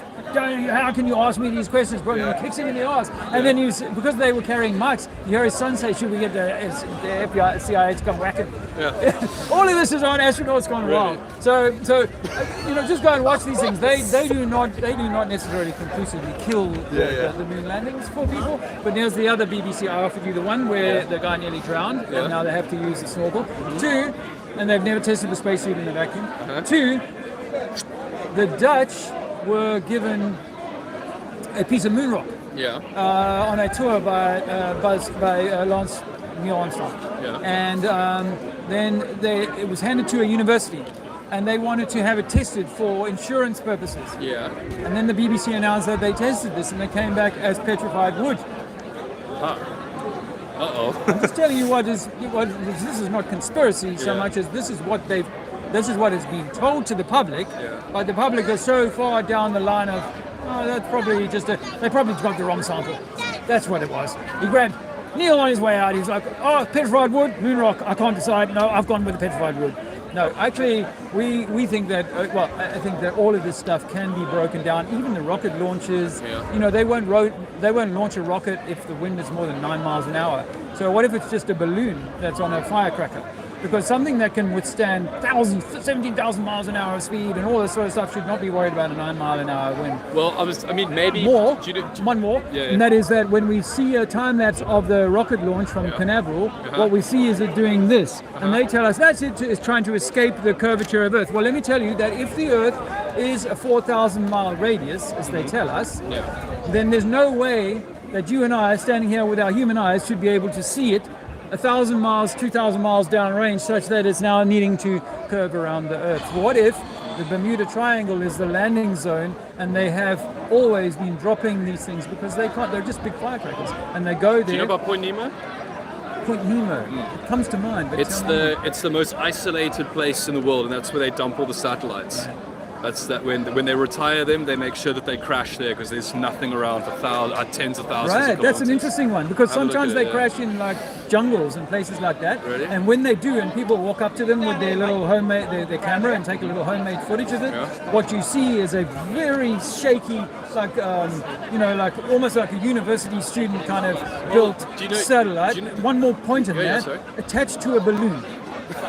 Really? You can actually listen and be you can Google these things yourself. But because I'm in the sort of flat Earth community, people will send them to me every now and again. Another one's fallen out of the sky. And then Google announced 15 years ago that they were doing a project called Google Loon, where they were going to float helium balloons over Africa and other remote places so that they could offer internet to those places. And all they were going to do is at 20, 30,000 feet, hang these balloons up for months at a time. Well, that's the same program we believe they've been doing since the 1950s. Well, do you know how big Sputnik was? This blew my mind. Do you know how big it was? It was tiny. It was like this big. I thought it was huge. It was like literally the size of a basketball. I was in the Science Museum just last week with my little boy, and we were looking at all the space stuff. And once you look at it with like beyond the fantastical eyes of a child at Disneyland, this looks like it was made by. Well, certainly the lunar lander looks like it was made by people with a little bit of tinfoil and some curtain rods, and pieces don't fit together. Can I ask you then, what do you think? Because I see these all the time. I mean, if you look in the sky, you probably see way more in Cape Town because of the what's it called, the light filter. Because in the city like this, there's so much light you don't see the stars a lot. But if I look hard enough, I can see satellites going all over the place. Yes. What do you reckon? Yes. I mean, I was a youngster in the Karoo. And you get awesome, you get awesome, the Milky Way, and it's just magnificent. And so lights moving in the sky were a phenomenon even in the 1970s when I was a lighty looking at this stuff. Then when I was in Portugal during lockdown, I was trying to stay away from the insanity. I was living in the middle of the mountains, pitch black as well, and we're like sitting there and watching lights move around, and sometimes they're not like even moving in a single straight beam. It'll pause and then it'll go off in this direction and be like, shit, what is moving around up there? So because there are things moving around, and we've been trained to believe that those are reflecting sunlight from the little shiny objects that man has sent up there, and they're reflecting sunlight. That's what we believe that they are. Do you reckon there's something watching us? I think that I think we're living in a sentient system. It's a living system. I think Earth is living. Oil is abiotic. We never run out of oil. We cannot create climate change. The climate will change in line with its own cycles, in the same way as your body's temperature will adjust according to certain cycles and times of your life. Well, I believe that. I think that that the energies in the sky are some kind of frequency that, how noise frequency, like the sirens, for example, if I brought that right by your ear, you'd be kind of cringing from the pain of it, right? So the right kind of music will make you feel good. The wrong kind of music will make you feel unwell. And I think that there is a musical, theatre or orchestra playing sounds up there. Some things are moving around. It's living. Like inside of your body, things will be moving around inside of your body. We won't even be aware of them. I was saying this to my mate the other day. Don't you think it's quite strange that if you had to be like let's say like from a God perspective, if you had to look at the earth and you saw a city, you wouldn't see all of this. You just see a city and you'd think the city was one thing that was alive. Yes. But when we see it because of our relativity of our size, we see like all the all the little things moving around and people talking to each other and stuff. Whereas with something of that, at that size would go, oh cool, it's similar to if we saw a rash on someone's skin. Yes. So it's like, I believe that too. I believe the earth is alive and we are living on it like a bunch of little... Yeah, or in it. In my case, I believe we're living in it. So in your gut is a microbiome. Exactly. Billions of tiny little creatures. Yeah. And if we drank too much and we threw it up, we would only see one pile of sludge. But inside of that sludge would be billions of little characters going, oh shit! We've been thrown out of our world. We've been evicted, right? Yep. And that's their world. That's their universe. And they're doing things that we're completely unaware of. And now the doctor will give you a pill and say, in 3 days' time, come back to me. And if you're better, it's because of my pill, not because your body healed itself and it just needed 3 days of rest. So if the flat is Earth, why in Australia is dark and in here is light? Well, it's the same. I'll give people the stadium example. Like if I took one light in the stadium and I shine it on the south stand, the north stand is dark. And in 12 hours, I move it to the north stand, and the south stand is dark. I'm gonna go find my mate. Lekker, what's your name? My name is Dave. Dave. Adam. Alan. Adam. Yeah. Nice to meet you. Nice Adam. to meet you, man. All right. Trinity 4 on YouTube if you want to see the stream. Trinity 4. Sure. Trinity 4. Cool. All the best. Cheers, Adam. Tot ziens. Tot ziens. Yeah, no, I know out of season, but once the sun is right above our head, right? Yes.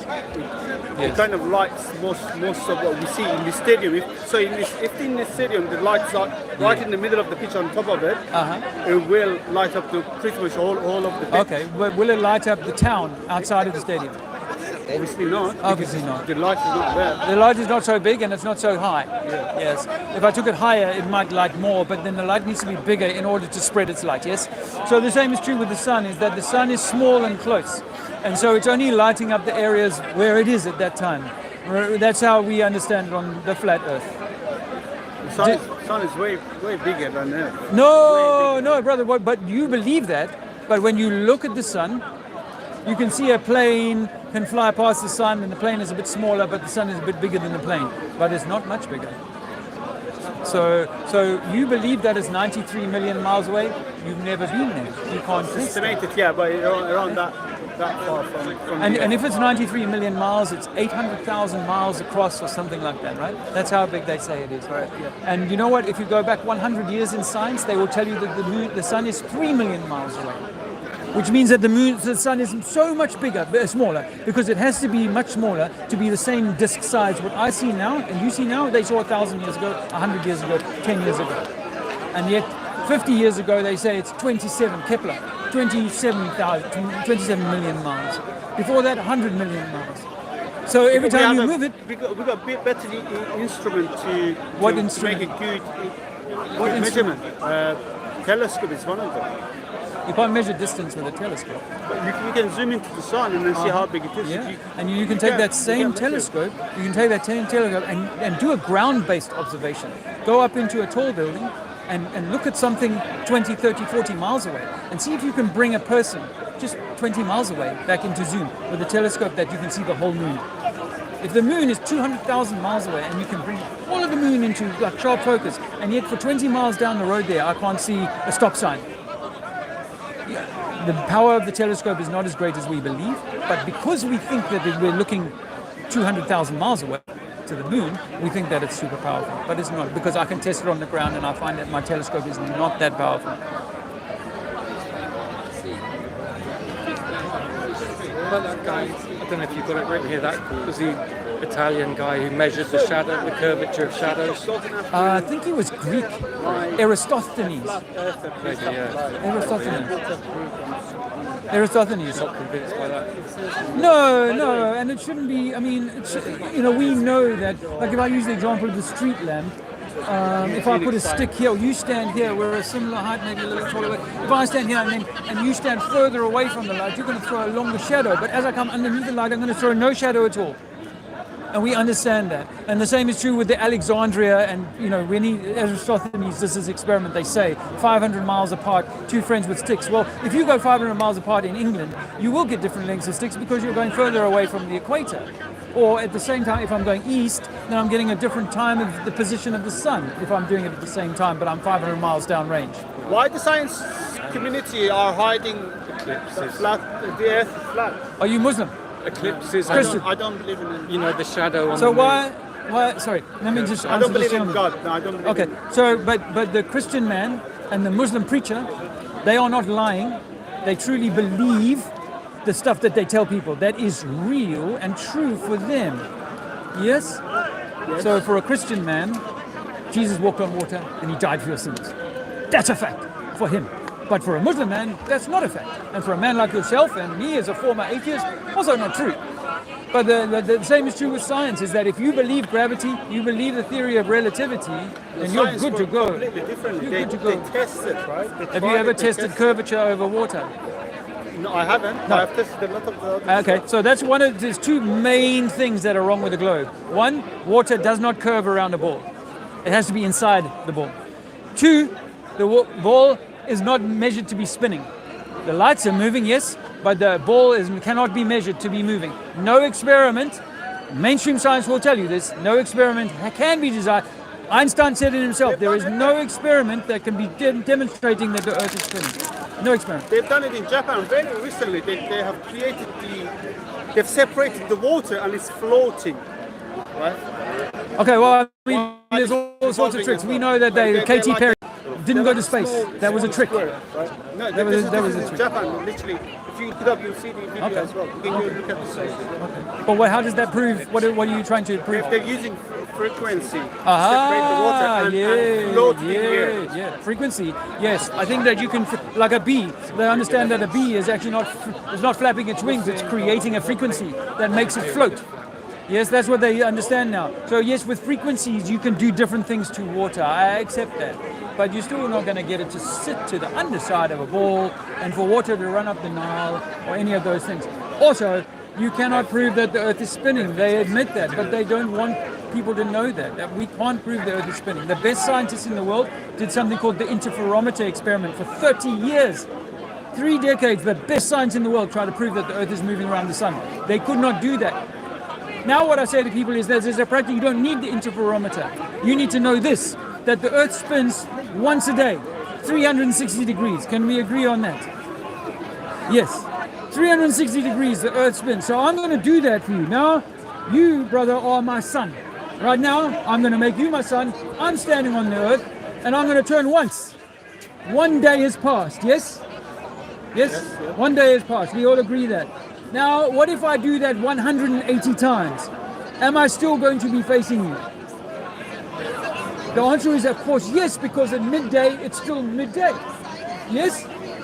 However, in 180 degrees, my brother, 180 days, you, being the sun, according to a heliocentric model, have not moved. It's me who's moved to here. I have moved here. Now, my daytime is nighttime. Work that out. Really think about it. Really think about that, people. Is that if you make 180 rotations, day, night, but also go around to the other side of the sun, you should be 12 hours out of sync with the sun and the day and the night. Not only that. No, look, this is one rotation. Yes, this is one rotation. Yes.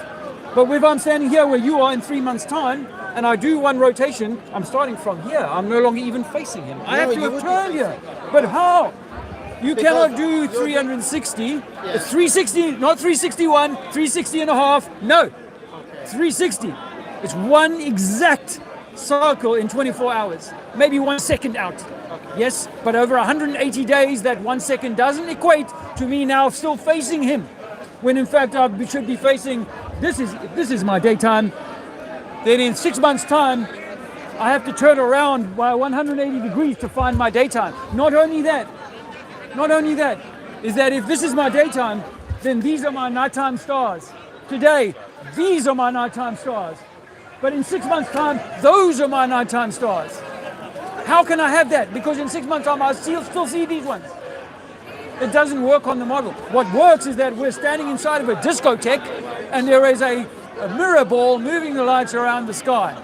And that's what our Earth is. It's like the Bible says, like the Quran. Earth is set upon pillars. It's unmoving. It's not spinning. What do you say about the edge? I don't have an edge. I think that we're inside the apple, the big apple. So we can't get out the skin. The skin is a protective barrier. Every fruit, every vegetable, every tree, every living thing on Earth has a peel, a bark, a shell, a skin, everything. Except the globe. Yeah, but you were And most of them are around. This gentleman is right. And most of them are around. But the life comes from the skin or the seed. The seed. And the seed is held where? In the core. So what if this is the core, not 4,000 miles beneath your feet? This is the core of the system. And this is where new life springs from. Yes, can't you see it around you? This is springtime now and new life is coming. You, from your loins, will bring new life onto this place. This is the only place that life can exist, is where the seeds are protected. You have to have a skin. With no skin, you die. Where you peel the apple, you peel the grape, you peel a banana, it starts to decay immediately. So we live inside of a closed system. We live inside of a cosmic egg or a cosmic apple, and we are in the center where the seeds are. And the fruit of this is the sea around us, is the oceans. That is the fruit of the cosmic apple. So there's no edge that we can reach. It's not an exact globe sphere. Oblate spheroid. Is the sun also flat? Is the sun flat?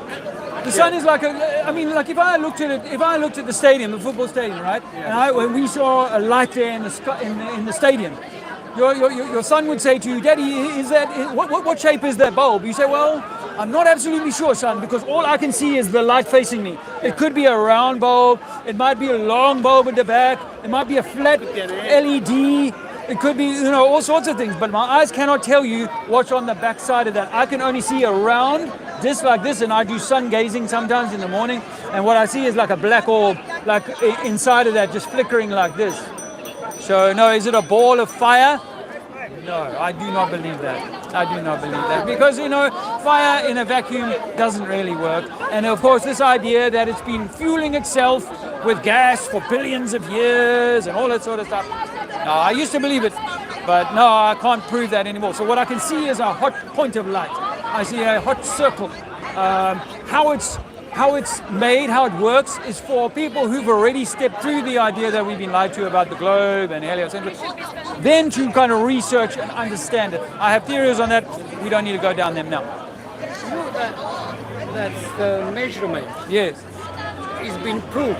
I mean, in real life, it's just a calculation. It's just a calculation. We cannot say scientifically that at 10 miles you're going to lose 800 inches of curvature. So that means that every ship of 800 inches or 60 feet or whatever it is in height must disappear as a fixed rule at 10 miles. We can't do that. We can actually zoom in on things beyond 10 miles that are smaller than 800 inches. But don't they say that because of gravity, even the side, it bends slightly? The light bends slightly as well with it. Yeah, I mean, they're looking for reasons to explain to you how come you can see things that you shouldn't be able to see. So it's called refraction, isn't it? And the bending of light, or the lifting of an image, or superior mirages. These things can happen over water, and so we can sometimes see things that don't make sense. I get that. So we have to kind of try and remove all of that and see what we can do, like physically, to measure these things. And I know that, like, a good example is Suez Canal, because Suez Canal was engineered level for 100 miles, 120 kilometers. So that's a great evidence of how water works. I would take like their cross section of America, like say you want to do a cycle route. It'll show you exactly how many hills you got to go up, how many hills you got to come down, but you start at 0 sea level and you end at 0 sea level. You travel 3,000 miles up, down, up, down, up, down, up, down, but the same strata or level water across the entire country. So if you say by eyes, you can see something you're not supposed to see. Yeah. That's a proof already, isn't it? Well, that's called an observation, not a proof. So I saw something flying in the sky. I would say it was an alien craft. I'm like, okay, you're going to have to come up with some proof, right? Okay, so it landed, and I saw it landing. Well, what proof you got? Well, none. So you're not going to believe me. Now I've got photos, and in fact I've got this piece of material here that is beyond anything you've ever seen on human. Now you might start to believe my story. You go, oh, this is. And if you sit with me now for the next week, we'll see another one come by. Yeah, so you will see another couple of things go by. So this idea that because we see a ship go away, and that's proof that it's curvature. No, that's possibly an observation based on the fact that you're standing really low on the beach, and the image that you're looking at is the clouds, the sky, the water or the ship, and all of that, and you're right at the bottom of that. But if you take a hot air balloon or you go in a Burj Khalifa, now you see that ship for another hour, and then the ship is going straight over the flat water as far as you can see. But when you were on the beach, no, that's gone over the curvature. Yeah, but the thing is, my question was all the way around. I say, if we see something very far, we still see it. That's mean it's straight, isn't it? Yeah, so that's right. That's what I'm saying. Yeah. If you see there is a proof. Yeah. Then it's not bending, isn't it? Right, yeah. Well, actually, so there's a physical proof. Yeah, there's a very famous photograph of Chicago across Lake Michigan. And the guy is standing 50 miles away from Chicago taking a photo of Michigan, of Chicago. They put it on the local news, actually. You can see this clip on YouTube. And the weatherman is saying, the reason you can see all of Chicago is because this is a superior mirage. In other words, the light and the coldness of the water has lifted up the entirety of the city such that now you can see a perfect example of all the buildings right down to the beach level. You know, we know a guy sent me, I got on my phone actually, a guy sent me a picture the other day from France of all of the white cliffs of Dover. Now there's only 20 odd miles, but according to this formula, all of the white cliffs should be under the curve. You should not be able to see any of it. So I know that I was flying out of Dubai or somewhere like that many years before I found Flat Earth, and I was like, I saw the sunset, and then a little while later we got on the plane took off, I saw the sun again, above the clouds. How's it possible to be above the clouds and it's already set in my little bit of world? Even though I've only gone up 5 miles, I can now see the sun again. Not according, it's moving at 1,000 miles an hour and gone around the bend of this massive 8,000 mile diameter Earth. I should not see it again. So there's a lot of things that are wrong with the model, and the thing is, what they've cleverly done is got people to argue about what's wrong with and stupid about flat Earth. But it's like we're focused more on what is wrong with the globe model, and if it's true, they've hoodwinked most of mankind and the brightest scientific minds to believe in something that is false, whether it be religion or science. Then we find ourselves in a difficult situation, and what happened in 2020 will happen again, where people will be convinced to stay at home and put poison in their body. I didn't quite understand what you said about the edge, right? Like, how you don't know what's on the edge. Well, I mean, flat Earth is divided. Probably about 70% will say that it's an enclosed system, so there's no edge that we can reach. Just like I was saying about the apple. Like you cannot get out the apple. You cannot get up more than 100 miles. Yeah, but they can go to the moon. Yeah, and you cannot reach out more than maybe 4,000 miles or something, because we've had people like explorers like Admiral Byrd, the highly decorated American Navy guy, Admiral. He said, I found land that no man has ever walked on. You can find this video on YouTube. He's on American TV. What's his name? Admiral Richard E. Byrd. He was decorated 3 times with ticker tape parade in New York. He was the youngest admiral to serve in the American, and he was allowed to explore North Pole, and then for 15 years, Antarctic. And what's this protective edge? I'm confused, because you got the water, so you would hit whatever edge it is then. Yeah. But I would suggest to you like this. Imagine if I had a big block of ice, and then I took a hot light around the middle of it. The inside would melt and be pools. That would be what I call my oceans. Yeah. And the outside would remain solid. Yeah. Yeah. So we think that one of the theories is that our sun has melted a wet spot, and then beyond where the sun reaches is frozen, and we can't get out there. They call it the Antarctic ice ring. So imagine there is other things up there. Yeah. Imagine you got North Pole here, and you got Africa, you got South America, North America, you got China, you got Australia, New Zealand, and India, England, Europe.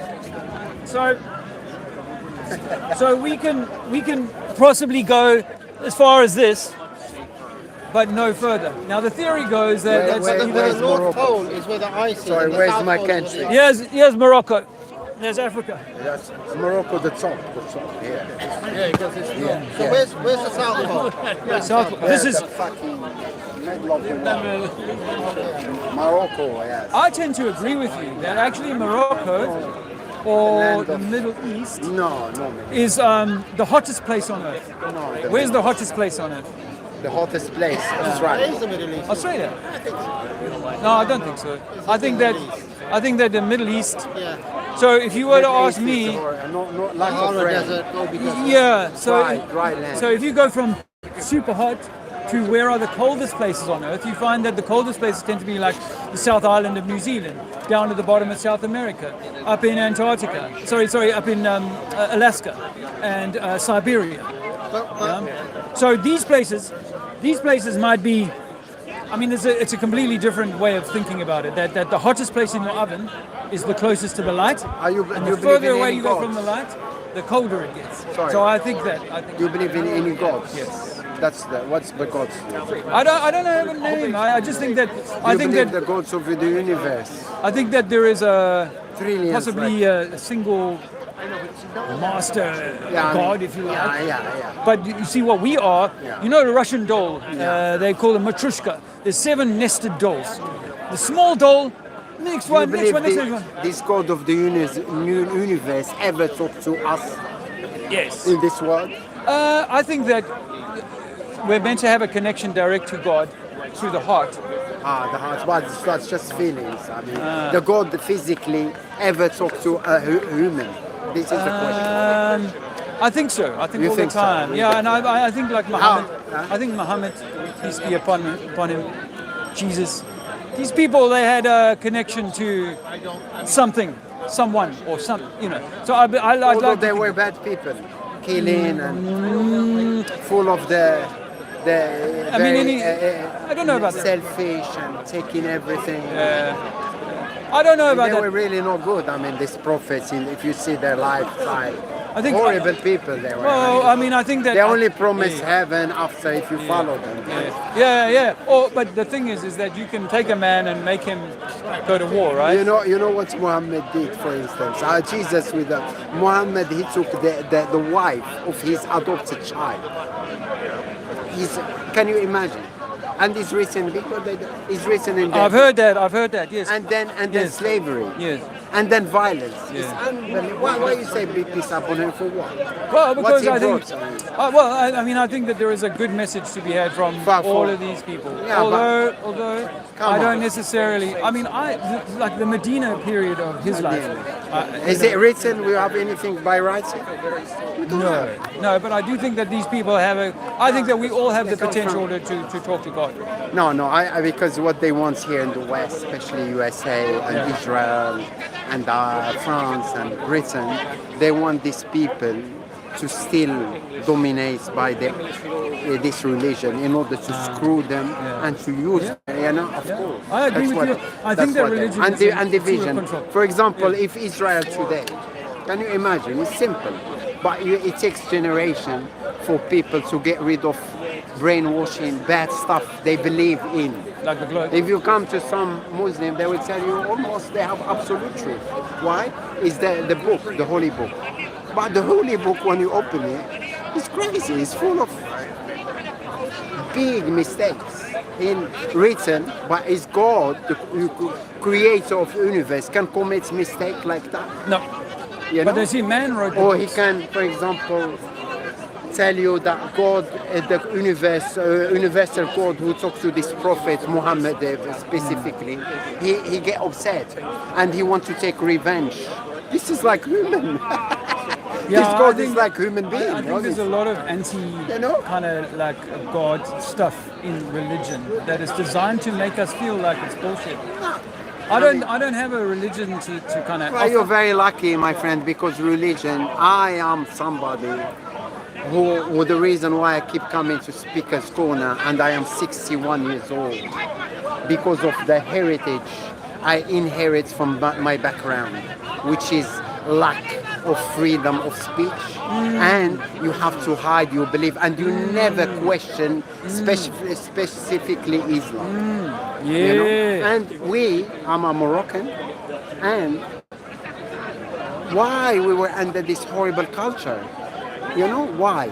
The thing is, this is the problem. I mean, I think we're all under it. And then when this Western countries, which therefore is new things, you know, we were the main player in the past. People, they don't know that. You know, Morocco, I say, where is Morocco? Because we were in the Middle Age, one of the main players in the civilization of the world. You know, why? Because we dominate Spain. You know, not me particularly, but we were the most, you know, we were with the Portuguese, the Spaniards, you know, like in the Middle Age. But then they went forward, and why? Because religion. Religion is the worst. There is nothing worse in religion. Well, science, I don't know about Hinduism and all that. Yeah, hi guys. I know the indoctrination is long and deep, but I've got some crazy ideas. Yeah, I'd love to hear what you think about it. What do you think? I mean, I'd like to hear what you think. Uni? You guys at uni? You tell me, yeah. You done uni? No, in uni. Okay. So I went through all of that, and I was 47 before I came to this idea that, or understanding that if we live on a globe, then it must be bending. It must be curving all of the time. That's a sphere, football, basketball. It doesn't matter how big it is. It's always bending. And according to Pythagoras, that bending will start at the observer, 0, and then 8 inches per mile squared after that. 8 inches per mile squared. So that means by the time you get to 10 miles, there's 800 inches of curvature. Now, I know that you can see 10 miles over water. All of everything that's at 10 miles away. In fact, we can take a photograph of all of the White Cliffs of Dover from France, but that's 20 miles away. And there should be, by that stage, hundreds of feet of curvature, obscuring what we're supposed to see. I know, I'm convinced. Now, they tell us when we see a ship going over the horizon, that it's going down off the ball, which means that, by extension, that when it goes to France from England, it's going down, which therefore means that when it comes back, it has to go up. But of course, the guy in the French beach would say, no, it's coming down, of course. Or in his case, he'll say, I'm standing here and I'm watching it come up to me, but you're saying it's going down. That's all about perspective and angle of resolution. If we had a long enough and flat enough piece of roadway and you walked along it, with the camera on the ground level, you would eventually find that the ankles and the knees and the hips would eventually start to disappear, bottom up. That has nothing to do with curvature and everything to do with angle of resolution and perspective on the observation. Yeah. So that was what started me 10 years ago going, hang on a minute, I know that there's no curvature. I believed in the moon landings and all of that sort of stuff. So I had to start unpicking all of the elements of what I was taught was true. And like I say to people, like I'm not into religion, but people who are in religion are not lying. They believe it. People who are in science are not lying, they believe it. Now you're saying, what's that got to do with you having your shoes off? I'm grounding. Grounding. Because we are electrical. We are electrical beings inside of an electrical system. When you wear these rubber shoes, you are insulating yourself from the system, and so you're never grounding the system out. You can buy grounding sheets and things like that. There's a whole lot of, once you research it, there's a whole lot of things you can do to improve your health. I'm nearly 60 years old. Yeah. That guy next to me, he's also 60 years old. I know that I can do things to keep myself younger because I do not. I haven't seen a doctor in more than 10 years. Yeah. I haven't been anywhere near the medical profession in more than 10 years. My little boy is 7, 8 years old. Never had a needle in his body. Super healthy, super bright. Older children who've been through university, yeah, vaccinated. I did all these things. I'm quintuple vaccinated. But actually, boosted and all that. Yeah, no, 7 times. Wow. I want to. So why, if I look like towards Nepal and India, why can't I see Mount Everest? Like if I even go, I'll go to the shard. Why can't I see Mount Everest? I'm just in the distance. How far away is it? Oh, it's very far. I don't know. But I'm going to guess that it's 5,000 miles. It could be a little less than that. I'm just going to say 5,000 miles. There's no way that we can see anything at that kind of range with our human eyes, or even perhaps even with like an infrared camera. I know a guy's taken an infrared camera above California, and he's filmed down into Mexico, and they claim that's a 1,000-mile observation. But that's because you can cut through the cloud. So we've got two things. One is our atmosphere is made of water, so you can't see more than 50, 60 miles on a dry day. And secondly, your eyes are super weak by comparison to the distance. You're talking about thousands of miles of observation.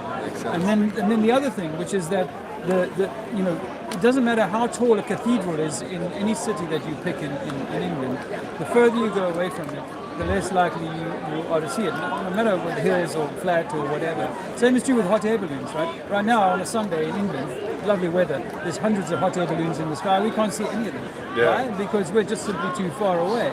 And I know this. Look, I've driven through France where it's all super flat as far as you can see, and then all of a sudden you start seeing a hot air balloon in the distance, and as you get closer it rises and rises in the sky. It hasn't changed its altitude. It's simply that as I'm getting closer to it, my perspective on it completely changes until I go past it, and then it's like it's directly above me. Just like a plane. If you can see a plane on a clear day, you can see a pier to rise, and then settle, even though it's a cruising. I can't lie. I don't know about you, but I'm convinced. It's not going to be that easy to convince you. I know. There's two major things. One is water doesn't curve around a thing. The water takes the shape of a thing, but it won't curve on the outside of it. Two, we cannot prove that this place is moving. There's no scientific experiment in 2025 that proves that the Earth is spinning. Interferometry, gone. Let's go. Okay. Thank you. Good luck, guys. Well, it's been a busy old day. How are you guys doing? It's a lovely day. Speaker's Corner, as you can see, it's full of people down there. I've had some great conversations. I was kind of planning on Sinchman, how are you doing? Just about, I can't really, because I don't have my glasses and it's very clear, very unclear. It's hard for me to even see the names of the people chatting. But I do want to say thanks to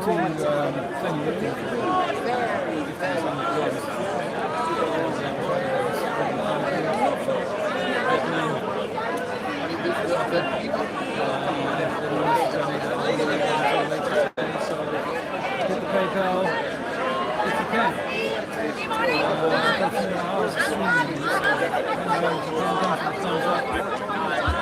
I appreciate that. You can see those two youngsters just posting they were struggling. All you should come take me seriously, but of course I can't because I'm talking such craziness.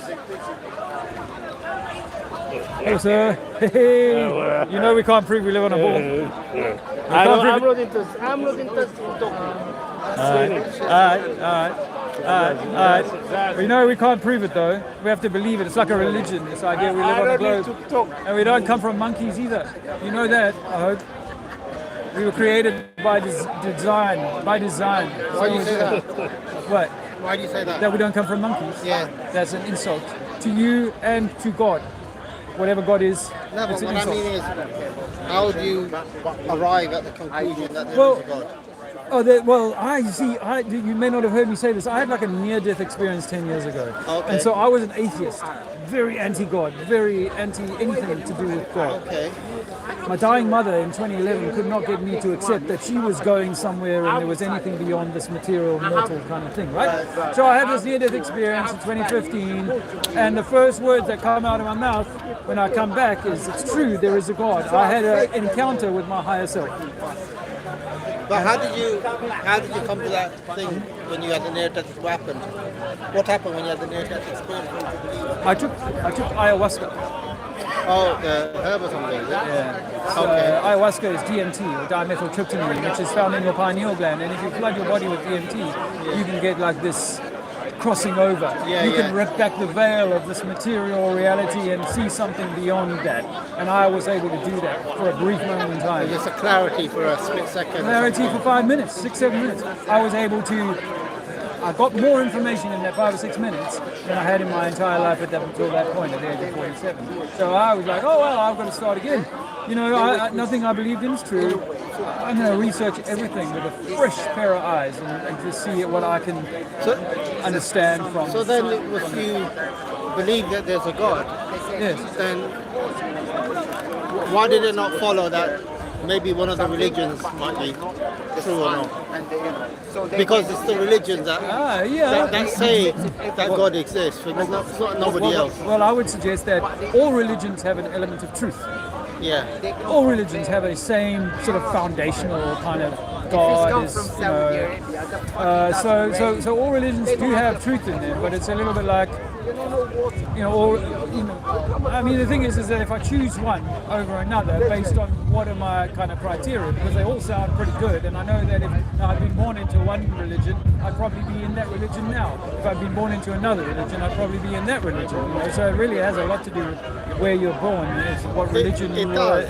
It does. No, I'm just looking at from your perspective that you didn't believe there was a God, then you believe there is a God, and then I went back to religion, to be honest, because I grew up Christian, in a Christian household. I went back to religion. Well, first of all, had this experience, then I was willing to look at flat Earth, and when I finally realized that Earth wasn't a spinning ball, I was like, wow, so the Bible was right all along, because the Bible is a flat Earth book. And I saw that as a teenager. I was like, well, this is a flat Earth book. Why are you guys so out of date? The Earth is a globe.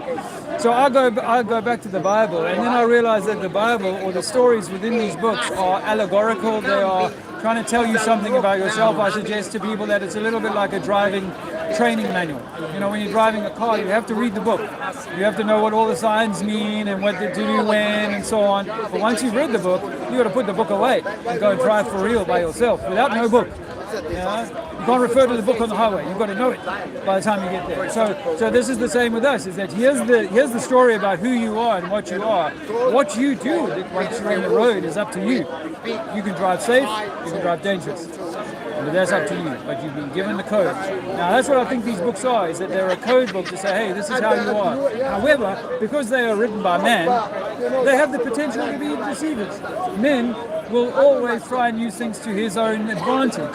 Say my group is better than your group, so I'm going to write a book that makes me feel better than you, and my people feel better than your people. And that's what I saw they did with the white and the black in South Africa. They made it biblical. The Bible says that the blacks are meant to be your slaves and stuff like that. And the other black people are reading the Bible and says, no, us Edomites or whatever we are, we're meant to be the chosen people. So it's like you can still go to war with each other over stuff that's written in the book. And we still do. And I still believe that it's used as a tool of control, like it says, trust your government or follow what your government tells you to do. Well, my government told me to put black people on this part of the bus and the white people on this part of the bus. That's not biblical. That's not biblical. So no, I don't. I feel that, and I feel like with the greatest of respect to my Muslim brothers and any other religion, is that they are no different to me. They simply got given a book by the powers that be, because they didn't print it themselves. No Muslim printed the Bible or the Quran.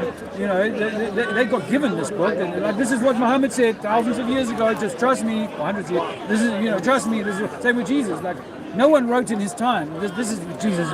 Now I'm recording exactly what Jesus. No. The first person to write about Jesus is apparently 30 or 100 years after he's even gone. You know what I'm saying? So it's like, well, why should I choose one of these books? Because the books are made by man, not by God. Why should I choose one of you? Oh, people say, no, but God gave us the ability to make a printing press. That's why so it's God's work. No, God created apartheid then, because that's printed. God's men with the printing. No. So no, I don't know.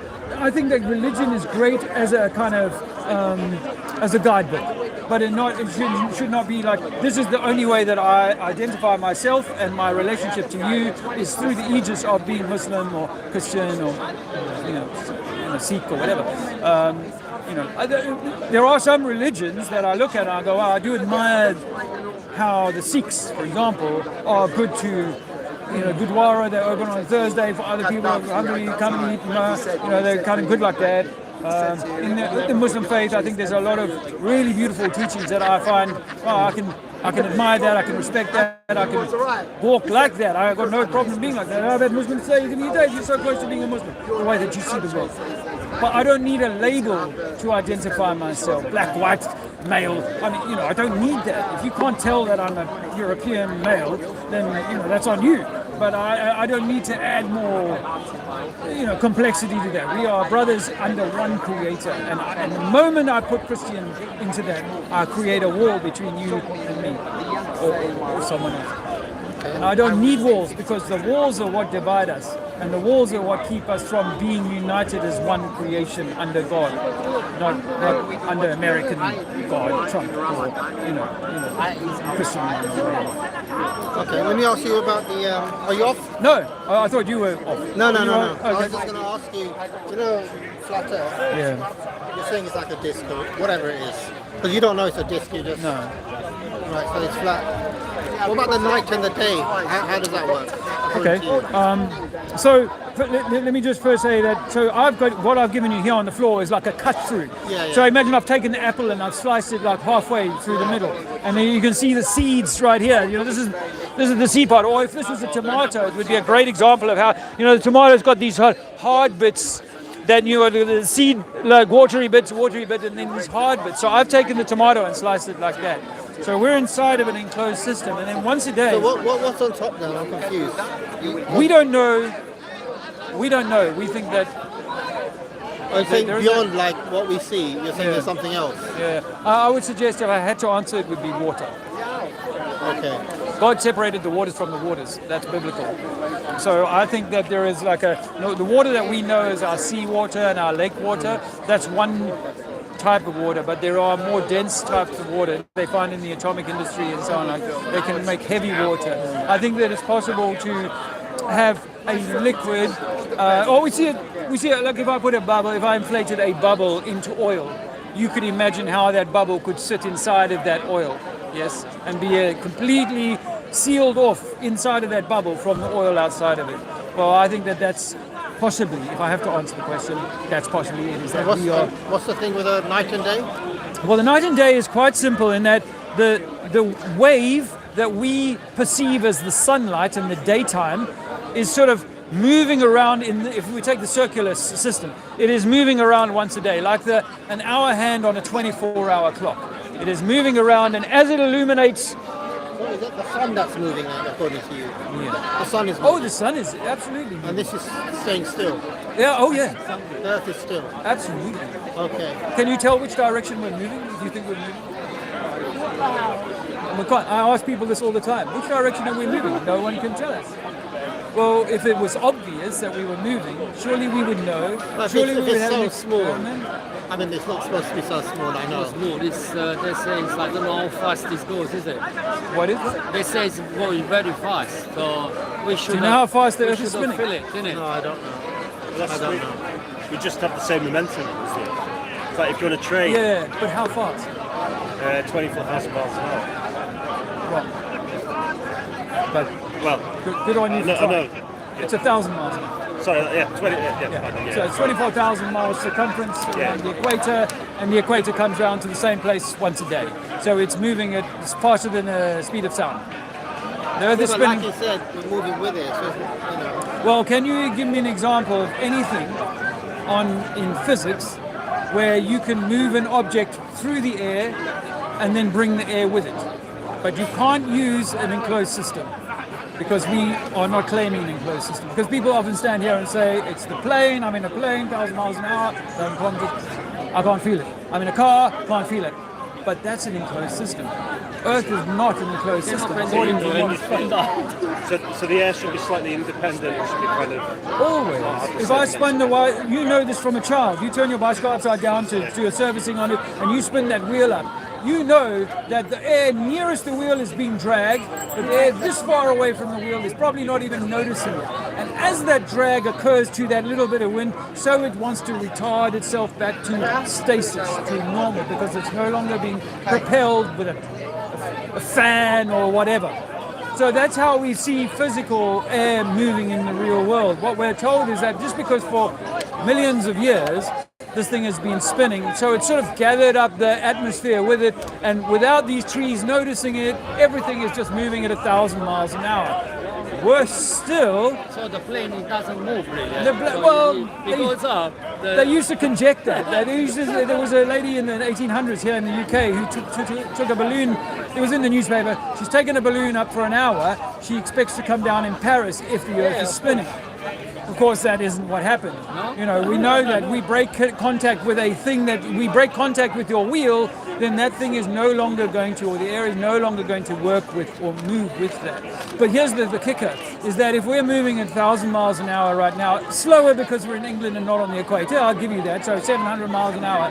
As you step up every mile, because the radius is getting further and further from the epicenter, it has to travel faster in order to maintain the column.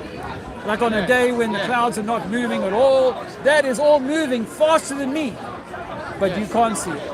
Now, they came up with the interferometry experiments in the late 1800s, 1880 to 1910, where the best scientists in the world were doing interferometry experiments, firing lasers or lights in two different directions to see if they could prove that the Earth was traveling, because you know it's traveling 1,000 miles an hour in its own circle.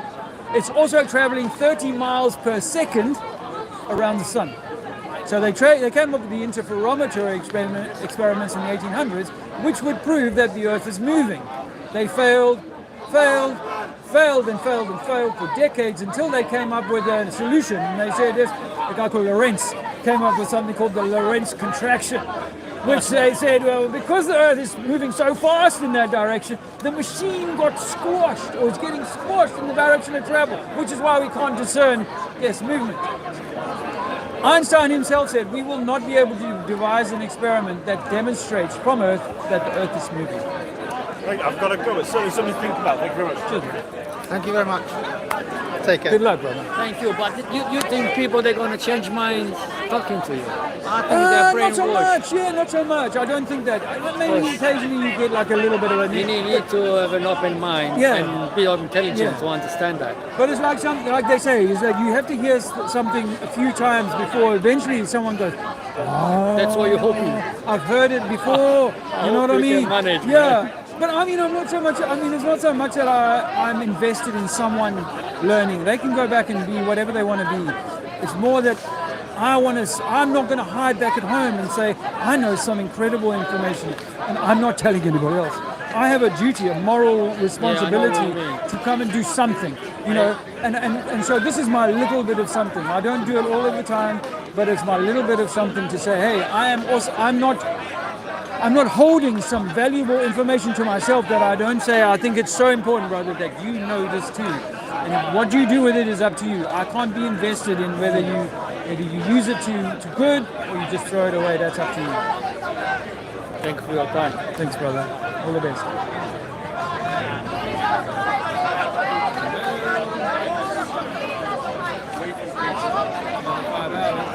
I'm in the zone, yes, Tony. I'm in the zone. I've had some amazing conversations today. This is the first time in hours that I've had a little break. I wanted to sneak off for a smoke. Now, I don't want to... Obviously, I've got Bobby here, but I don't want to... It's interesting, the football here is not what it normally is. And it's a lovely day. Well, there's some crepuscular rays over there. You know. But there's a London Marathon being run today. Thankfully, Earth is flat and they're not having to account for globular stuff. However,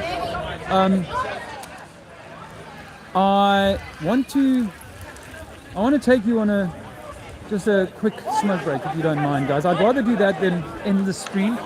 I have brought. Thanks again, Tony, for your donation the other day. Yeah, it means a lot, you know.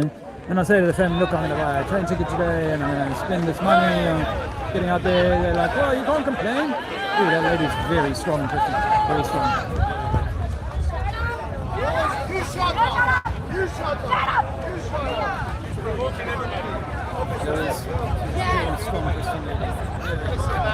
Time out. She gets us out. It's a lot of trouble with the Muslims. See, this is exposing Islam as what you say.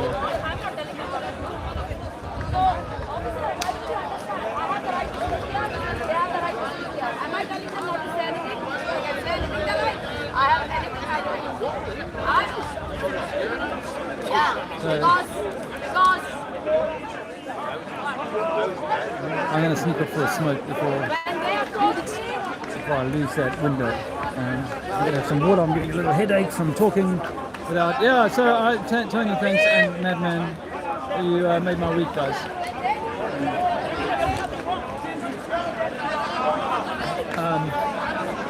Like I said before, I am near London this weekend, and then on Tuesday I'm going to be at least 3 hours away from London for a couple of months near Oxford. So I'm hoping to go to Oxford. Maybe Dean and Sarah join me, maybe some other people. I was sort of quietly, secretly hoping that some flat earthers would kind of hear me coming here and go, okay, well we'll come and join him. Because it is nice actually to do it more than one. So I'm just gonna, you know, there's a certain energy that rises in you when you're doing these conversations, and to be able to take a breather every now and again is very helpful. So if I sit down here, I should be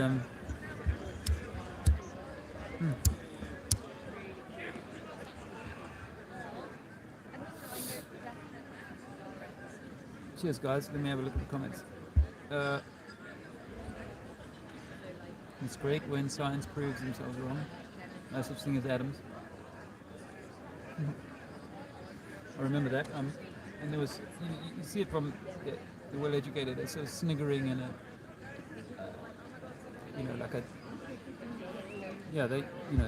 they know it all, and they're probably told, and I'm not smart according to their perspective. Oh yeah, are you charging? Yeah. I'm not paying, but thank you.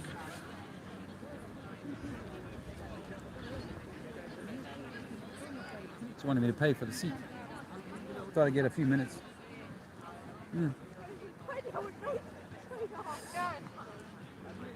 So this is Hyde Park, if you haven't been here before. And that's Speaker's Corner.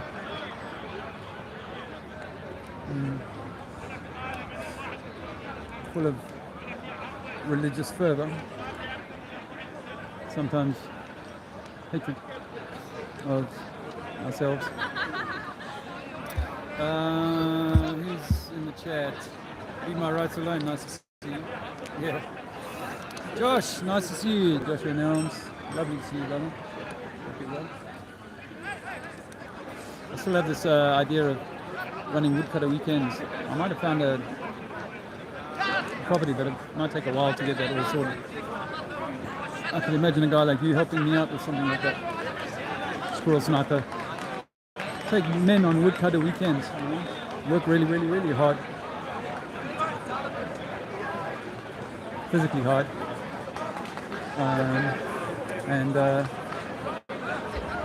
And yeah, you know, lean into what it means to be a man of honor in this mad world. should be interesting. And throw a little chalk down. I've got these plodders hanging around me, unfortunately. So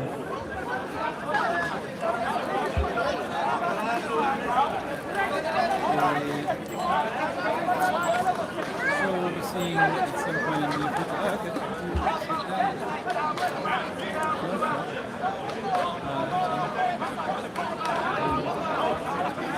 Hey guys. We've been lied to about where we live, who we are, what we're doing here. The whole game is a big scam to make you into a servant, make you into a slave, and to hide God or hide our divinity from us. We are the divine expression of the Most High, whatever the Creator is. But the government wants to rule your mind, control you. And you do that through various means, but this globe idea that we live on a spinning rock and we evolved from monkeys is all part of a grand deception against creation. What's the true story then? Well, I mean, I don't know the full story. I just know that part of the story we've been told is a deception. So I can try and extrapolate best as I can what the true story is. But my answer... Like Descartes. Yeah. Cartesian doubt. Yeah. Yeah, man, I hear you. Well, if I was to be pressed on what is the purpose, what is the reason, and I think that we have a higher self. You know, you have a higher self that's sort of waiting for you to finish this 100-year lifespan or whatever, and then you return to that higher self. I suspect that maybe we're meant to take learning, maturity, evolution of soul, of self, back with us when we leave this avatar, when we leave this one experience. We may have many more, I don't know, but I do think that we are meant to. Yeah. Perfectly plausible. Well, yeah, I extrapolate that the reason that I'm deceiving you about who you are and where you are is because it matters. If you knew it, it would matter, and that you don't know it also matters. So that you don't know who you are and what it matters. Yeah. If I don't know it, it matters. If I knew it, it matters. The fact that I'm deceiving you, yeah. If I don't know it, it matters. Well, let's just say it's a situation where I'm your mate, we're down at the football club, and I say, I saw your wife with another bloke the other day. Now, either I could have held that information and said, I don't want him to know that I saw her with another guy and it looked a little fruity.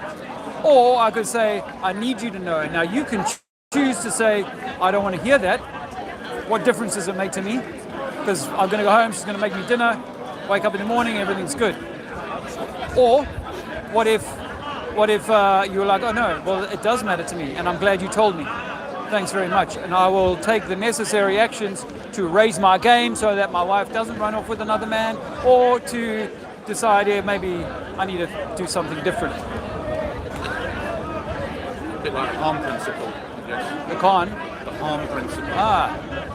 The do no harm, or was that? Harm principle, isn't it like libertarians, John Stuart Mills, or whatever his name is, I forget his name. As long as you're not harming someone, do what you want. I think that's almost like God's rule, really. Actually, I think the golden rule. Good call, because what then define harm, isn't it? I hear you. Is to do. What you're saying is, I think when you go further into that, the question then becomes, where does morality actually come from? Yeah. That's the key question. Yeah. Should it be found in a book or in your heart? Because I grew up in apartheid South Africa, and in the book, in apartheid South Africa. And in the book, they told us that you've got to treat their rule book, their legislations, their book. They said, in fact, my neighbor who gave me some Bible study, he was a Scottish man, and he said the Bible says that the black men are meant to be our servants. So he found that in that book that he was able to encode or take such a story, right? So, so it's like really, I think that we know as babies, children, we know what is right from wrong. We know when we've done something wrong, and I think that should be our moral guide, is from our heart, rather than from me telling you, instructing you, and prisoning you, and so on. I haven't ridden through here in years, so I just happened to what's this, and I realised, oh yeah, years ago, it's Sunday, Speaker's Corner, and what I just spent 10 minutes in there. You know what I realised? It's like a religious zoo. Yes. Right. Literally, yes. right? Yes. Like a religious zoo. Yes. And this is what comes of. This is what comes of scripture and trying to identify what's belief, scripture, as opposed to follow your heart, I guess. Absolutely, and belief, because these guys are really arguing over that. Are you talking about subjective belief then? Yeah. Are you talking about subjective belief only? I mean, obviously, because isn't all belief like that? Because let's say I was to say water will boil at sea level at 100 degrees centigrade and turn to steam. Well, you could say, you believe that. I'd say, well, let's go and test that. I can actually objectively test that to be real. But when it comes to that's fine. Muhammad, Jesus, we're now. I'm making it an objective truth because my father told me that it was true. And that's really the basis for all of this stuff, is that our father, and in the case of the world, our government told us this, or our Vatican told us that this was true. Do you think they respect you for having that belief? Not necessarily. I mean, some will say, particularly Muslims, will say, your view on the world is very Muslim-like. But where Christians will go, no, but you have to say Jesus died for your sins, otherwise you are not in the club. But a lot of people struggle with a vicarious redemption thing. Yeah, because everything is, you are the master. You redeem yourself. If you're going to be any redemption, it'll be within you. If you're going to write if your wife or your whatever is going to write her ways, or you're going to write your way, you're going to do that yourself, and you should not need me to. Maybe as a youngster, you need some guidance. If I've been caught with a kilo of coke, and you do the time for me, I'll fucking worship you, man. Don't worry. Fantastic.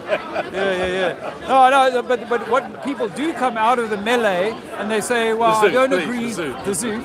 They'll come out of that and say, I may not agree with flat Earth, but you're coming with your knowledge in the most reasonable way by comparison to, ultimately, if I'm Jesus or Muhammad supporter, I have to put a fixed line in the sand and say, no, this is as far as you can go. You're not allowed to think beyond that, or not allowed to go beyond that. Whilst I agree with the do no harm principle, I think that should be how we operate with each other. I do not agree that I need somebody else. Defining harm is probably a bit of a challenge, isn't it? What is harm?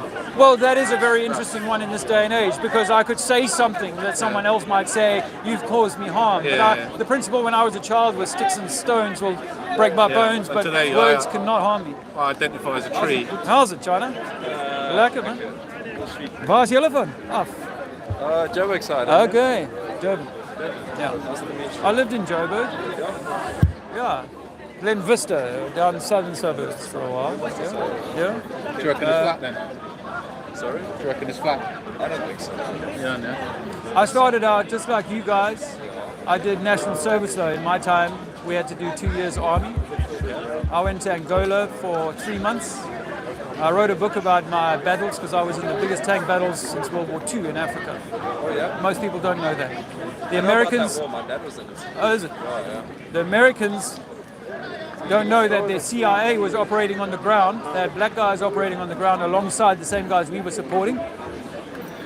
We saw them. I've spoken to pilots who said we couldn't land on the ground while the CIA plane was on the ground in the theater. So that was all going on. When I wrote my book, someone came to me and said, your battles were all being choreographed from a hotel room in Rwanda. At first, that was hard for me to understand. But because I was doing book launches and going to events, I was paying a barber to cut my hair for a few months. And on my second visit, I said to him, he's from Kurdistan. I said, what is it with you guys in this? It was 10, 15, 12 years ago. What is it with you guys in ISIS? He says, ISIS? That's America, he says. I'm like, what are you talking about? That's America. ISIS have been doing all sorts of terrible things. I was pissed off with him. I wouldn't go back for a haircut. But within 6 months, I'd started researching 9/11. And I found that, whoa, this is now 2014.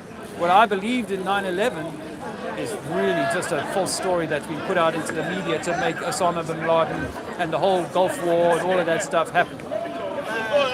I started looking at other things. And then I came to Joburg on a book tour in 2015, and a guy that I was a barman with, or doorman, but in Cape Town many years ago in the 90s, he'd been living in the Himalayas for 15 years. Tattoos over his eyelids, his scalp, hands, everywhere is just tattoos. It's like, have you ever tried DMT? I hadn't heard of DMT. And he had this ayahuasca that was of a quality. So I've gathered this from Shane. Cheers, brother. All the best. I normally bring flyers, but I've forgotten today. But so I do this DMT. I didn't know what it was. I was an atheist. I was 47. 7 minutes later, the first words I could say is, "It's true, there is a God." Those were the first words after 7 minutes. 4 years earlier, my mother had died, and I was refusing that there was any God. But I had an interview with my higher self, or I saw my higher self in this time. I saw that everything, the material stuff that we believe in here is actually just light. It's all frequency, it's all vibration. And so I said, after I said that, I said, true, every 16-year-old, like in African cultures, they do this with the 13, 14-year-old boys. They put them through like a initiation. And they get to see, sometimes maybe not, maybe it's been watered down in the modern times, but they often do a plant, iboga, or some kind of substance, plant medicine, that will get them to see beyond the material world. And when you see that and you realize that we are one, and we are all connected by the same thread of creator, whatever that is. We've had what you're talking about as an experience. Yeah. So then you realize that this stuff that they taught me in science class and biology class about evolution, about us being big bangs and coming from all of that, that's all a story designed to hide this information that I learned, that you know. I was 47. And the third thing I said, after I said true there's a God, every 16-year-old should be offered this, because we'd never go to war with each other if we knew this. And third, I know nothing. I'm 47, published author, and I know nothing. Nothing I've ever learned is held to be true anymore. I have to go back and study everything again. And I took the next year off work, out of work, and all I did was research. And I was willing to look even at, the Earth is not a globe, we didn't go to the moon, I believed in the moon landings, I believed in all of that stuff. Do you know that NASA has a guy working for them in the Val Dam? What's he doing there? I was in Durban, in South Africa, during the lockdowns, trying to tell people... That's not how the moon and sun orbit. Let me just finish this point. I was doing the beachfronts in Durban, talking to homeless people, trying to say, hey, listen, you are this divine spark. Do not let this system grind you down. That's one thing. And two, do not take the vaccination when it comes. That's what I was doing in 2021. I was out there doing that. It's true. And Psalms 19:1.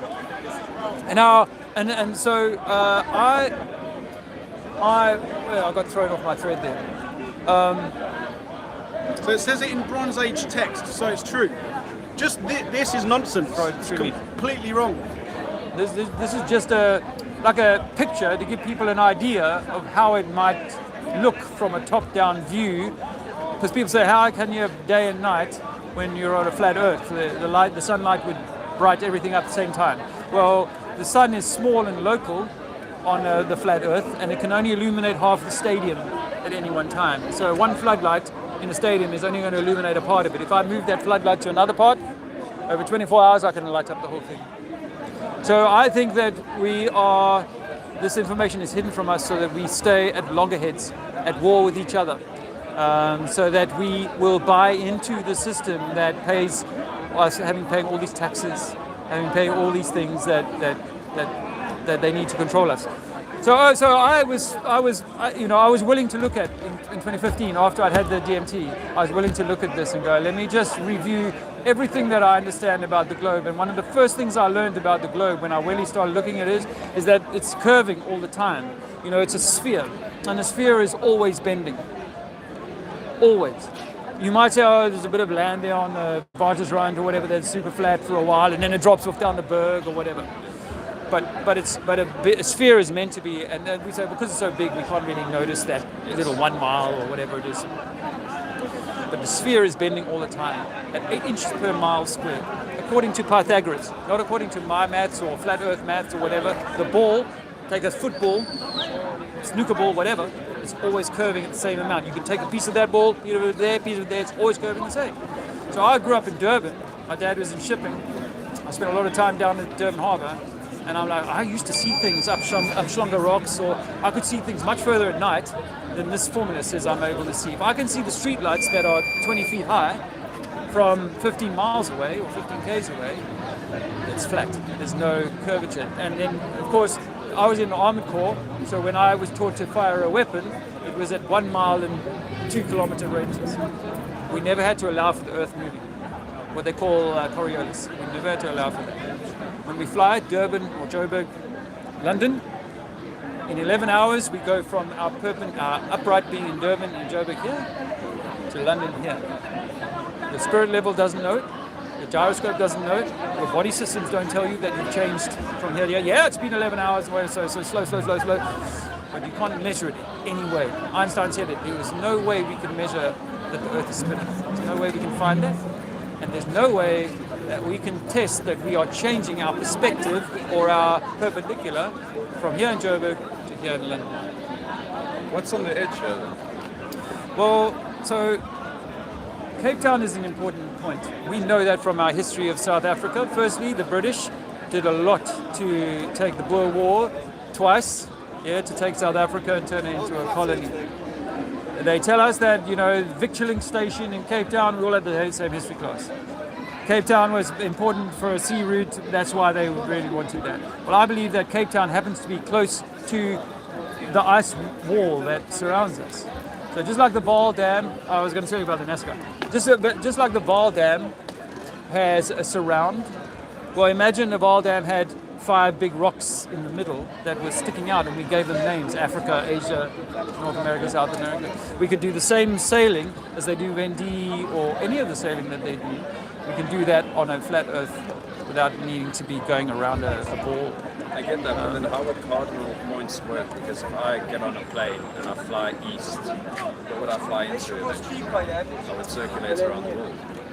Correct. Yeah. So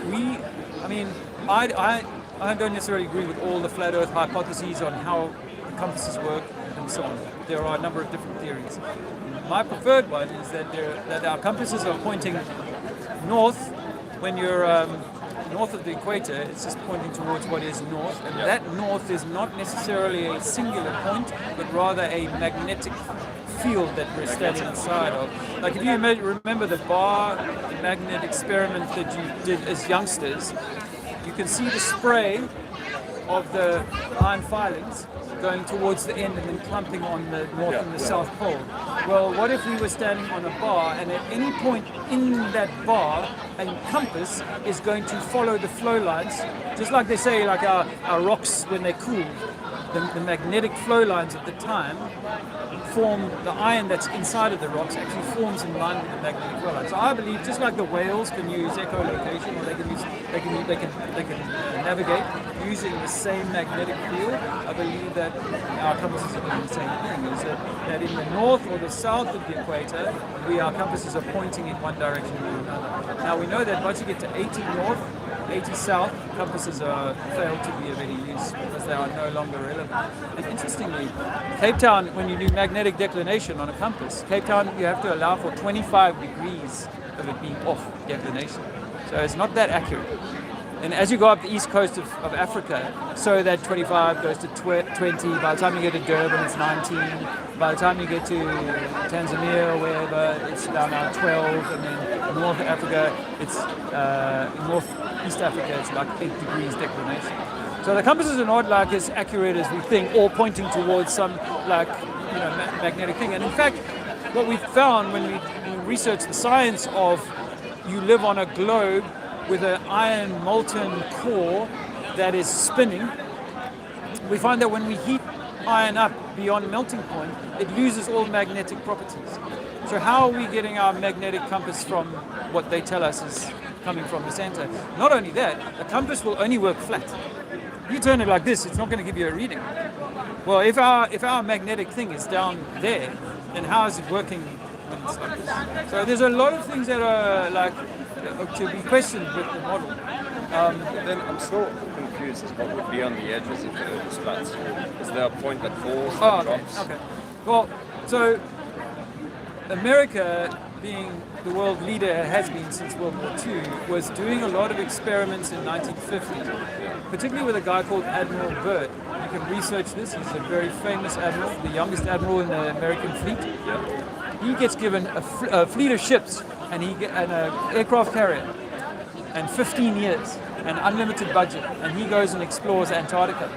And you can come back and you can see the interview he does with the American TV show of the time, going, "Oh, Admiral, so what can you tell us?" He said, "I've stood on land bigger than America. I've seen land that no man has ever seen, no man has ever touched. Bigger than America. I've found resources down there that will last mankind lifetimes." The very next year, Russia, China, America, all the big countries, including South Africa, signed the Antarctic Treaty. The Antarctic Treaty prevents us from freely exploring beyond 60 south parallel.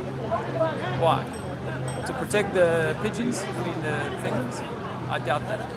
If there's all this resource there, Shell and all of these companies would have made a case by now to go out there and mine the heck out of that stuff. In the 1970s, before your time, we were frightened by oil prices. Oh, we're going to run out of oil. Your dad will tell you. There were queues at the pumps for miles and all that because we're running out of oil. And they started OPEC.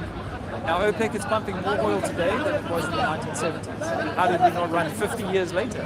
How did we not run out of oil? For us, this is not fossil fuel. It's not the melted bones of dinosaurs. There's never been a single bone. Crude oil is like your blood. It's pure oil. It's got no impurities in it. Earth is creating, on the flat Earth, Earth is creating that. On the flat Earth, we have two theories. One is we're surrounded by an ice ring. Imagine I take an orange and I cut it through like this. You're going to see the peel, you're going to see the pith, and you're going to see the fruit in little cells. Well, what if we were in a similar system, but much bigger, and the seeds at the center, those are what we call continents. And the outside, which is the outer rim of the pith, is as far as we can go, that we call the ice wall. Beyond that, no part of your fruit can leave the skin. Nothing in nature grows without a skin, a peel, a bark, a shell. Nothing, except the globe.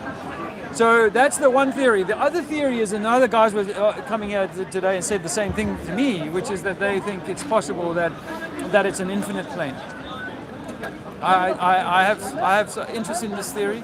There are old stories, ancient stories of people from other lands that have gone away, whether it be Lemuria or Atlantis.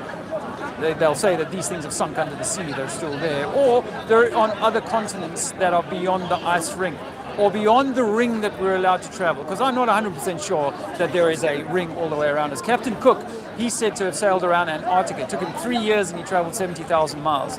That's not Antarctica. Antarctica is meant to be 12,000 miles and it should take you a few months to sail around it. We've never done that. We've never sailed around it in that way, and we've never flown underneath it. We've never flown under 180 and come out the other side.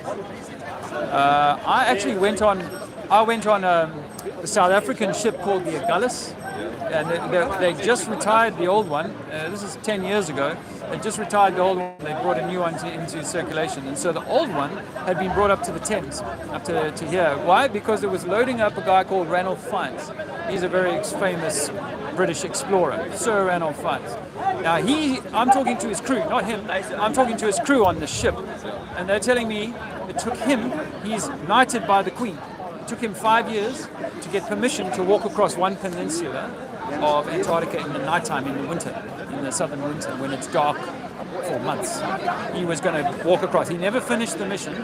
He was never going to go out one side and come out 180 degrees on the other side. It was just across the peninsula. So we've never... What is Antarctica? Is it closed, or are we on an infinite plane where there's more continents and they're simply hiding more land from us?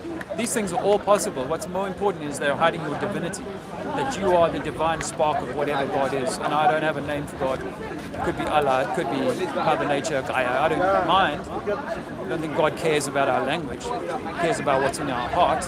I could say all sorts of things to you, or I could say all sorts of things to you, my brother. But I could feel different things in my heart.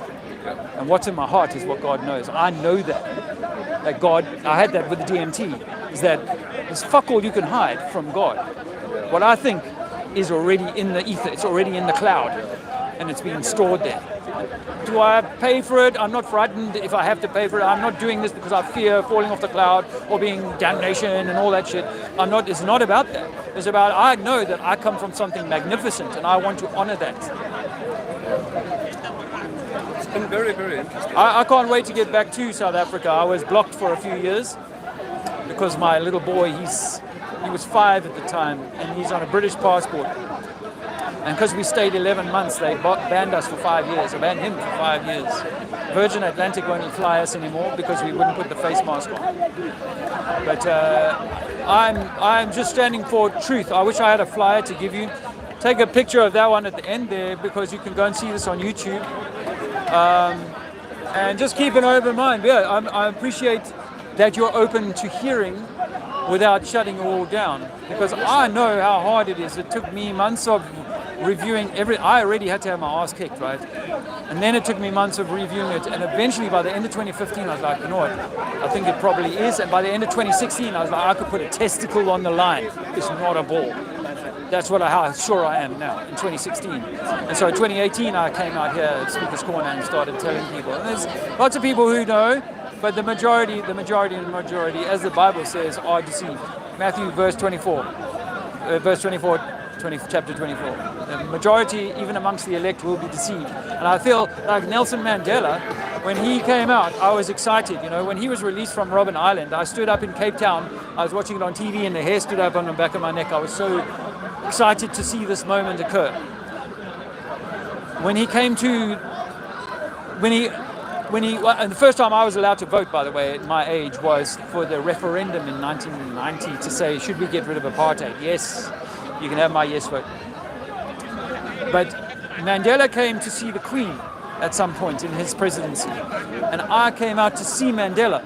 Not personally, of course. I stood in the Mall as he came down in a golden chariot with the Queen. Amandla, where to? I shouted there from the thing, and this old man's head started turning in my direction. That's as close as I got to Mandela, right? So I was proppy. And then when he died, I was moved by that. And in fact, I happened to be in South Africa and I drove past Kunu, which is where they buried him. Like within a week of them burying him, I was like, I'm here, man. Come say, pay my respects. We couldn't go onto the land, but that's where it is. There was a kwefu up there guarding it, blah, blah, blah. That's where I was, 15 years ago.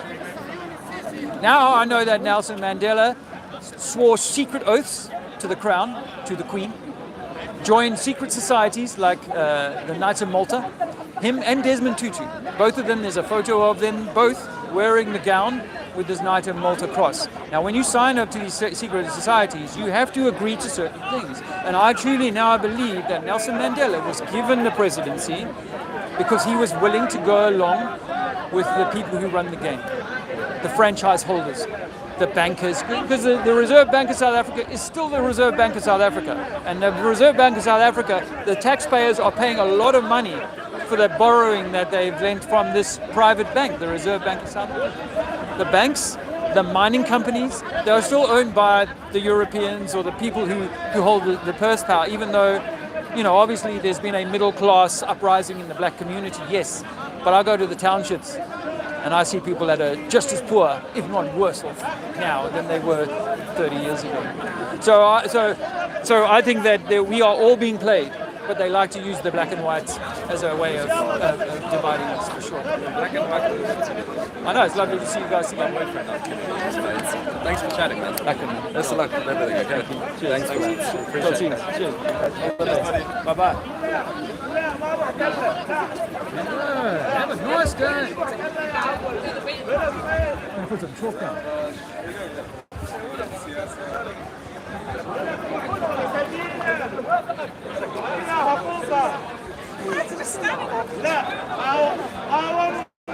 No, shame.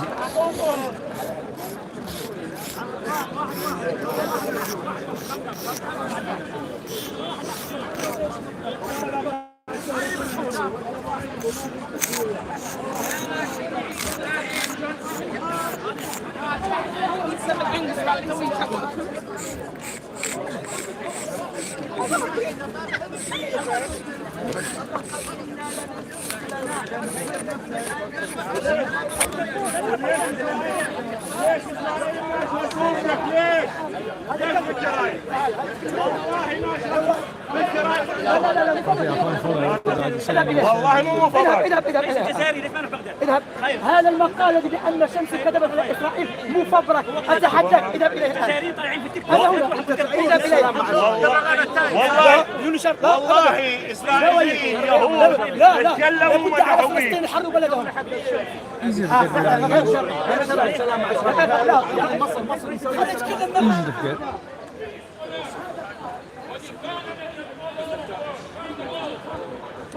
Been a lot of bloodies today, I think. They must be expecting a certain level of tension today.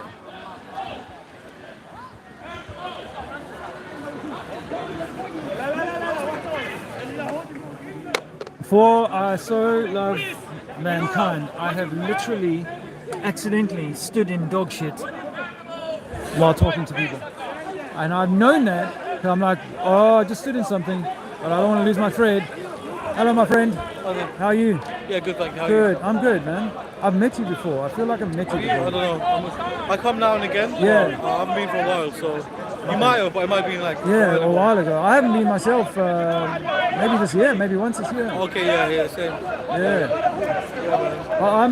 I just, obviously this is my thing, is that, the governments are lying to us about everything. They've even got scientists preaching stuff like preachers. That's not true, it's based on theory. Gravity, relativity, these are all theories. Like, if it's a ball, then this must be happening, and we'll call it gravity. So I just go around trying to say to people, hey, listen, don't trust the government for any reason, because they are trying to control us, trying to demean God, Creator, Allah, whatever. I think they're trying to do that, and they do that through these means of saying, you're insignificant, you come from Big Bang, you come from a monkey that evolved, all of this sort of stuff. Of course, we were created on purpose. And our higher self is waiting for you to finish this life, maybe learn something in this life, and then return back to your higher self. That's what I truly believe. And I only gained that knowledge from like a near-death. I was atheist. I went through religion, I got Christian upbringing, but I became atheist many, many years. And then I had like a near-death experience that showed me that, wow, what a fool I was, because it's true that we are infinite beings. We don't die. We just leave this body and go back to the thing that's really alive. That's why they say it's almost like we're here in like a dream. Like this experience here is just a dream, and then when you go back, like when you wake from a dream, you think, geez, that dream only lasted seconds, but it felt like I was in there for a long time, right? Well, when you finish this life, it'll be like the dream ends, and you go back and go, whoa, I'm back. How was it? Was it crazy? Did I learn anything? Did they trick me again? Have I got to go back in to try and learn this one more time? My brother. How you doing? No, I'm very good. Good. So good to see you. Good to see you again. Yeah, I mean, I've heard of it before. People have a near-death experience, and then I don't know why, but then they suddenly realise that this life isn't all that it seems. And it takes that near-death experience. I don't know why, but that's what it takes. Well, because you see, for me, let's just say this is 1970s, right? And I come to your house with all the equipment that would allow me to preload a skybox into your TV, and I flashed at you for 5 minutes the hundreds of channels that are now at your disposal in 2025. That would be mind-blowing to you. It would open your mind to something you never imagined possible in 1970s. Even a color TV and a flat screen and all that. You never imagined that. Now you've seen it. Now you go and try and tell your friends next door about that. They'd be like, what are you talking about, man? We get one channel, it's black and white. We get 5 hours of shot TV. No. They're gonna film everything. The snooker, the boxing, the basketball, ladies volleyball. What? Ladies volleyball as well. Biggest ball. The lot. They're gonna film everything, and you're gonna be able to receive any of it. In fact, some stranger could turn up in Hyde Park corner and put stuff out on your TV tomorrow. How's that possible? Well, you've just had a glimpse into the future and something that is mind-blowing to anybody else who hasn't seen it, right? Well, that's what for me the near-death was. It was like a ripping back of the veil and going, whoa, what? This is what we are? This is what this place is? You know? And I went from atheist to knowing that there's a God and I have a higher self in 7 minutes. And I was 47 at the time, and I was staunch in my, there's no God, there's no God, there's no God. And then I'm like, I just had my ass kicked by God, so I know it's real. And this life is a trick, maybe. Maybe it's a trick, maybe it's a test. You know, I don't know. I know that we are being tricked, but maybe that's part of the test. I'm going to trick you, or you're going to work it out, or you're going to fall for the trick again. You know, it's like, I'm going to send you to the casino. Are you going to get lost there? I'm going to send you to Disneyland. You want to just stay on the rides forever, or you're going to grow and go, okay, I can move beyond Disneyland. And that's what I think that this sort of realm is like an entry-level low school, because I think that, like some religions will say, that there's 7 heavens, there's 7 levels to this place. There are multiple frequencies at which you can operate. This is just one. This is like what they call the carbon-dense material one, but there are other frequencies that we can operate in, and perhaps other realms that we can travel to, but we have to pass through this first gate first. And while we continue to be seduced by the 7 deadly sins, as they call them, then we have to keep butting our heads. That's my theory. I mean, obviously I can't prove that. That's a good theory. Yeah. Cool. That's what most religions tell you as well. Yeah, but you know where I like to sort of make the distinction is that I don't want to choose your club, because then I can't be in his club. The moment like I accept all of that, and that my relationship, like with Islam, you know, your relationship with God is through you. Yeah, you don't need a preacher. I think something like we all agree on like the basics. Yeah. And then religion's more like a cultural identity, like because they all teach the same thing, so you don't want to choose one religion because they put you in a box. Although some of them, like Christianity, for example, will say no, but if you don't take the Jesus died for your sins part of Christianity, then you're not in the club, and that's not going to get your sins forgiven and all of this sort of punishment stuff. Yeah. So I you know, and the thing is as you can hear here in Speaker's Corner, is that if men are honest in their hearts, they put their head on the bed tonight, pillow, and say, what my belief is right, not my man next door. And we will come and argue in Speaker's Corner about that mine being right and yours is wrong, or yours being right and mine being, you know, and we will never agree with each other, because we have 2 or 3 fundamental points of difference that override the fact that we are one, that we have the same blood, that we come from the same source, whatever you want to call that. And I think that's why I like that Islam says, you know, have your own relationship with Allah direct. But what I don't like about it is that it's like Sunni Shia. Now we're in a club. And then it's like Islam Christian. Now we're in 2 clubs. Now and I can bring me to war with you because of that club, rather than no. We are the same, brother. Let's not let those beliefs, if you like, separate us. You know, not to dishonor Muhammad, not to dishonor Jesus. I don't come here to do that. I come to honor God and say that you are the emissary of God in the same way as me, and so we are equal in that way, and we have an opportunity to raise ourselves or get caught in the seduction of it's nice to be in a club. You know, if I'm in the white guys club, or I'm in prison, I'm in with the black guys, or I'm in the Mexicans or whatever, that's going to make a difference to me. I'm in with the Muslims, that's going to make a difference to me, you know? And I can see why sometimes being in a club to protect yourself from the others might be a great idea, but we shouldn't be at war with each other. We shouldn't. Yeah, and also because I think why religion is so successful is because it kind of like a political system as well. It gets everyone together. Yeah. So even though you're right, we should all be brothers and everything and unity. But then if we all believe in different things, like how would we come together? Because as you said, like you have Shia and Sunni, and that's like on a bigger picture. That's the only thing that I was thinking. Yeah, I mean, but you know, even in Christianity, right? There are some 3,000 denominations of Christianity, and there are some amongst them that vehemently feel that their particular way of retrieving that information is the only way, and they are like the Jehovah's, the 144,000, or the whoever, that they are more special because of the way that they see that. So even within the beautiful body of what you might call Christianity, there are cancers and problems that see. As a child growing up, I was like, why don't we visit the other churches in my town? Oh no, that's a different denominator. Well, but we're all meant to be under the same kind of thing, right? So we're already divided inside the house of Christianity or Islam. And then of course it's just like football, like football in London, you can get Chelsea v West Ham, and they want to fight each other.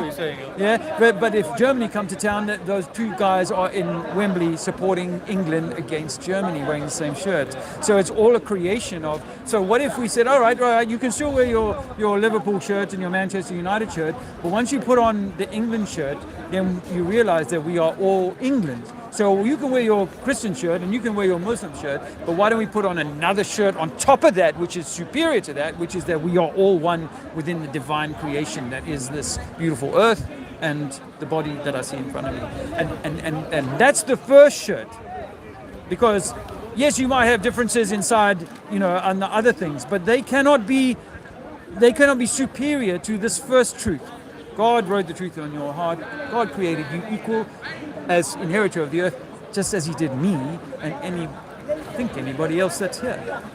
And so that should be our first point. But everything beyond that, because once I get into the second shirt, Muslim, Christian, white, English, German, all of these things, they become secondary shirts, tertiary shirts, which I've now ripped off the first one, forgotten that we are all divine and all in one family, and now I want to fight for the second shirt. So the question just popped into my head. So who comes up with the principles or the morals or the ethics of the first shirt? The ones that I agree with you on. Okay. That's a great question. I mean, my answer to that generally is that God wrote the truth on your heart. So when you lie down tonight, whether you with your girlfriend or with your business partner or with someone in the street, whether or not your interaction with them was of kind heart or not. Now, we can become very well practiced at hiding from ourselves that, and we can become complete arseholes and sort of justify that within ourselves. So, there does come a point where if I was to mislead you, like I say to people, if I took puppies, put them in a cage, 10 puppies, 5 in one cage, 5 in the other space. One's a cage, I starve them, I beat them, I hurt them. The other one, I give them the perfect start in life. Yeah. So who are we going to want to have play with our children? The ones that have had a good start. The ones that are outrageous, they're going to be, risky. And as adults even, they might raise their children in such a way, such that their children are frightened from the stuff that happened to them. So I think that this is how we can alter what's on your heart, or how you have access to the truth that's on your heart. So I accept that not every man walking around here is going to be operating in a good-hearted way. Like I use the example of Shawshank Redemption, where I think that we are all prisoners in a jail of a crime that we never committed, just like the lead character there. We have to, if we're going to get out, not take all the other bad boys with us, because they're not ready to leave. We have to work our own way out, walk our own good path, and then we find our way to that kind of thing. But if I had to rip open the doors of Shawshank Prison today and let all of those bad boys run out, the town is going to fail. The city was going to fail because they're going to cause mayhem. And that's the same is true here, is that our hearts have been puppies in the bad cage. They have been messed with. And so we need somebody else to, like the police. Much as I'm not a great fan of them, I also know that if you got rid of all of the police, we would have mayhem. There are criminals doing shit that they shouldn't be doing. And the police sometimes do an amazing job of rooting some of that really bad stuff out, whether to be with children or other sorts of things. They are, given their fair head, they can do good things in a situation in which people are treating each other harmfully. I just want to go back to something that you said. You said that we all know in our hearts, the right way to live, ethics. Yeah. I mean, you didn't say those words, but you know what I mean. Yeah. So how do I bring that out? Or how does anyone bring that out of themselves? Like we all have that knowledge, but we don't act upon it, but we have it in our consciousness. So I think that what techniques, any ways? Well, I mean, you said that you had this life and death experience, and that brought it out in you, or you realised that you were here for. So that's one way of doing it. But actually, because sometimes you need to read something or you need to see it known to, I agree. I like to use the analogy of the driving handbook. When you learn to become a learner driver, they give you a handbook and say, look, this is what all the signs and symbols mean when you're out on the road, right? So you need to learn this and know it really well, because once you're out on the motorway, you can't refer to the book anymore. But the same is true with the Bible and the Quran. I think that these are like guidebooks for the road. Like, read this, because there's a lot of important truths about how to treat one another. But you're going to have to put the book down eventually and go and live. And you're going to then apply those rules in a way that's befitting to you. You may get it wrong and go, you know what, next time I'm going to do it slightly differently. So, I mean, for me, like, let's just say, I'm going to take an extreme example, right? Right now, I reach over this fence and I slap you on the face, right?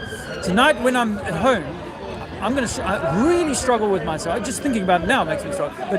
But I'm going to struggle with that tonight. It's going to be like in my mind. In fact, the next time I come, I'm going to, is he going to be there? Because if he's there, he's a big guy, he's going to kind of come out of the bush and give me a smack, right? So I've created like another whirl of energy by my own actions, and now I'm having to think about that. I'm stressing about it. When they say people live in heaven or hell, that's true, because all my inactions say I'm like a bad boy, treating girls bad, or dealing drugs or whatever.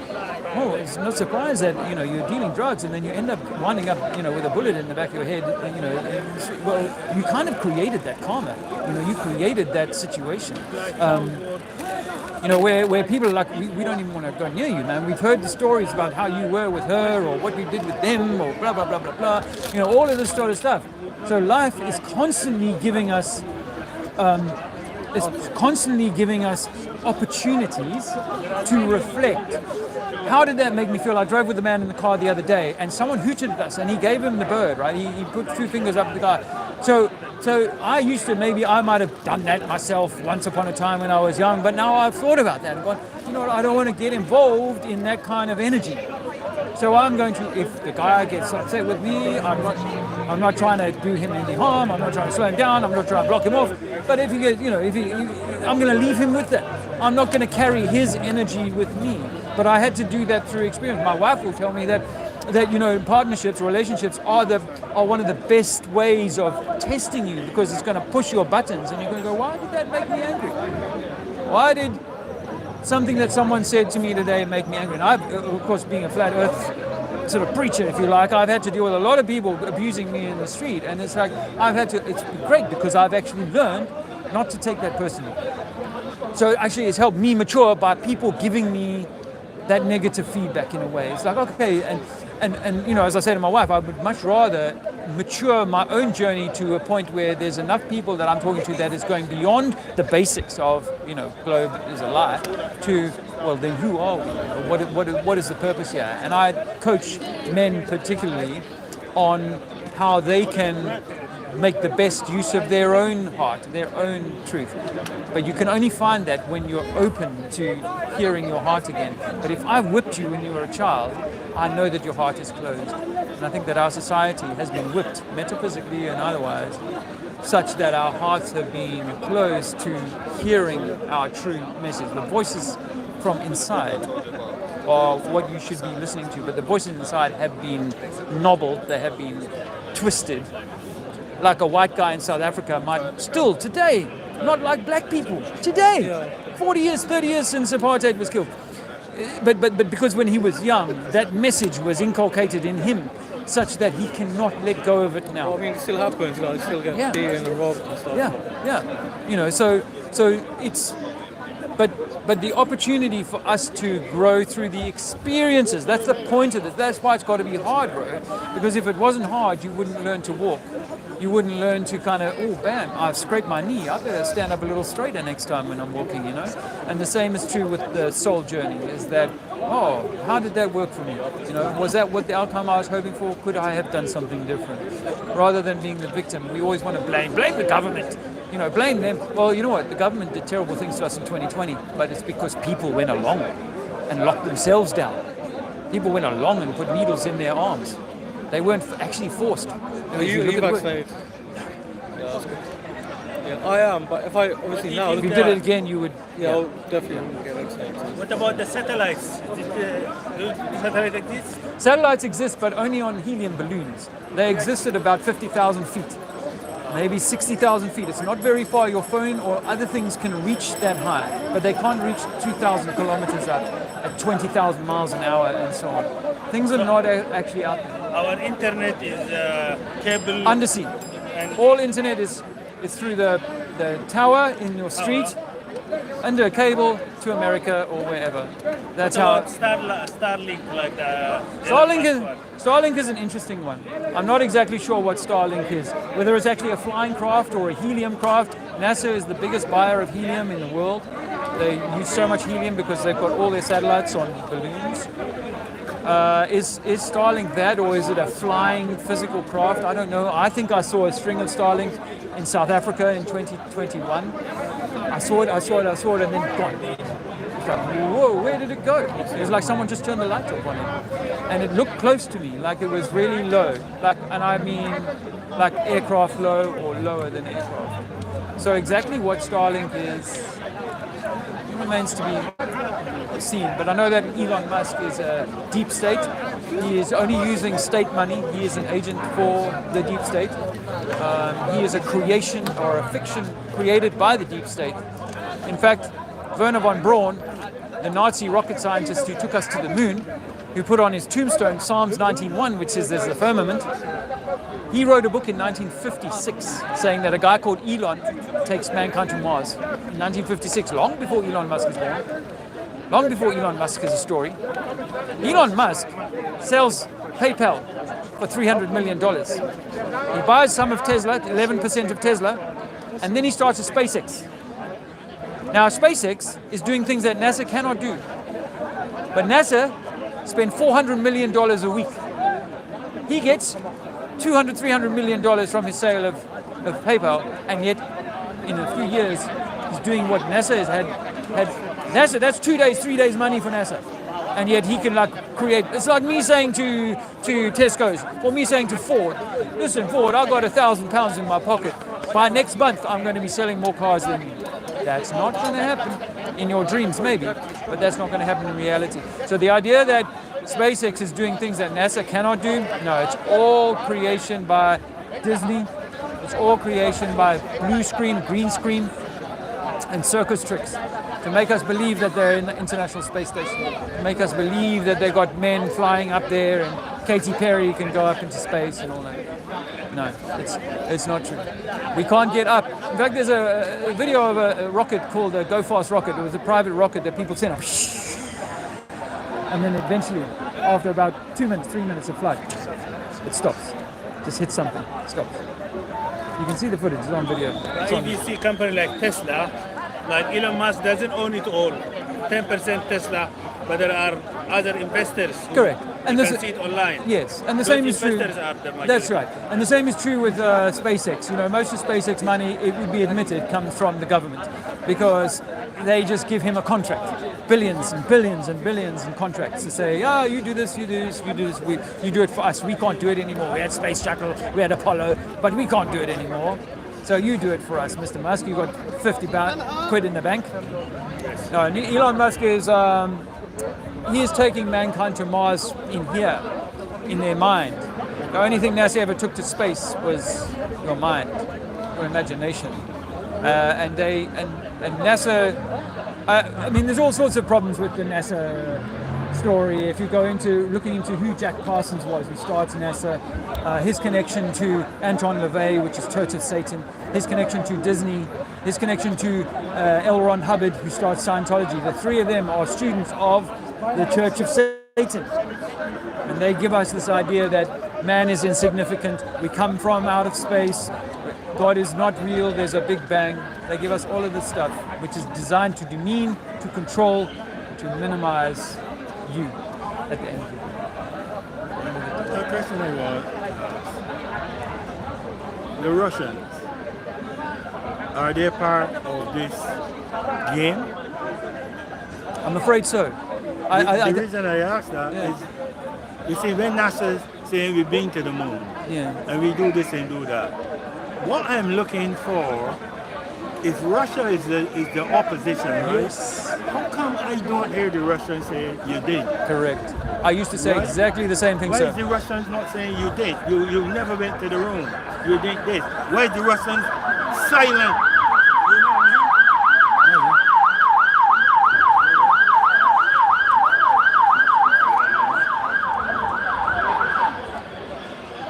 Oh my lord. People could die at the speed they're driving through the park. There must be a scrap going on down in there. But yeah, let me ask you, sir. So I had the same question. I used to, for me, my evidence that they went to the moon was simply that if they hadn't gone, the Russians would they would tell us. That's what I believe that too. Yes, that's right. But it does mean, unfortunately, if space is fake and they never went to the moon, Russians know. So what they did was they gave Russian the first prize, first man in space, Yuri Gagarin. Yeah. They get the first prize. Then they say, oh, now we've got the next prize, which is to go.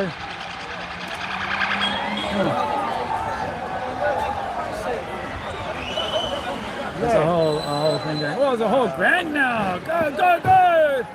Run! Run now, run! Come on. Fitness training. Got a full house. Wow. The station is empty. Wow. See, this is how you see, even though religion professes all this beautiful stuff, and I've met many beautiful religious people, I don't have like an issue with the man, but it creates this division such that we can end up fighting each other over those beliefs. But now here's my thing, is that yes, mankind is one, black, white, Russian, American, we are one, under one God, one creator, but we've been divided so many different ways that we truly believe that our black man brother is coming for us, or our white man is coming for us. I got black friends who come from that culture of, you whites, you're the problem. And I understand why, because the Europeans have been doing all the things that they've been doing over the last 3, 4, 5 centuries. So I don't have an issue with that, but I understand that that's part of the brainwash, or part of the program, is to set me against you and to say, yes, because of you, I'm in a bad way. But I think that the truth is that at the top table, Russia, America, Britain might be one of the big players, are all working together to control us. And so they create these wars. You may not have heard me say this earlier, but I was in a war in Angola in 1987. I had to do national service in South Africa. And in that war, they're running from all angles here. In that war, I was propagandized to go to war with Angolans or Cuban or communists. And that war was being orchestrated, it turned out, by the Americans and the Russians. Well, we didn't know that until much later on, but they were kind of pulling the strings, because you see, if I get you to go to war with you, and you both come to me for money, because I'm the banker, and you need weapons to defend yourself from him, and my company is selling you the weapons, I am making money on you forever, and your children will be paying me taxes forever. So that's the system that we live in, is one in which we believe that we're enemies, but that's not true at the top table. And one of the best evidences of that is the Antarctic Treaty. Antarctic Treaty.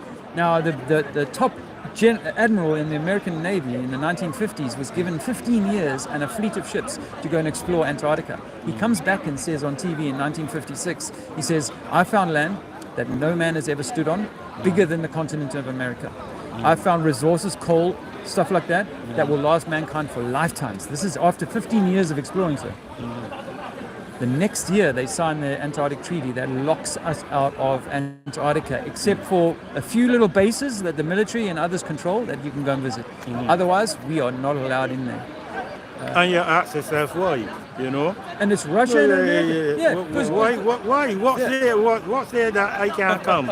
You can go, but I can't go. And if Russia was saying, listen, screw you, America, or America was saying, they would go, you know what, we're going to start mining there. We're going to start mining there. We're going to get our oil mines in there. Who's going to stop us? We're Russia or China or America. We're going to go in there and we'll preserve, we'll look after the penguins. But, this idea that greedy humans are just leaving a few penguins be whilst billions of barrels of oil are sitting under the ground and all that. No, there is and the point is that Russia, China, America are three of the biggest signatories, UK, to that treaty. Still in place today, never been broken 50 years down the track, 60 years down the track. And so there is a massive secret there. And in fact, if you try and find a flight that's gone in one side of Antarctica and come out at the other side, you can't find one. But they will try and convince you with their Vendi around the world or around the globe, shipping and fishing, that we are living on a ball. But that's all designed to make you believe that we are like at odds with each other. We are enemies. We should be divided up into our little countries and our nationalities and all these sorts of things. And we should, earn, like we pay so much in tax, so much in interest, so much to borrow just to have a house, a roof over our head. We spend our whole life working for that. It's all part of a grand deception. Before the Admiral Byrd, right? The Antarctic thing. They were trying to get the poles in Antarctica long before then. Yeah. You hear about Amundsen and all of those guys. Yeah. They all got killed, most of them, right? But you ask yourself a question. What did they know? Right? What did they know then? What were they going looking for? I mean, you're going into pure ice. That is what they're telling you. Yeah. They're going into pure ice. What were they? I mean, you must have known something. Yeah. Before you go sailing into those places, is it? Yeah. I think they know something before. Yes. From maps. It could be from maps or something. Yes. There are ancient maps that have been shown from the 1600s that detail the continent or the parts of Antarctica perfectly. And they show that therefore they must have mapped them where there was no ice on them. Or they had technology that allowed them to map them with the ice on. So no, I think, if you go back to the 1500s, people were sailing all around the earth. The Americas were inhabited, were very developed. They have massive development, huge buildings in South America, North America that predate modern times, predate Christopher Columbus. Same with the pyramids and things like that. We cannot build a pyramid today. There are lines of stars that are still aligned to the same stars today in the Orion's belt. So what we have to realize is that who we are and where we are is what you think in history and your understanding of your lineage and so on. Maybe go back 2 or 3 or 4, 5 generations, but after that, we don't really know exactly where we're from, and all of that could have been fabricated. None of if you go back to your great-grandparents, there was no school for them. So we weren't being educated 120 years ago. So if the first child turns up to school and then they get taught, yes, well, this is this and that is that, they have no choice but to believe it. They don't know any difference. And then just like so imagine great-great-great-grandfather of yours, he says, of course the earth is flat. And then great-great-grandfather, he goes to school, he's like 6 years old and comes back, grandfather, they tell me that the earth is a ball and not flat. And he says, that's stupid, don't believe that stuff. But within one generation, that's lost. By the time he's gone through high school and had to repeat that it's a globe and that blah, blah, blah, blah, blah, he's like, grandpa, you come from the old world. We know now. We've got satellites. We've been to the moon. We can do these things. We can see these things. But I saw an interview with a lady who was 105 years old or something. She said, American. She said, when I was in school, they taught us the earth was flat.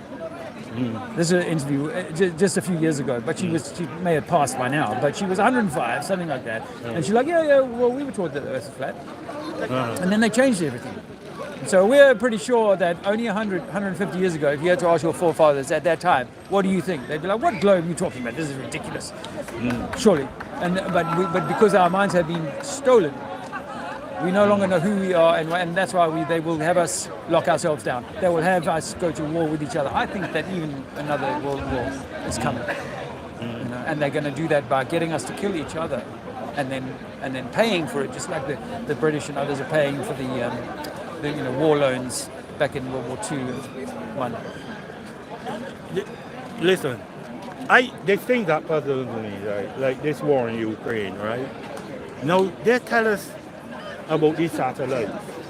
They're so good, is it, right? They can spot a force system. They can do all of this thing, right? Read the newspaper. Read your eyes from outer space and do all these things. But you will notice something in this war in Ukraine.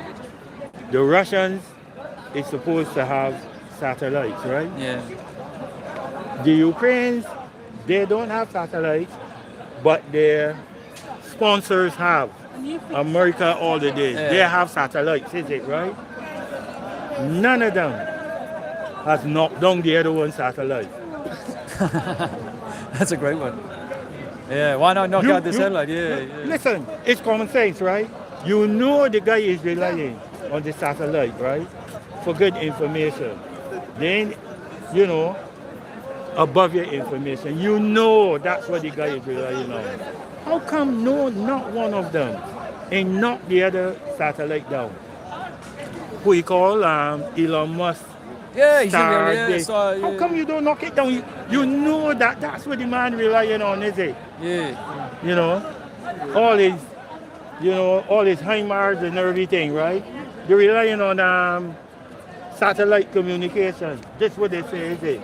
But not one in law. That's a great one. Why haven't they gone and knocked out their satellites? Yeah. Not one in law. Why do you think? Because they don't exist. What satellites are B-52 bombers or those like super stealth bombers. They can get up to 70,000 feet. They got super powerful cameras. From there, they can zoom in on the Earth and give you what you see on Google Earth. When you zoom out of Google Earth, CGI. As you eventually get to about 70,000 feet above the ground, all of a sudden it starts to resolve into what we can see as landscape, stuff like that. And then obviously, the closer you get, then you'll have lower flying planes, like over London, they'll put a low flying plane, so you get super high resolution. And then they'll also put the street view with a guy in a car, and he'll go and add to that imagery. But they can use GPS to make sure that it's all matched. And GPS stands for ground positioning. You know, they had with the shipping, they had GPS in the days, but it used to be from shipping buoys. They would triangulate between buoys at sea and say, yes, we've got a signal there, we can triangulate our position based on that. And that's all your phone is doing now, is triangulating between 3 or 4 towers and saying this is exactly where you are. So, no, Elon Musk is all theater. He's just a CIA operative. And he's designed, the Twitter thing, that was them gaining control of one of the most important mouthpieces of controlling people's information through Twitter and Facebook and things like that. So these things are all designed as part of the new media, just like in the same way as the Times and the Telegraph. These are old media, means of controlling what you think. The same is true in South Africa. We had apartheid South Africa, they had the SABC, and they had the Mercury and the Daily Times or whatever. They had the New South Africa, same SABC, same newspaper, same. They just changed color, and they're like, now today so instead of telling this story, tomorrow we tell this story. Same organization. They will tell you whatever you pay them to tell you. So the media is all controlled. Facebook, all of these things, even YouTube. Why is Trump not happy with South Africa? Because of they're taking farms back. Or you see, in South Africa, there is understandably amongst the black people a lot of anger towards the white people. For some black people, all the blame goes to the white people. And there's some white people, all the blame goes to the British. Afrikaans really some of them hate the British because the British came twice, 2 wars, their biggest wars, to take out the white South Africans that were there. The Boer Wars, the Farmer Wars. But there are a lot of people who, just like in Zimbabwe, they say, well, listen, the problem you have is that these whites stole your land. And so now the only proper thing is to steal it back. So it's not hard because 1 in 100 men will maybe to pick up a weapon and say, okay, I'm ready to go. Let's get in a car and we'll go and we'll shoot up the farm and the farmers and we'll take that as our new land. Yes. I've even got political people like Julius Malema with his party saying, kill the farmer, kill the white guy, do that. But the police in South Africa and security services are very strong, isn't it? The what? They have good security. The South Africa government have the police. They cannot stop this terrorist act against the farmer. South Africa has a very high murder rate, actually. It's extremely high. And that's not necessarily black on white. Inside of the black townships, life is hard, and people some live in a very brutal way, and so you do get more stabbings and shootings in those environments than you would normally. So they have a high death rate in South Africa, unfortunately, and also so people are worried about their security. So a lot of people employ companies they have big walls, electricity above the top of the wall, security companies with guns and stuff on that, to come at any time. So no, it's a bit of a mixed bag. Hi, Earth is flat. Did you know that? You don't live on a spinning ball and you don't come from monkeys. That's groundbreaking stuff. But water's always going to find level when it rests. That's a fact. In your bath, in your swimming pool, in a lake, water will always find level. But you have to believe, because when you were 7 years old, they said gravity is going to bend it around a ball. You just have to believe it. So heliocentrism is a religion. I think Elon Musk is not agree with you. Elon Musk is a CIA operative. No way. Yeah. He is a creation, a fiction creation. Do you know that the guy, Werner von Braun, who led the Apollo astronauts to the moon? Only I know is he put on his gravestone that there's a roof above us. Yeah. But not only that, he wrote a book in 1950 about a guy called Elon taking mankind to Mars. That's quite a coincidence, don't you think? He's the Iron Man for the new generation. People believe that he's like this super wealthy, like wizard who can build anything and stuff like that. But it's all a fiction. It's all a creation. It's to get people to believe in a savior. Most people don't believe in Jesus. Most people don't believe in, whatever. But a lot of people believe in Trump, Musk. They believe Musk can save us. Why? Because they think that humanity is killing the planet and we need to go to Mars for a new habitat. A lot of people believe that now. That's all lies. We cannot kill the planet. One, it's not a planet, but we cannot kill it. And two, we cannot get to Mars because Mars is just a light in the sky. Cheers, brother. All the best. Mars is a light in the sky, and that's what we observe. We're told when we're 7 years old that Mars is a rock and it's reflecting sunlight. We cannot prove that. You think it's impossible to go to Mars? Is it not possible? It's not possible to go more than 100 miles in the sky. Nothing we've ever sent up has gone 100 miles, more than 100 miles. As far as I know, I've not come across any conclusive evidence. But what if this happened? Pardon me? What if this happened? What if this is true? You mean? You mean is the Earth is in flat? my lifetime, I'm 57. The last time they went to the moon was 1972. You believe the Earth is flat? I believe that the sea is level. I believe that the sea level on England East Coast is the same as the West Coast. Tidal variations aside, but the same. And the same is true with America. You can take a cycle route across America. They'll give you a 3D cross section of America. You'll start in New York. You'll go up some mountains. You'll come down some mountains, some flat. You'll get to Colorado. You'll go up and you'll come down again. The same amount you go up is the same amount you come down. The sea level is the same on East Coast and West Coast across 3,000 miles. If we live on a spinning ball, 3,000 miles should have hundreds of miles of curvature to it. They should not be like a cross section, and you know what else? It goes worse than that, is that in the middle of the ocean, they have something called abyssal plains. They have these plains that stretch for thousands of kilometers, flat. Yes, we have some mid-Atlantic ridges, we have San Andreas Fault, we have certain Mariana Trench. We have places where there's deep, and we have places where there's some mountains. But the majority of the sea, flat on the bed. The whole thing is flat. But we're living inside of a ball, maybe. Inside of an electromagnetic torus. So we live inside of an orange, if you like. We are the seeds, or the continents are the seeds at the center of the orange, and the skin on the outside of the orange, we cannot penetrate. No man has ever gone outside of that, and no man is intended to. God said that. You will not get out. You cannot leave this place. Yes, God says. So we are, well, if you live on a globe and you believe that we're traveling to moon, Mars, and beyond, then you do not believe what God said. Because God put this in an enclosure. On day 1, there was the earth. On day 4, there was the sun and the moon. On day 4. But if you believe that the sun comes before the earth in the heliocentric model and we're flying around the sun, if you believe that, then you don't believe what the Bible says or what God says. Is that I'm going to create this earth, I'm going to separate the waters from the waters, and I'm going to bring life, and I'm going to bring light, and then sunlight. I believe the earth is not flat. That's okay. That's why I believe. That's okay. Because God, I have proved that the earth is not flat because I have proven Quran in my religion, You know Shamsi, he was here a minute ago. He came to me a few years ago and said, in the Quran, it says that the sun and the moon travel over the earth. Yeah. That's not what you just said. What you said is that we are spinning and the sun is not moving. The belief of heliocentrism says that the sun is not moving and the earth is Who's spinning. moving, Earth or the sun? The sun is moving. That's what it says in The Quran. Earth is never moving.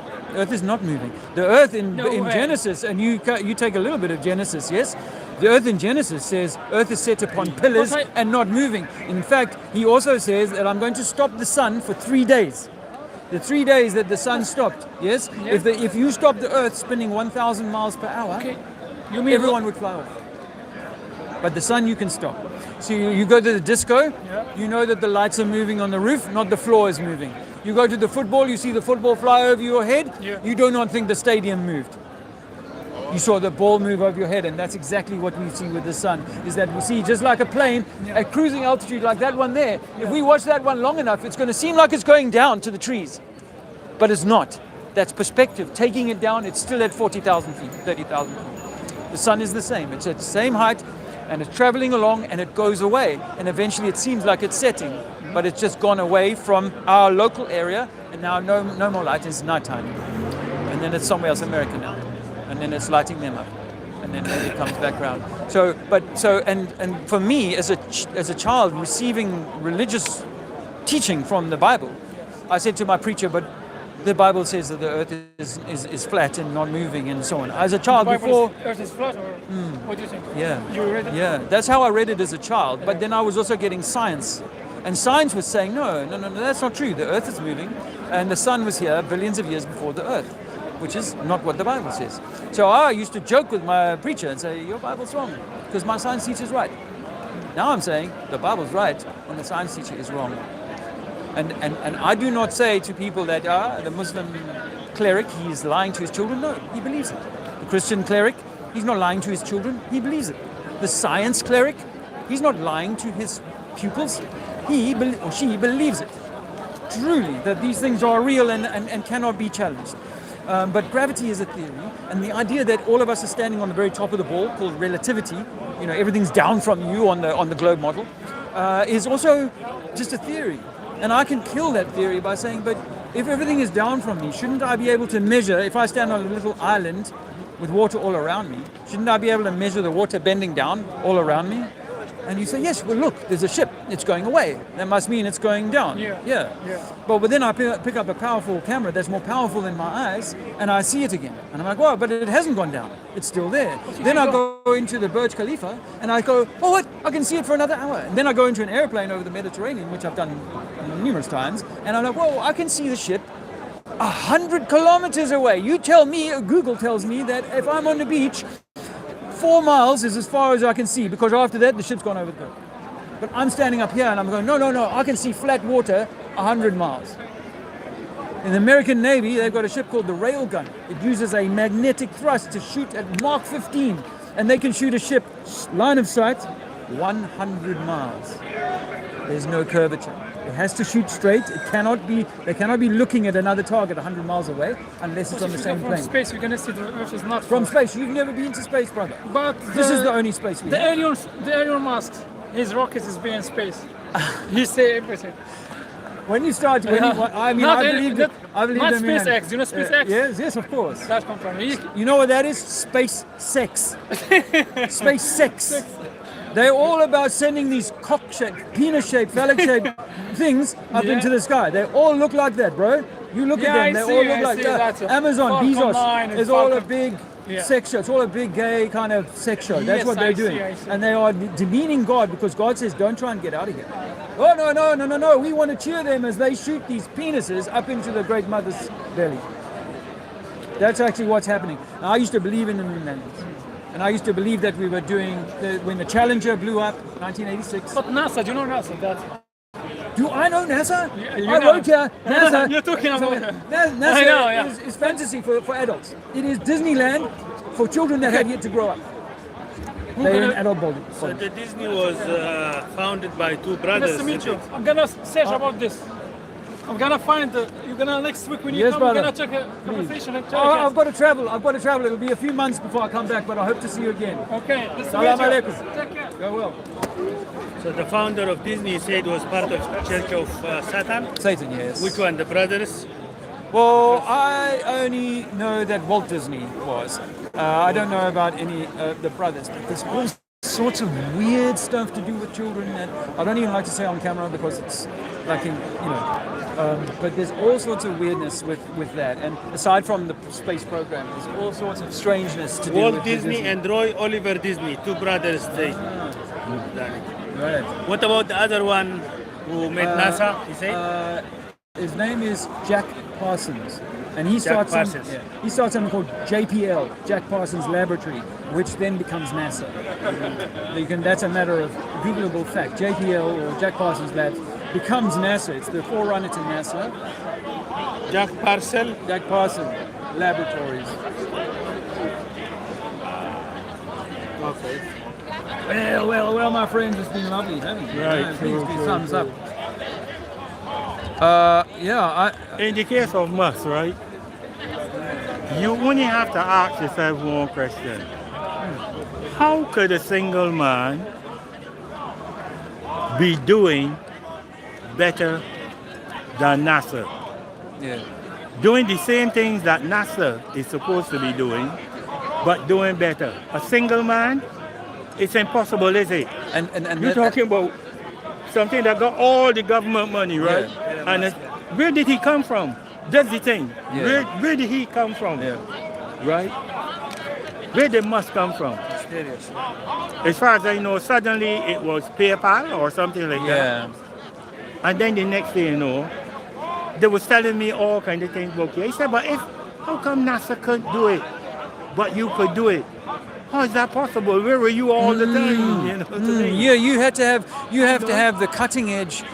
Anyone who's really sharp at university, and they're really good at rocketry or whatever, they will work for NASA. Yes. They will get their best salaries, But we're meant to believe that this one guy has all the smarts to kind of create something like PayPal, this battery cars, blah blah blah.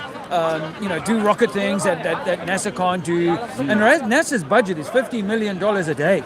$50 million a day. That's 5 days, and they can go through all They're of still carrying on with it, NASA? Yeah, but they don't have. They're still doing stuff, but they tend to outsource it now to SpaceX. They say, "Oh no, we paid SpaceX to do it because, like you say, he came out of nowhere, and now all of a sudden he's building better space rockets than we can." And we went to the moon 60 years ago. That's the strangest thing. I think because of capitalism in the West, they privatized many things. They try to do it private, not nationalize it. No, but remember, it's still, that's why. Even though it's private, the only money he's got is coming from the taxpayer. You see, so they admit that. They admit that they pay billions to SpaceX. That the American taxpayer does. So, but the beautiful thing about this model is that because it's private, I don't get to audit you anymore. Where I could audit NASA, I can't audit SpaceX because it's a private company and they can do whatever they can get away with, right? So I think one of the things about that, but also that yes, as I said earlier on, I think there is an idea of humanity is heading for a cliff, and we need a savior. Now, some people believe Jesus is going to come again, and other people believe that Elon Musk is going to get us to Mars so we can save humanity. So I really think that he's part of a trick, part of a grand trick. And of course, once the whole space vacuum, we cannot have atmosphere and a vacuum without a very thick container. On Earth, if I build a vacuum chamber, it has to be a strong container, right? Yeah. So we're meant to believe that just gravity or magnetism or something is providing us with this container against this very violent atmosphere. And we can't find any evidence of exactly at what point does the atmosphere become a vacuum. We cannot see that, and in physics we cannot demonstrate that unless we have a fixed, firm, sealed container, like a gas canister. Yes, it has to be contained. So when all of this falls apart, then you realize that none of these things, like Richard Branson, all of these things are just Elon Musk, Jeff Bezos. These people are all designed to be there as actors to take us along a certain deceptive journey. But you don't hear about him again at all, Branson. Branson, yeah, he kind of fell off the radar, but Now again, it's like, well, so he's a billionaire or whatever, and 50 years after NASA, with a tiny Casio calculator, managed to send man to moon. Branson can't get us more than 50 miles into the sky. You know, that's how they claim. They say, oh, we were 50 miles or 60 miles up, and we can hang there for a little while, so we get a bit of weightlessness. That's all they can do. That's all they can do. And yet 50, 60, 70 years ago, we had the technology. In the space of just 10 years, they went from, oh, we're going to go to the moon to, we've landed on the moon within 10 years. And now 60 years later, we can't repeat that. But the people are telling them, repeat it and show us, right? You watching. Do it again, show us. Who the one? Well, what about India? What about India and China? They're sending people, astronauts to the moon, space station, not to the moon. They say they've sent a craft to the moon, but that when you see the Indian craft, you can see it looks like 1980s Game Boy or something. It's such a easy to see computer generated thing, and not only that, it's like, so who filmed the thing landing on the moon? If I can see a craft landing on the moon, that means there's a third party filming it. They have to be right above it and then be able to holding a position above it so they can watch it descend. How did they do that? Same as when they left the last time they left the moon, they've got footage of the lunar lander firing off from the moon and the camera following it up into the sky. Now, what cameraman did they leave behind? And how did he in 1960, how did he get that reel back to Earth? So the India are part of the game. India are part of the game. Once you get to that point, they're going to be all part of the game. Yeah, it might be the same with the nuclear. Of course, they're part of the game, bro. Japan. There's a few space agencies now. All of them get to that point where within their organization, doesn't mean that everybody in the government knows. No. But within their kind of higher echelon, it's like, okay, this is the story and this is what we're going to do. We've been allowed into the club, and that gives us certain advantages going forward in the world. Something that's my last one. I remember I was following when they was telling us that there's all of this antagonism between Russia and the West, is it? And I saw something. I said, but this is strange. How come there's so much antagonism between Russia and the West? But they have an international space station, and both Russians and Americans are in it. Now, tell me something. This is a Russian space station, right? Huh? We don't agree. We don't agree, right?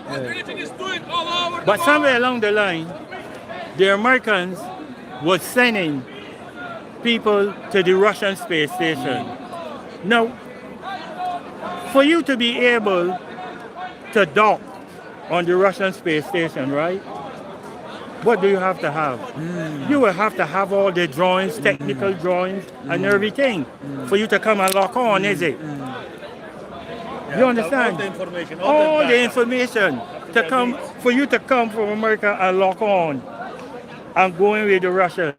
Now, if they're enemies, I'm sure the Russians won't give them that. Yeah. That's what I'm thinking. Yeah. Why would you give him that if you're enemies? Yeah. It's sure to me, right, that there's a lot more going on behind that we don't know. We don't really know much. You understand?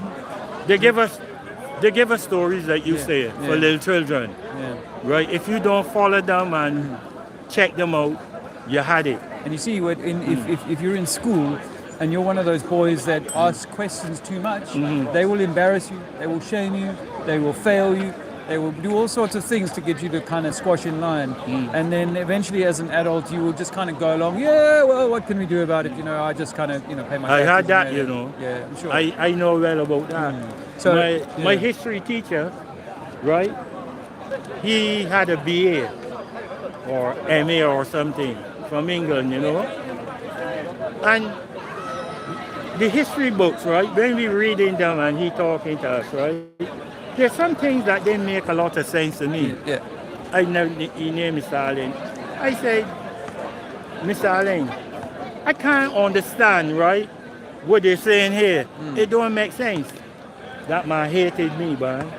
When I tell you hate me, right, he would say, you, Smith, right, you will write me 500 lines in the detention after school. 500 lines, you know. Wow. And when school finished and everybody gone, he would stay back, only me and him in the class, for me to write the 500 lines. But I was very determined. So what I would do, let's say his favorite one he gave me, he would say, I must not be insubordinate. Right? That was his favorite lines he used to give me. So what I would do, that's the page, right? When I write the I would start here like that, right? Yeah. And I would carry the bottom of the I right out to the other end of the page like that. You understand what I mean? Yeah. When he find out, man, that he hated me until I left that school. That's not problem. He hated me, Yeah, right? yeah. Anytime I ask a question, he used to say, you again? Because some things don't click in children's head, is it? Some things sound funny, is it? Yeah. But remember, in my day, right, it goes like this. When you're given an exam and you're critical of what is in the books, right, you're going to fail. Yeah. Because you see, when they ask you a question and you criticize it in your GCSEs or anything, or you go against it, right, you're going to fail. Yeah. That's how they keep you in line, right? Because you want to pass, right? Yeah. Because that pass means your livelihood after that, right? And if you fail, your livelihood is not going to look good.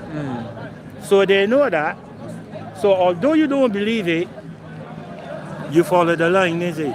I've come across doctors who say, I know that there's another good treatment here, let's just say cannabis for a particular condition, but I can't prescribe it because I'm not allowed to. So you, doctor, know in your heart that you got something that could help me, but you can't give it to me because you're worried about losing your license and your income.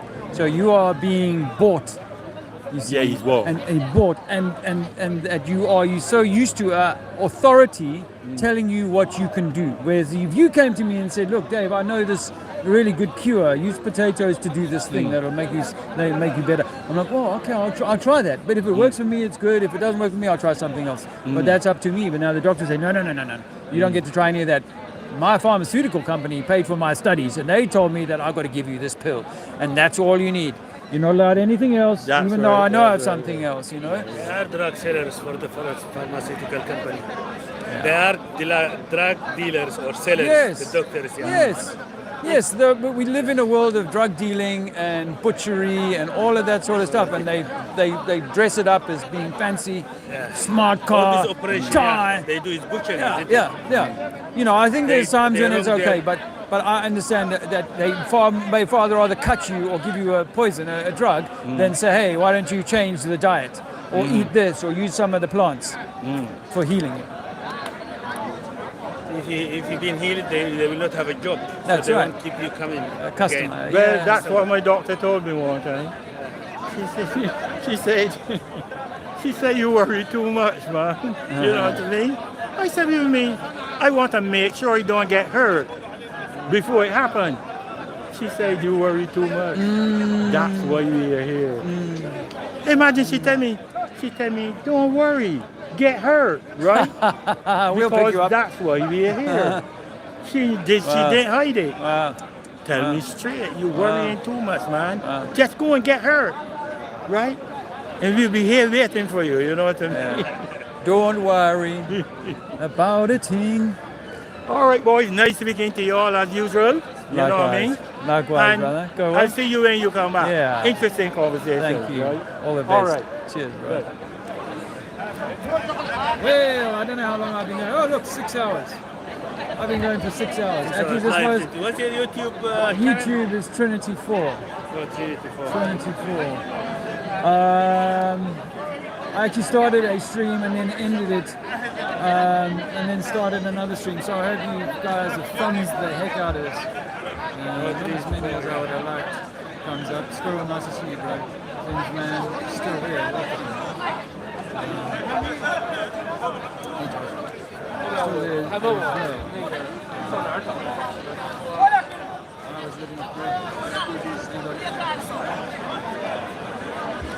going on here?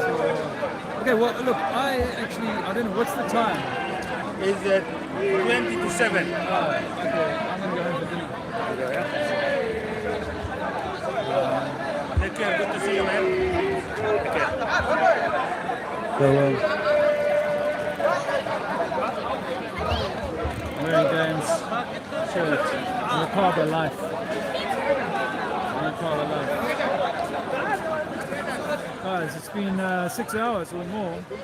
7 hours. I know I was here before 12. Probably near 11. But obviously I took a little time to get everything set up. So I hope that you have had a blast here.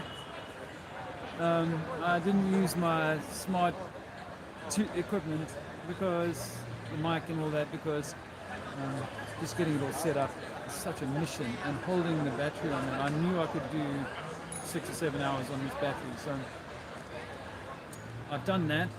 I'm gagging for a wee. Look tough, and then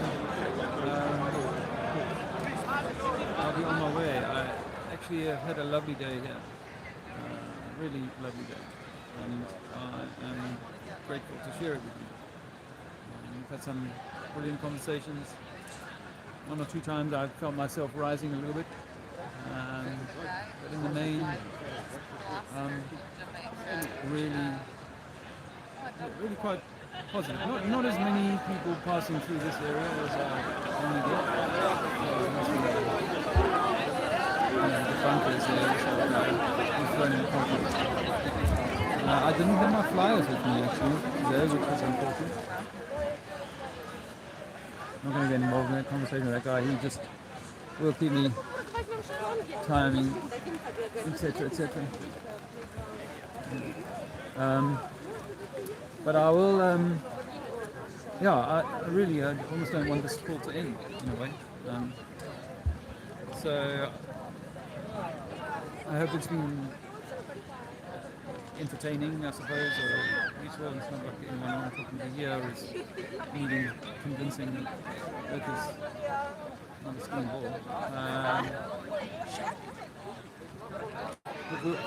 But we're all, and what you don't get into in this conversation because it's so... You know? How long have you known?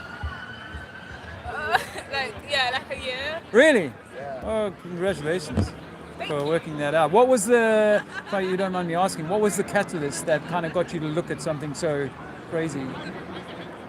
I don't know, I just researched a bunch of stuff, and I found out that you introduced me to some stuff like that, yeah. Can you give me an example? Do you mind giving me an example of the sort of stuff that sort of broke the eggshell, as it were, before Flat Earth? Yeah, like the horizon, the satellites and stuff. Yeah. That never really made sense to me. Yeah. Okay, because I was meaning more like for me it was 9/11. I believed 9/11 for the first 10 years or something, and then I went and looked at it myself, and I was like, oh my gosh, there is a huge conspiracy going on here. But that wasn't enough for me to kind of seriously look at Flat Earth. I needed to go through DMT to go and look at Flat Earth. Do you know DMT? Isn't that a drug? It's yes and no. It comes from the ayahuasca kind of story, which is the South American plant that they use. But DMT is dimethyltryptamine, which is in your body. You actually have it in your pineal gland, which you will know about, I assume. And apparently it fills up with the DMT when you're born and empties when you die. And you can create DMT in the lungs by doing breath work and dark room things that the Chinese apparently do for like a week in the dark, and you create volumes of DMT, and you can have these like afterlife or death experiences if you like. And that was what happened for me in 2015. And so I saw that we are these infinite beings, that we never die. This body that we're in is just a temporary sort of residence for your soul. I believe that. Yeah. And so I saw that. I was an atheist. I was 47 and an atheist, and I wasn't having any of God talk, And then 7 minutes after the DMT, during this 7 minutes of the DMT, I come back and the first words are, "It's true, there is a God." And I think that your higher self is connected to that. And your higher self is this infinite being that can't be harmed by anything that happens to it here. I do wonder, though, if they're lying to us about the shape of the earth, about religion, about all these things, there's a reason behind that. And I think that reason is to subjugate your soul journey. Yeah. Not only, obviously, we understand in the material world how we can be enslaved, but I believe that it's beyond the material enslavement. Yeah. And the freedom lies beyond material enslavement. That you can find freedom even though you're in a prison. Yeah, I get what you mean. Yeah, I feel like religion and that word is just like kind of like a distraction from. A distraction maybe, but also like a pulling you. See what space does is it gets us to think outside of ourselves. Like we're always looking out to Mars, and hoping that Elon's going to take us there and all that sort of stuff. Whereas actually the truth is, the journey should be within, to the heart, within you. And heart is an anagram for earth. So we shouldn't be trying to get out of earth. We are in earth. We shouldn't be trying to get out of our heart, out of ourselves, but we should be trying to go within. Because if we want to find God, we will find it within. I say to Christians that I think Jesus was saying, if he said these words, that I am the way, the truth, and the life, and no one comes to God but through me, I think that he was saying that for you to say to yourself when looking in a mirror. Yeah. Do you know what I mean? But in religion, they'll tell us, no, he's the way. And I say, no, you're the way. I don't need to be your way. You don't need to be my way. And you don't need anybody else's way. You need your own way. And I'm not the one to tell you what way that is. But I believe that it's through you that you will find you. So there isn't a need for like superiors or people above you. You and yourself, when you put your head and your heart on the pillow tonight, will decide how you conducted yourself and whether that met some kind of, what made me feel good, what made me feel right. Yeah. I think that's I it. get your viewpoint. That's like a really cool thing to think about. Thank I'll you. probably research more on that. Yeah, well, feel free to look me up on YouTube. I'm Trinity4 on YouTube. I normally have flyers to hand out, but I forgot them today. It's been months since I was here. Yeah, I'll look it up. But I'll be in Oxford next. But it's really, really lovely to talk to you, and I wish you all really the best. You're so young. I wish I'd known this when I was so young. I spent a lot of my life hedonistically kind of chasing shadows. Yeah. Nice talking to you. Likewise. Nice talking to you. Thank you. Can I touch the flesh a little bit? Thank you. Have a great life. Have a great life. You too. I'm sneaking off for a quick smoke. The plods are here. See that? See that? That's more productive. My mouth, my jaw is sore from talking. My jaw is sore from talking. So people are looking at me like I'm weird. Maybe they think I'm filming them. Maybe I am. Maybe I do look weird. It's been interesting. We were in the park the other day, yesterday actually, and because Zizi is, we normally go to the park, say during school time, so there's no one else in the park. But because it was a Saturday, it was full, and I felt like energetically he was not able to kind of connect with those children for reasons. That's what it would mean, actually.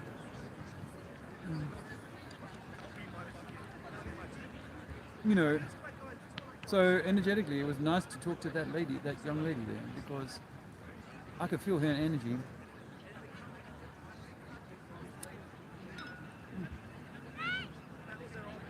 I could feel her energy,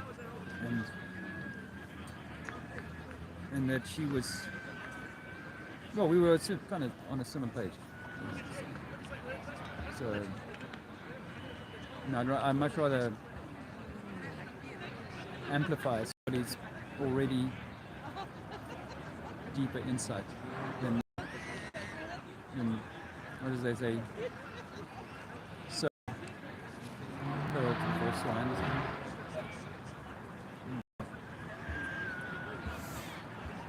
So, the sun is going away, as you can see. Or is it setting inside my personal dome of observation? I vacillate between the two. I don't mind. I'm not fixated on it being one or the other. It doesn't matter.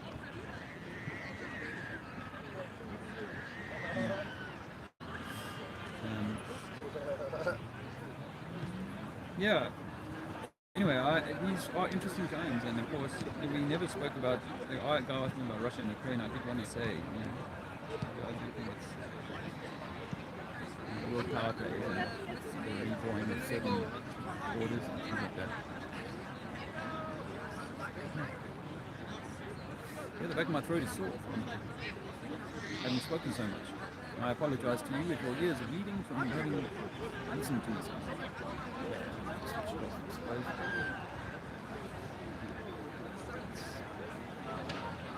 Surprisingly nice weather here.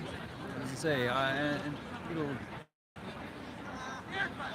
unfortunate that I'm going to be well away from London for the next few months, so I won't be able to come for a while. So I was keen, as I was close to London, to make today something of today, and I'm grateful that you stayed and thumbs me up, and if you were able to send a little something in the buy me a coffee tin,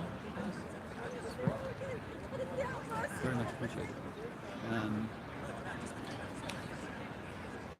But I am planning Oxford, so, and you may have heard there's a party in September in Spain. Alec Michael, conspiracy music group, hosting. It was partly my idea. Well, it was really my conversation with him that sparked the whole thing. So I'll take a little credit for that. But hopefully it's a good weekend for people wanting to have some meaningful conversations with people who know. That's September 20th, 21st. I think there's an eclipse window there, so it's done.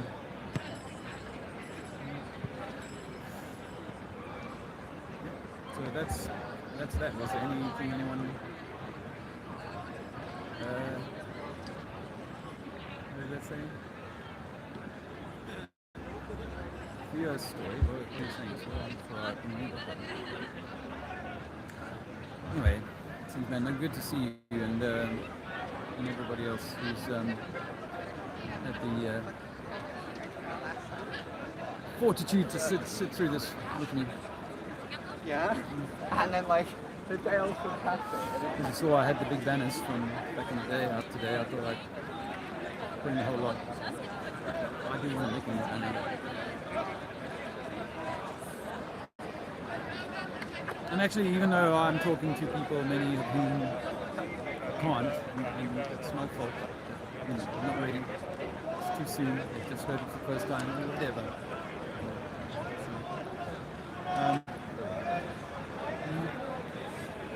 Then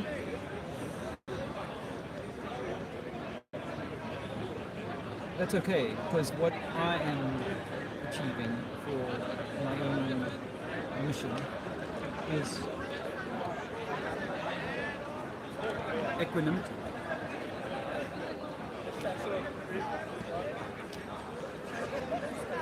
And that's really where we should really think, trying to hit for, get out of the conflict, which there's plenty of.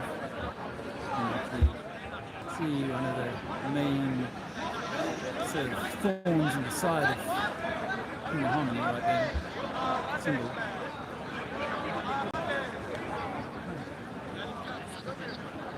Yeah. I want to.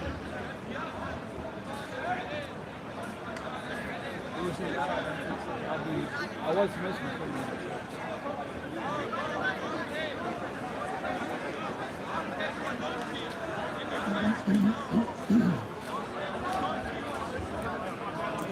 one more conversation.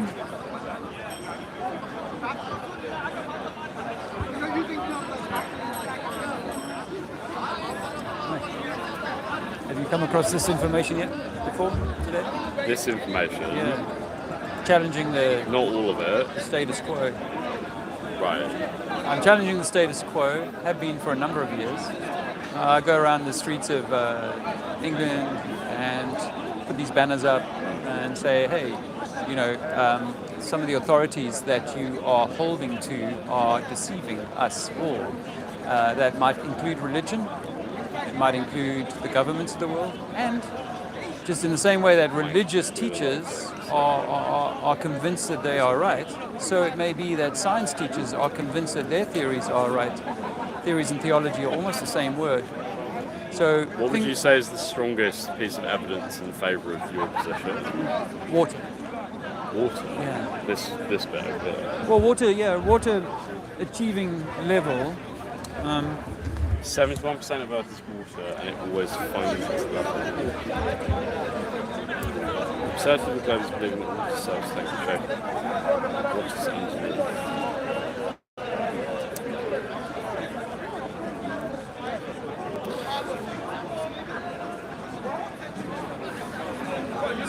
So if we take things on the small scale, I know when you were young, you would probably ask the same questions. Is that, well, if my bath is level and my lake, the swimming pool is level, why is the sea not level? Well, because you live on a ball and gravity just pulls, because of the weight of the Earth, it pulls everything into a perfect sphere. At the scale of a swimming pool, it's not noticeable. Not noticeable, yeah. It's too small. Yeah, I'd kind of go with that, although I've worked it out that according to their maths, an Olympic swimming pool should have some observable or measurable curvature to it, over 50 meters. But the Suez Canal... It would be very small.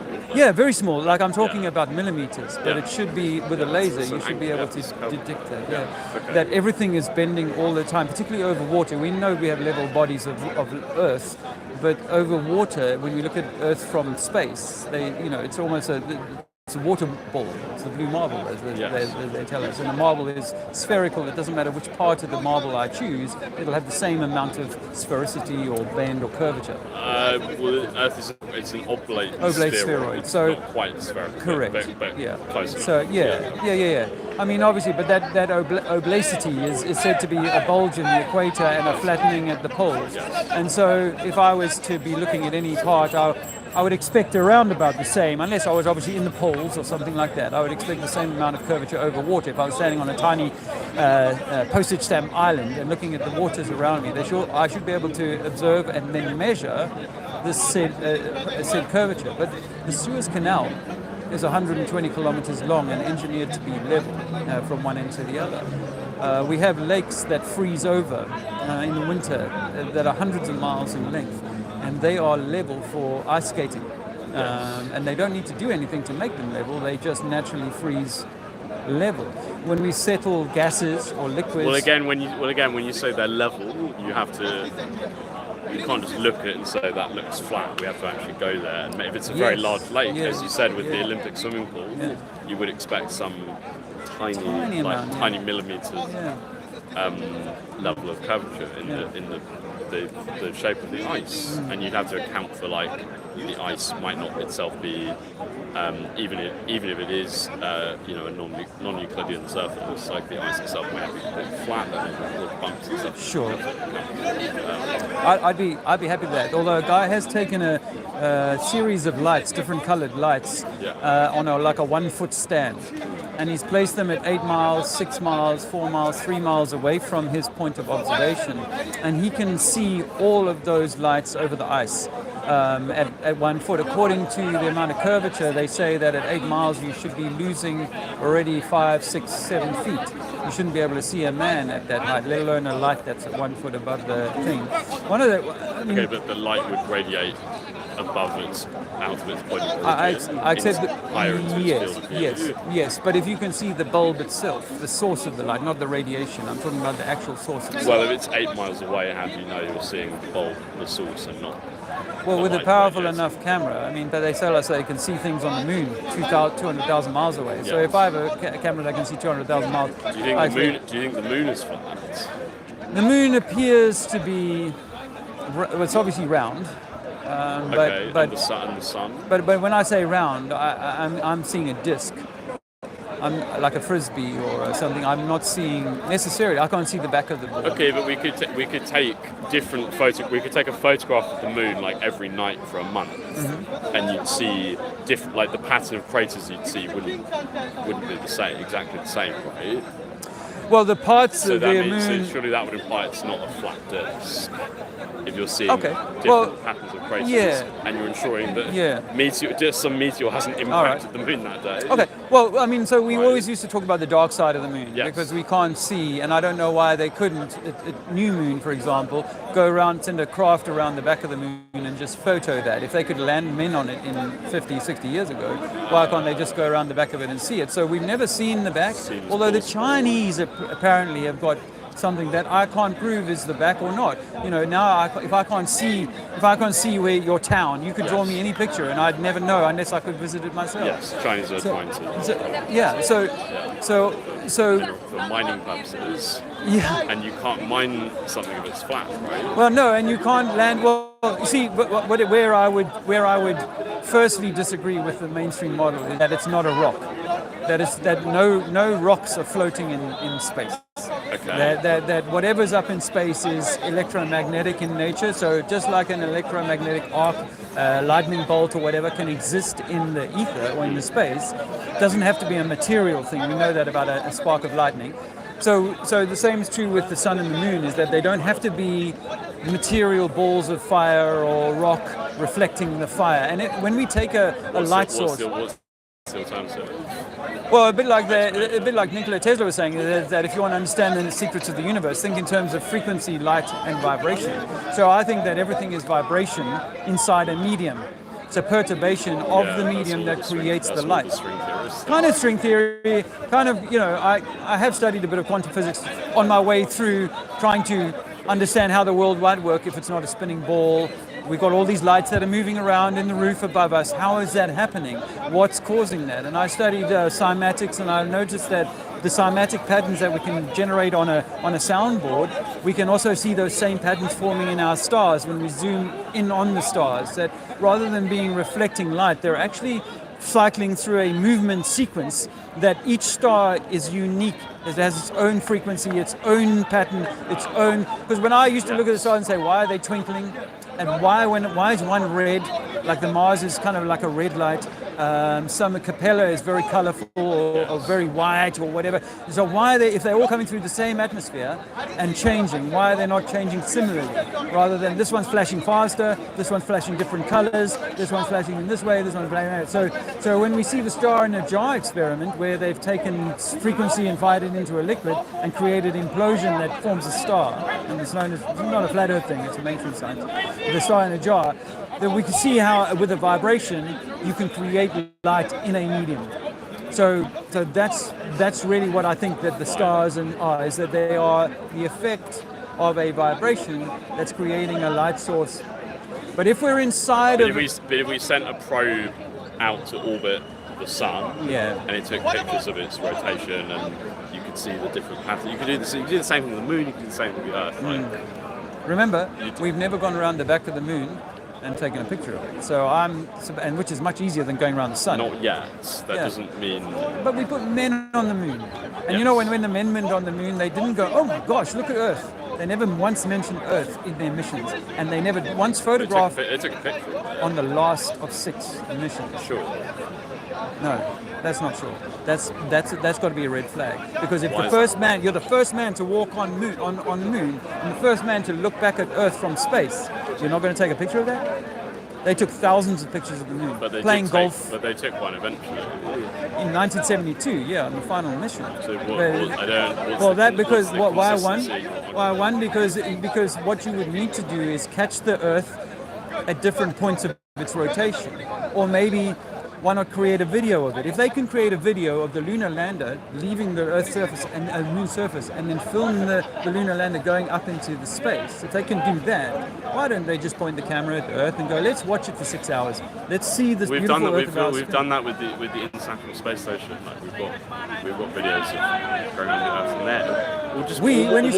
Or more to the point, if you take an aeroplane and you fly an aeroplane, west of Hawaii or east of Kamchatka, or Australia, what happens to that plane?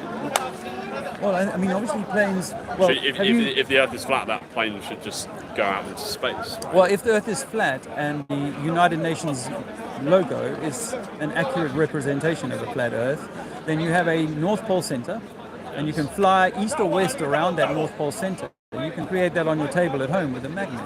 Is that you've got a strong enough magnet and you point your compass east, it's always going to stay. It's always going to stay pointing to the north, and you're just going to follow a great circle around that. Yes. No. Anywhere where my compass is picking up that north point, it will constantly follow the north. As I take it around the map, it'll constantly point to the north and realign my compass so that my flight is actually a circle. Okay. Yeah. So how does that support the Earth being flat? Well, I mean, Surely it's that supports the Earth being an oblate spheroid. No. Well, that's one of the things that's given as it has to be a globe because this, and I'm saying no. That because this does have other explanations, other possibilities. And when the first sailors mapped the Earth, and they did so with incredible accuracy back in the 1500s, they did that before they were doing it on a globe. They did that thinking that they were sailing around a flat Earth. And I could sail around England. I could sail around the entire coast of England and Scotland, and then come back and claim it must be a ball because I was able to sail around it. Well, if I can sail around the known continents, doesn't make it a ball. That's not the only piece of evidence for the Earth being round. No. But the ability to circumnavigate the globe is what started to open people up to the idea. And we're told the story of Columbus. It wasn't the final piece of evidence. It led to a series of. Well, and then you can imagine your great-great-great-grandfather who was a sailor going, "There's no bloody way we're living on a ball." Are you telling me this is before you got any education? By the way, your education at the age of 6, 7, 8 years old was formative in what you understand today. Before you could critically think for yourself, you were, as I was, impregnated with, inculcated with this idea that it is a ball. There's no question about that. The moon landings prove it, science proves it, Newton and Einstein, relativity and bending space and time, and all of these sorts of things is why you got this heliocentric model. So you've already been inculcated with that, but you go back enough generations in your own family line and they'd say, bollocks son, do not believe your teacher when they tell you that, because I've sailed the 7 seas and I know that I have not gone underneath no ball. There's nowhere in reality that you will be able to show me this idea. What does that mean? Well, I mean, if it's a sphere or oblate spheroid and I'm here in the north, then someone sailing, like if I fly to South Africa, I'm flying 90 degrees around the ball. I'm flying a quarter of the way around the ball. So my perpendicular has changed from here to here. But you won't notice that. Because it's not happening, or because you're too small? Because you're too small. That's what you were taught during year 7. When you were 7, they said, because you're too small, is that wrong? you cannot, well, because it cannot be demonstrated. Cannot be proven. You know that it can be demonstrated when we put satellites into the again, you're appealing to authority. You've never done that. You've seen that on TV, but you've never done that. But that's how all of science works. If you want to use that argument that it's an argument for authority, then you can't trust any scientific literature unless, as you say, you've actually gone and done that experiment with your own eyes, with your own resources, with your own money, etc. But we can do small scale. That's not a practical way to you didn't want to hear this because I said what we can do is we can try and look in an Olympic swimming pool for curvature. And you said, yes, so maybe even a millimeter or two, it should be there. Yes. But over the Suez Canal, which is 120 kilometers, 120,000 meters, many swimming pools, there is no curvature. This is measured, it's true. Well, they engineered it to be perfectly level from one end to the other of the Suez Canal. If it wasn't, they'd have to put locks in to break the water and lower the ship down. We understand how barges work.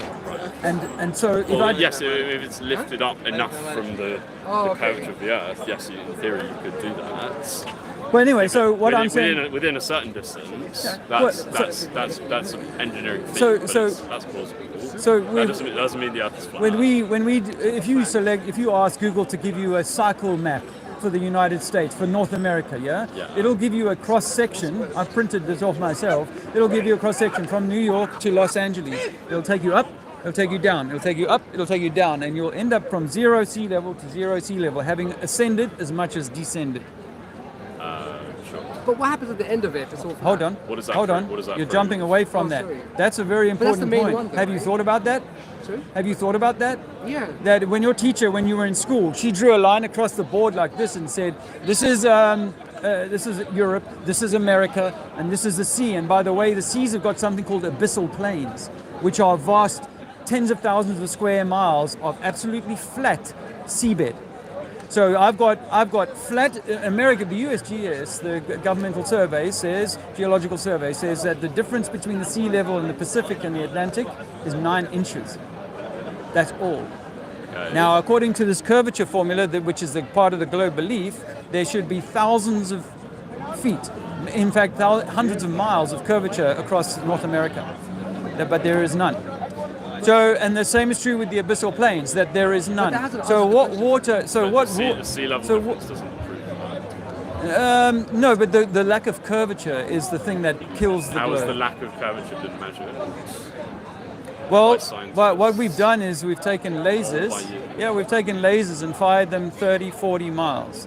People have taken high-powered cameras and made observations over 100 miles. Yes, yes, Okay. yes. And I've also done. See, what started me, because I grew up by the sea. What started me on this journey was I heard of this 8 inches per mile squared 10 years ago. I'm like, oh, really? I've seen things much further across, even on deserts that are known to be flat, and over water that's flat. I've seen things far away up the coast that I should not be able to see if this formula is correct, and that there is a curvature, and therefore those lights should be below the water that I cannot see. Which is why the Americans, when they brought out their rail gun, which is this electromagnetic weapon that can shoot Mark 15, a sabot, at a ship 100 miles away, but they can see that ship. There is no curvature. They're not seeing over the water. They are seeing line of sight. If you forget science for a moment, like, because let's bring it back to simple level. If it's flat, Yeah. where does it end? Where does it start? Well, it doesn't necessarily need to be an end. Some people in the flat earth movement say that it's an infinite plane. Others say, my preference is when I look into nature, I see nature creating spheres. Yes. Now, hold on. So I see nature creating spheres, like an orange, for example, or a watermelon. So now these things all have one thing in common. They have a peel, a skin, a bark, a shell, some kind of protective covering in which the water, the oceans, the seas are contained, and the seeds where new life can come from. It's called an atmosphere. But the atmosphere is just gas. I'm talking about and physical. And gas and magnetic fields. It's not solid, and yet it contains the water. Okay, can you give me an example, one, in physics, where we can have gas and vacuum sit side by side without a physical barrier? It's a magnetic field. No, that's no, you can't. That's not an answer. Why is that? You can't just say magnetic field. What do you need to do? I would say to you, if you ask me, I would say, listen, the truth is that the only way that I can contain my deodorant is in a canister because it's pressurized. And if I puncture that, I know that it will equalize. Yeah, you clearly don't understand how ionization works. Ionization has got nothing to do with thermodynamics. What we're talking about here is the second law of thermodynamics. And the law of thermodynamics says if you want to invoke pressure, you need to seal such containment, which is why we have, our Cala gas, the cooking gas and stuff. It has to be inside a sealed, very strong container. And what they did was they put a partial vacuum into one of those train carts, a big train cart that used to carry fuel, crushed in a second by that. All vacuums will do one thing. They will violently rip the atmosphere into it. They will violently try and fill the available space. If it's flat, does it never end? If it's flat, there may be other continents. Sorry? Yes. If it's flat, there may be other continents. Okay. And there are cultures that talk about that. Okay, but if it's, I want to offer you this because I know where you're coming from. The earth, the water must be contained. The water must. You asked me why we can't fall off the edge. The water I'm not saying that. Look, must be contained. I'm very interested. Just like in your drink. Your drink must be contained. Let's slow down a bit. The thing is, okay, I don't want to be on camera. That's why I stood here. I think we should slow down. Do you believe that Earth is flat? I believe that the sea is level. Is the Earth flat? The Earth has got mountains and hills. Okay. But is it a ball that's spinning in space, bro? No. No. Do you believe the Earth has layers like the mantle, the inner core, the outer core? I It's know the- for a it's- fact it's that the Earth's got magma. I know for a fact that the deepest we've drilled is the Kola Deep in Russia, and the Kola Deep is 7 miles deep, 7.5 miles deep. And the Russians and the Americans worked on this project for 2 decades. And in the late 90s, they gave up because they could not penetrate any deeper than that. And they were only talking about a small borehole. With the They tools didn't know they had and available. at the time, and they've not got any deeper still. They haven't been to the moon in 60 years with tools they had doesn't 50 years mean- ago. They that had better doesn't tools. mean- They that had doesn't better mean- tools that back doesn't in the mean- that past. doesn't mean they Now let couldn't me go tell you deeper. this: that all the way down, they used to say, we're going to hit water. They'd hit oil. We're going to hit something else. They'd hit something different. The tools that they use for echolocating or telling you that we've sent a signal down into the earth and we know what's 4,000 miles beneath our feet when we've only traveled 7 miles into it. Absolute poppycock. We do not know what's beneath our feet. Funded? How do you fund it yourself? Like, how's your lifestyle funded? Who funds you? I'm self-made. Yeah, I am self-funded.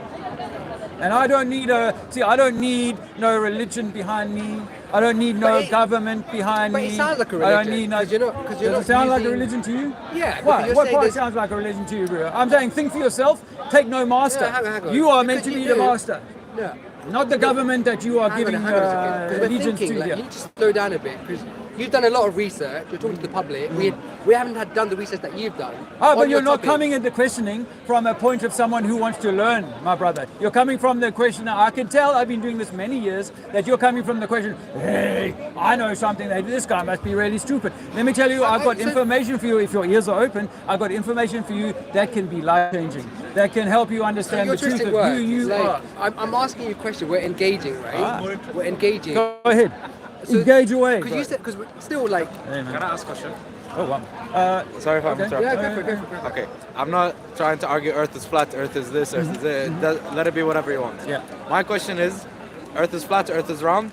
I'm still being fucked over. Government's taking my money. I'm still shit. Yeah, you know what difference does it make? So That's we can my agree- question. So we can agree the government is fucking you over. Yeah, Yes? 10 out of 10. Why are they fucking you over? Taxation, No, cost of I know living. those are the items. Those are Yeah. why are they fucking you over? Quality of life, let's say. Okay, so I believe that you are, and each of us are meant to be the inheritors of the earth, and that God, whatever God is, Allah, said that here you are, I'm going to give you my spark. Yeah. But some entity here, whether it's Satan or whether it's just bad men, want to control you, put you under pressure, make you pay taxes for everything that you do, and make sure that you spend your youthful, energetic life rather than traveling and discovering and exploring yourself. You want to be like a little hamster on a wheel here. That's what they want from you. This is what I was trying to get to. So in order to do that, they create means of control. And religion is a means of control. And so too is this science that has you believe. Some people believe that we come from monkeys, that we are just evolved, and that we're lucky to be here, and that we're going to destroy the planet, and we need to go to Mars, and we need to find other ways of living, and blah, blah, blah. Do you not believe in evolution? I believe, no, I'm not here for religion. That's your call. You know, I don't want religion. I want things that I can know. Now, I used to Do you believe. believe in the theory of evolution? I used to believe in the theory of evolution. Now I know that we were created on purpose as we are, and that speciation might be real. I don't have an issue with speciation, but the idea that monkey becomes man or fish becomes monkey, bullshit. I know I've shortened the story, but basically, according to them, luckily a big bang occurs, You believe in the idea of and then progressive- like a piece of water arrives here with a germ in it, and that germ becomes a fish, and that fish becomes a man. What a Do you load of believe, do you shit. believe in the idea of progressive creationism? Progressive. I think that we are actually Do you devolving. think God repeatedly intervenes to create new forms of life? I think that might be the case. I think we were in the fifth. I think that we're in the fifth. Why would God do that? Well, maybe it's not necessarily to do with God so much as to do with nature. You know that we all agree that once a year, let me finish. sorry. Once a year, winter comes, Yes. and winter basically kills off any dead stuff and allows for the new stuff to come through. So in the natural cycle, what we see on your globe, on my flat Earth, is that once a year That you cycle get a cycle. happens because we orbit around the sun. And all the of Earth that thing. rotates. But the point when is, the Earth tilts on its axis, That's why we have the cycle of the seasons. How would you explain that cycle? But the point is, No, you're not. So you can't allow me explain to that finish cycle. my. Of course I can, but you're interrupting what I'm trying to say. I'm telling you that nature shows us cyclical change. It'll bring floods. It'll bring typhoons. It'll bring it'll bring ice ages. It'll bring long periods of cold and long periods of hot. And we see that all the time. So the idea that this place couldn't be flooded or couldn't have some kind of like epoch-ending event, yes, and it doesn't have to be of God. It could even be of man. It could be that man creates his own demise and destroys himself. Yes. Do you have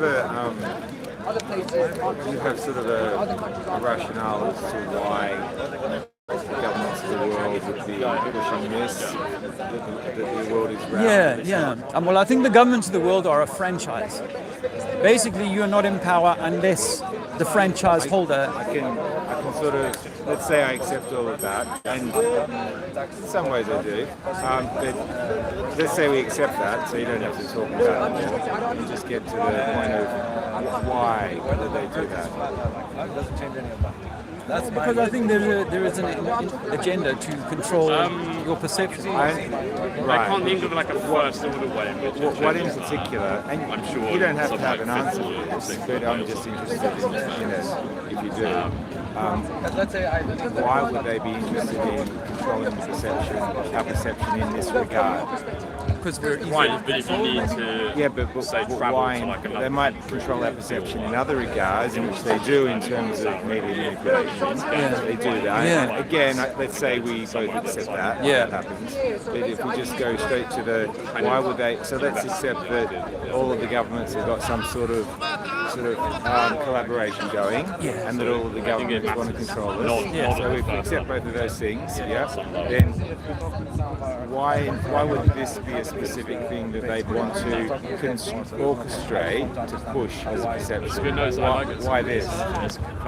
Well, it points out. I mean, for me, the heliocentric model, because I believed it, was very much against the idea of creation. Right. Heliocentrism. Heliocentrism is against creation. It's so you think it's part of a wider argument from the pseudoscience community? Because I don't believe in evolution either. I've watched long form interviews with mathematicians, computer science experts, and biologists who have said that basically it's impossible. And that if you look at Darwin's doubt, if you're familiar with Darwin's doubt. Okay, I've not heard of that. So when Darwin was writing his theory of species and evolution, he had one of his chapters, or maybe a few paragraphs. This is the last chapter. It's called Darwin's doubt, and he expressed this himself. And his doubt was that there wasn't any scientific proof that you can see the development of humans from going back in time. That first we were a tadpole, and now we can see evidence of us becoming a frog, and then becoming this, up to a monkey, and then gradually changed into a human. And we can't see that in the fossil record. So he said that's my doubt, and that there was also something at the time that was known called the Cambrian explosion. Have you heard of that? Yeah. So that's where there was this all of a sudden in the fossil record. All of a sudden there was many different creatures of the world came into being. And they thought in the 1850s when Darwin was writing, they thought it was something like 10 million years, which is a long time, but not a long time in the history of the world. But now, so at the time, he understood the Cambrian explosion, and that helped him to develop this notion of Darwin's doubt, which meant that he hypothesized that in the future we'll have better science, better technology, and we'll close that gap and remove that doubt. But we never have. In fact, what's happened is we've gone the other way. Now we know that Cambrian explosion happened in an even much shorter period of time than they understood it. Much shorter. So it's something like 2 or 3 million years, all of this explosion of life, all these different creatures. And there are some very, very minor changes that have happened to some creatures over time. like some certain sort of small webbing for certain birds in the water. Very minor, but changes. These computer scientists, who, by the way, one of them was an atheist, and he's a computer scientist professor at MIT in America, and then there was biologists as well. And he said that from his computations, it's impossible because even over many hundreds of generations, for these changes to happen, to even very gradually to become different species, the amount of change in the proteins of the bodies of these creatures is so enormous that it would actually kill the creature before it got to adulthood. So it's literally impossible. So this is extraordinary. So science has to be repeatable. And for hundreds of years, actually, for at least 100 years now, they've been doing experiments with hundreds of generations of mice trying to change them, and they can't. Only very tiny minor changes. So, but no one talks about that, and so really, science and theory of evolution truly are religions. They're articles of faith, of belief. But the majority, if you said that to people, they think you're nuts. So the fact that that's the case is, and I've learned that from very scientific people, makes me think when I walk past you, because you often hear it said, "Oh, are you a flat earther?" And it's like a very big sort of. It's like they use the term anti-vaxxer, conspiracy theorist, all of these things. Are you videoing me? You are. Are you publishing this? Yeah, I'm live on YouTube. I've been. Oh, are you? Oh, Jesus. Okay. Well, that's interesting. 7 hours now. I've been going a long time. Right. Okay. Sorry. So what? Yeah, I prefer not to be on the internet. Oh, really? Yeah, absolutely. But for some of the reasons that you've explained. Yeah, I know that there is a grand conspiracy. Actually, quite possibly. I believe it. I mean, there's evidence for this. There's evidence for people getting targeted for all sorts of things. But just want the truth coming out. Yeah. So specifically, your response would be that it's part of a wider sort of construct to control how we think about the world, to be anti-creationist. Basically, how we think about the world and ourselves. Because I think that evolution I could understand that, right? But what about the notion of the nature of whether the world is flat or not? How does that feed? Like evolution, I understand how that they could want to control us in that way, because that would suggest that, you know, that religions are wrong and science is right. So I get that. When it comes to this notion of whether the world is round or not, how would you? Why do you think they would do that? I mean, there's a materialist world that we live in. So this idea that we're all rocks, gas balls, flying around. Hides the truth that I think Nikola Tesla was trying to say, that the world is all frequency to vibration. Right. Okay. It's everything if you want to understand the sequence in terms of high frequency and vibration. Right. Yeah. So that's what he was saying, and I think that it is that we're not material beings. We are expressions of a frequency of vibration that right. Sitting iron bars, brass. Yeah. It's actually all an electro. Follow me again. I don't want to continue the debate. It's all an electromagnetic system in which you and I are equal participants, but fractal of. So we are a fractal.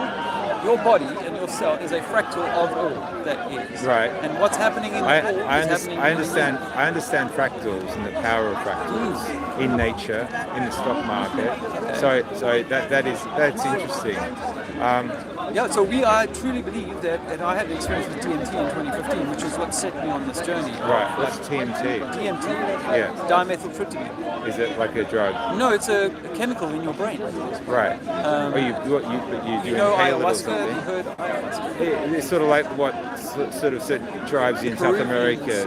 take, right? Okay. Yeah. So it's the same thing. They use two plants and they boil them together and releases vast amounts of DMT, dimethyltryptamine. Okay. Which What people do have synthesized. you inhale it? Yeah. Okay. Well, in the Peruvian way, you drink this Right. tea. Okay. Okay. And then the way that I did it was through inhaling it. And what does that do to you? Well, for me, I mean, I was 47 at the time. I'd done in my 20s and 30s. I'd done quite a lot of partying, mushrooms and things like that. Yeah. So I'd had psychedelic experiences, but for me, it was like I was dying. I felt like I was dying in that moment. Everything that I cared about was ripped away from me. And within 30 seconds, I was immersed in after it being very frightening, I was immersed in a field of love so intense, beyond anything I'd ever heard of or knew of. Yeah. And I started getting information, and I'm not tripping or like hallucinating.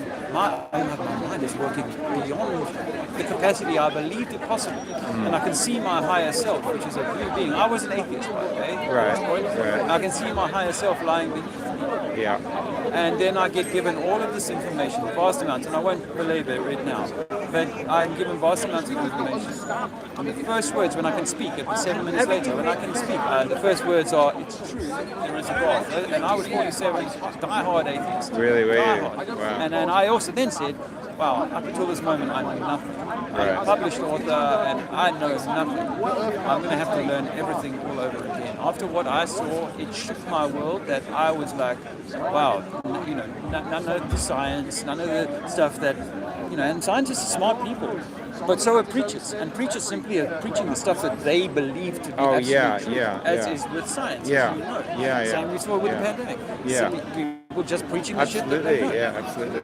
And so I was willing to, after that experience, because I'd kind of come across flat Earth, but held it at arm's length because I wasn't willing to bite that bullet. Yeah. And after that experience, I was like, oh no, I have to go and look at this again. So on my way through flat Earth, I then studied quantum physics to try and get a better understanding of how the world might be working, and how I believe that it is that it's an electromagnetic torus. Is it electromagnetic torus? Torus? What's a torus? So it's a reciprocating hyperbola. It's like, you know how the water goes down the spiral down the tap? Yeah. That would be the center that you could grip hold of a torus, and the rest of it would be like a donut, like an electromagnetic donut, or an apple, or a nectarine. Think about a nectarine or an orange. Right? Okay, so let's take an apple. Yeah. Yeah. So you've got an apple, which is round. The core of the apple. Yeah. The core of the apple is the hyperboloid. That's the spiraling tight bit. When the water's going down the sinkhole, that's the spiraling. That's spiraling in the middle. The outside of the donut is the skin of the apple. Okay. You could say the North Pole is where it connects to the tree, and the South Pole is where it connects to the butt of the apple. Yeah, yeah. And the seeds at the center are, in the macrocosm, are the continents. Okay. Okay. So now I brought you from the apple to imagining that the atmosphere is in different layers and strata of density.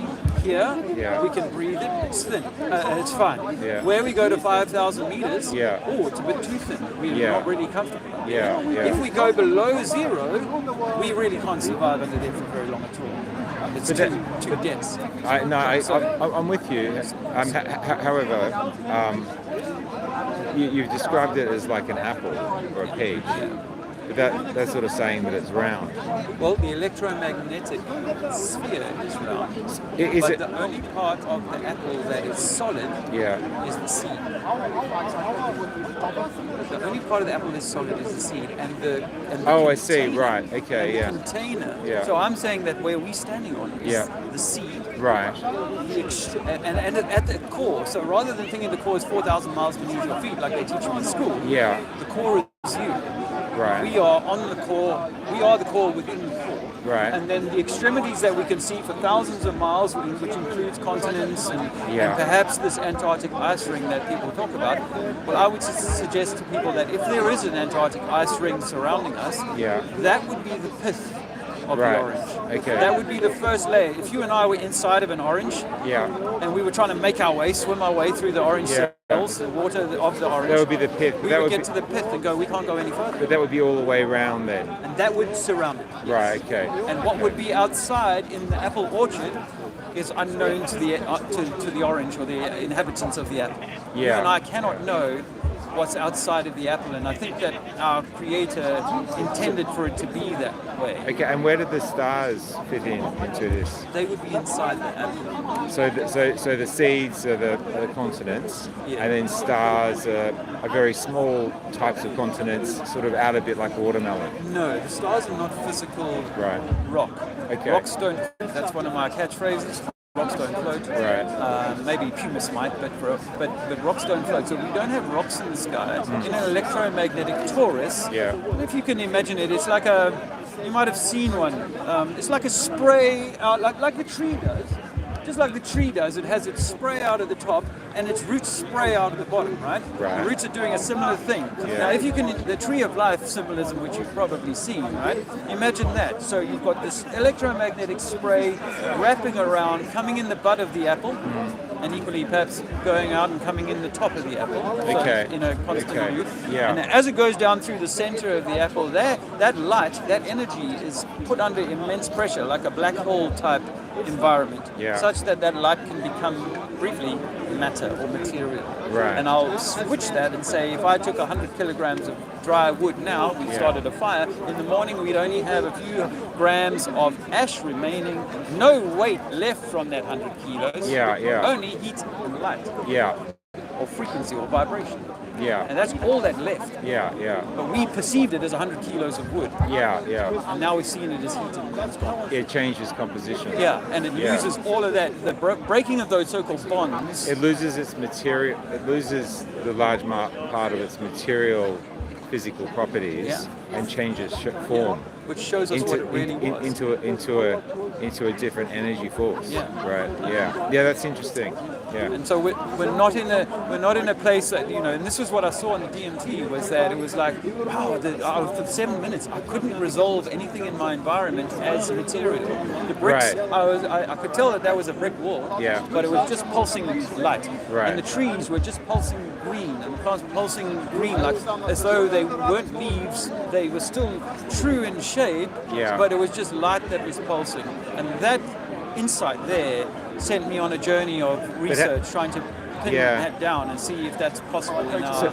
So for example, if I run into that tree, I'm going to hit my head, I could knock myself out. But if we burn the tree to the ground, it changes shape.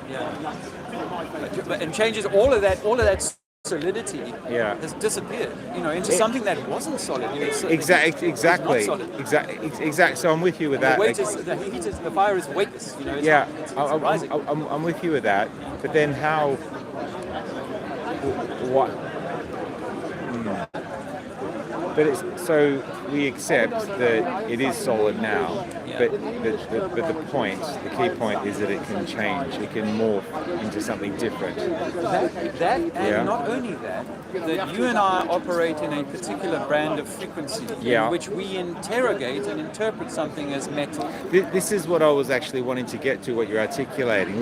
We interpret that as wood, but the thing, what I wanted to express is that if I run into it, I do actually hit it and fall over. That's physical. Absolutely. So is that just because of my belief system? No, not at all. That is that you, just like in your TV, can be made to show all sorts of fantastical things. None of them are in your TV, but they are all there. The difference between this is that obviously in the 3D reality, you run into the tree. It's going to I can see it and it looks like it's solid, but if I run into it, I can feel it.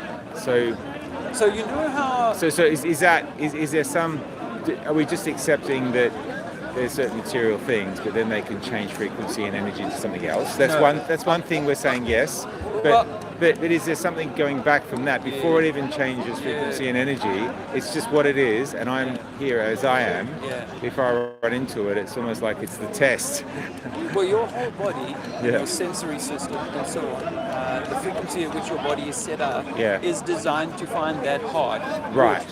And metal even harder. But just like we know that we can only see a tiny fragment of the visible spectrum of light, the spectrum, the total spectrum of light.